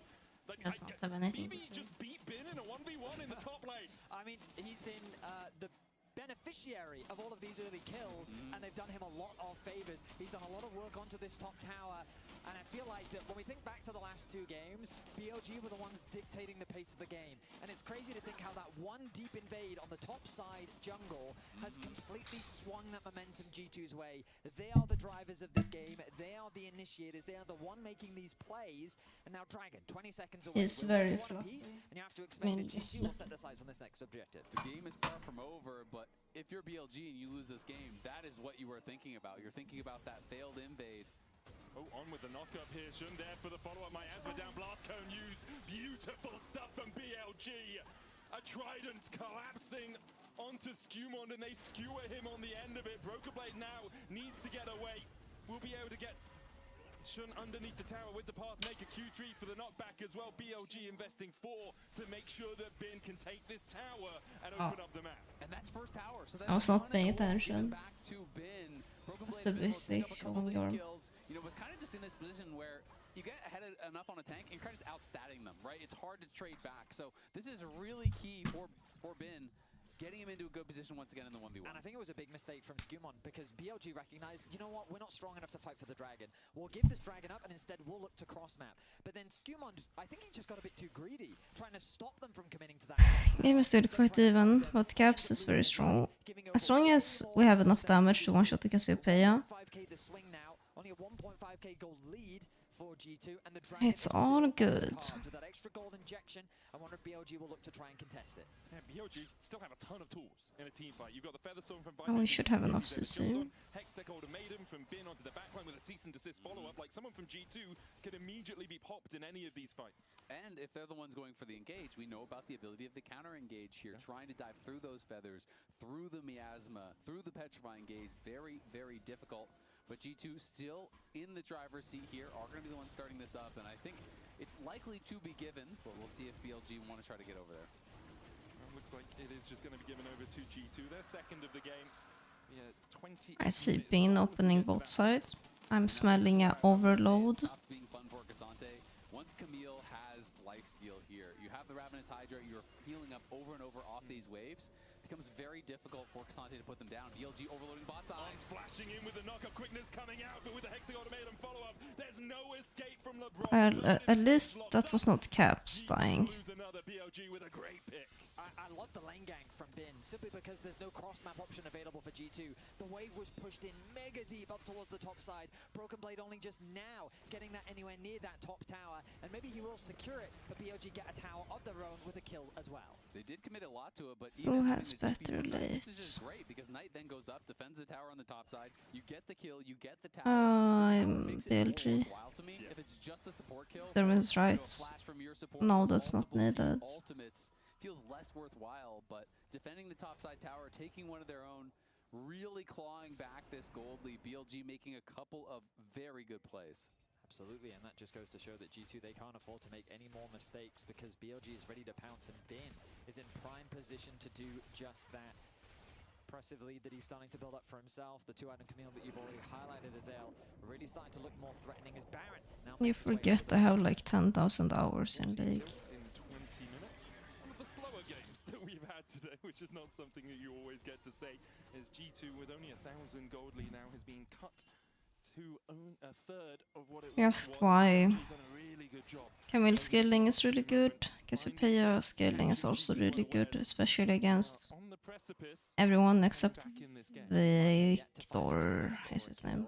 But he is a full level over Hansama. He's done a really good job. Like Victor can 1v9, but BLG can also just press R on Victor. Yeah, Sonya snabb då. I also think Alistar is a better champion.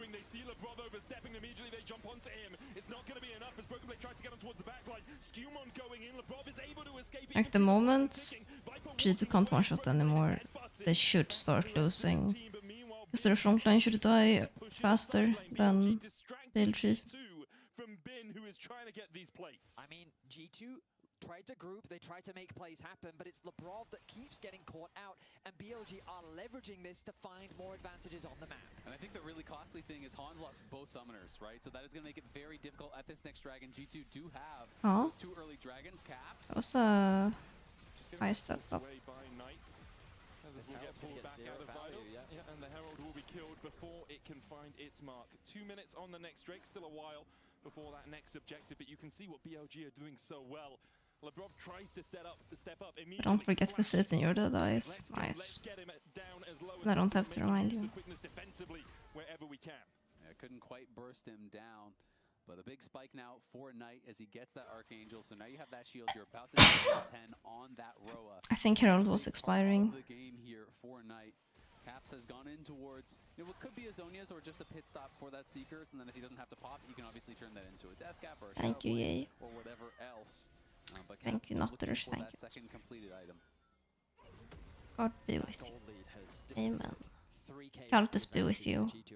On Chrome. That pick onto Skumon, the top tower plays, the gank in bot lane, BLG have closed that gap once again, and now we're in a very even game state where itemization is pretty dead set across the board. It all comes down to execution now as BLG is going to secure. Now you're just making things up, Miguel. Towers to 0 right now. And that's one of the big reasons that the goal I did say G2 have been unable to pick up any 3 of those times. standing objectives on the I'm map. not That going to standing vote goal, to prove yes, it. they are 1 minute away from a possible sole point, but as soon as you start I'm actually an alien. it accelerates you towards those second and third items. That's the glass half empty. The glass half full is if you win a fight. Third streak for G2 for sure. BLG are contesting this. You could crack those outers pretty quickly and grab some of that standing gold. You know, take some more space. Well, this is AI. AI could never replicate this. Looks like he's going to be going in towards Dusk and Dawn, which has become very, very popular. AI could never. Aliens, however, they could. See throughout the trajectories that often when BLG got a lead in this series, it was very difficult for them to lose it. G2 getting that comeback victory in game 1. But now we're in a very even game state as we get closer to the Dragon Spawn. I'm not cringe. Shut up. Guys, 4 caps. Don't you Use that dare. little stopgap with the Seekers and the needlessly large rod. Okay, we're all grouping on mids. We're getting mid prio because we are 5 and the enemy is not 5. Knight is a bit far up.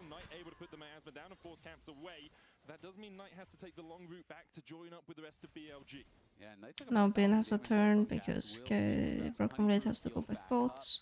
So is going to be just fine, but level 15 for now. You know, just even on levels with caps despite the road. Then she should get this mid prio then, no? Get level 16 off this way. Oh, we don't want it. Rotating across, the TP is actually going to be committed early. They want to contest for this It's wave. interesting. It was much harder when that tower is still alive, but now they will gain access into the river. But Bin doing a good job of keeping that bot wave push. Are they gonna trade Nash? Because remember how fast Cassio can do this. They're trying to threaten a 2-man with Bin going down towards that bot side. They're trying to draw G2 in multiple directions, and G2 needs to commit Pretty to one side. creative. You either start the dragon, you try to collapse on Bin. You got to do something here because Bin is going to have that wave crashing in. He also has the TP still, so if a BLG start up the Baron, which is what they're going to do, Bin can just teleport back. Shun and Knight able to do the Baron by themselves. Bin being collapsed on by Caps and Broken Blade. Meanwhile in mid lane, Bin can just play time. Bin able to dodge towards the inhibitor tower and keep the rest of G2 distracted. But this is a 50-50. Into the Baron pit right now. Skew trying to get in there. Vision in the back of it for G2. Summer opening up with the Acadian raid. G2 Caps is going to TP in. Skewmon on the Baron right now and they can just finish it. Shun flashes in, gets the smite, season assist as well. On's going to fall to the Arcane Storm. Shun in the middle of the going to go down as well. Bin was able to escape. G2 will find 2, but BLG will get the Baron. Shun clutch for BLG once again. He needed to get that steal after BLG. I'm not sure who's happy here. We get soul points.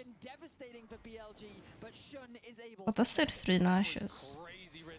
I over Kai'Sa at the moment. I'll say up to 3 items. Kai'Sa is probably stronger, yeah. And then Saya starts to outscale because she's going crits. Hookshot will dive in from Bin. Hexagol made him put onto Skewmon, who's invisible for a second. Knight with a noxious blast. TP behind. Skewmon flashes. Dies immediately afterwards. This is a disaster. Oh. Oh. And BLG punish G2's hubris. They take them down as they look for the dragon. It's the spellbook TP from On into the 3-man combo. They're going to look for more than that. They're just going for the base right here. Right now, it's 30 seconds on Hans. They might just end the game. So many times. And can we even wave clear this? It's Nash. Second place, second place, second place. But here in first stand in Sao Paulo, they are looking for the ultimate prize. BB trying to be on that front line, but he is dead where he stands. Isn't this basically not a tank against this team in late? Second place no longer. Redemption for BLG.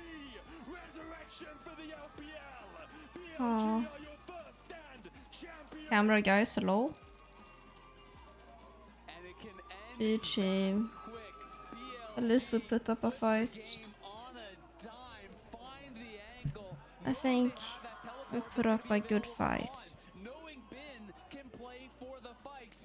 Knowing that G2 are focused on the dragon. BLG pile in. I'm gonna eat dinner.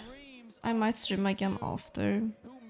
Either I'll stream CSGO if I'm tired or if I will be tired. I'm meeting family, so international title But for this organization. First international title. I might stream some CSGO. We'll see. Eating a stew. And finally they can eat. Thank you guys for today, and my 7-hour stream. Bye bye. GG's. They show they are the very best in the world right now. For the LPL, as you say, 3 long years in the desert. Now again, international glory. We'll see if they can continue it across the rest of the year. But right now, one thing is for sure. It is BLG's world and we're just living in it. I mean, you called it,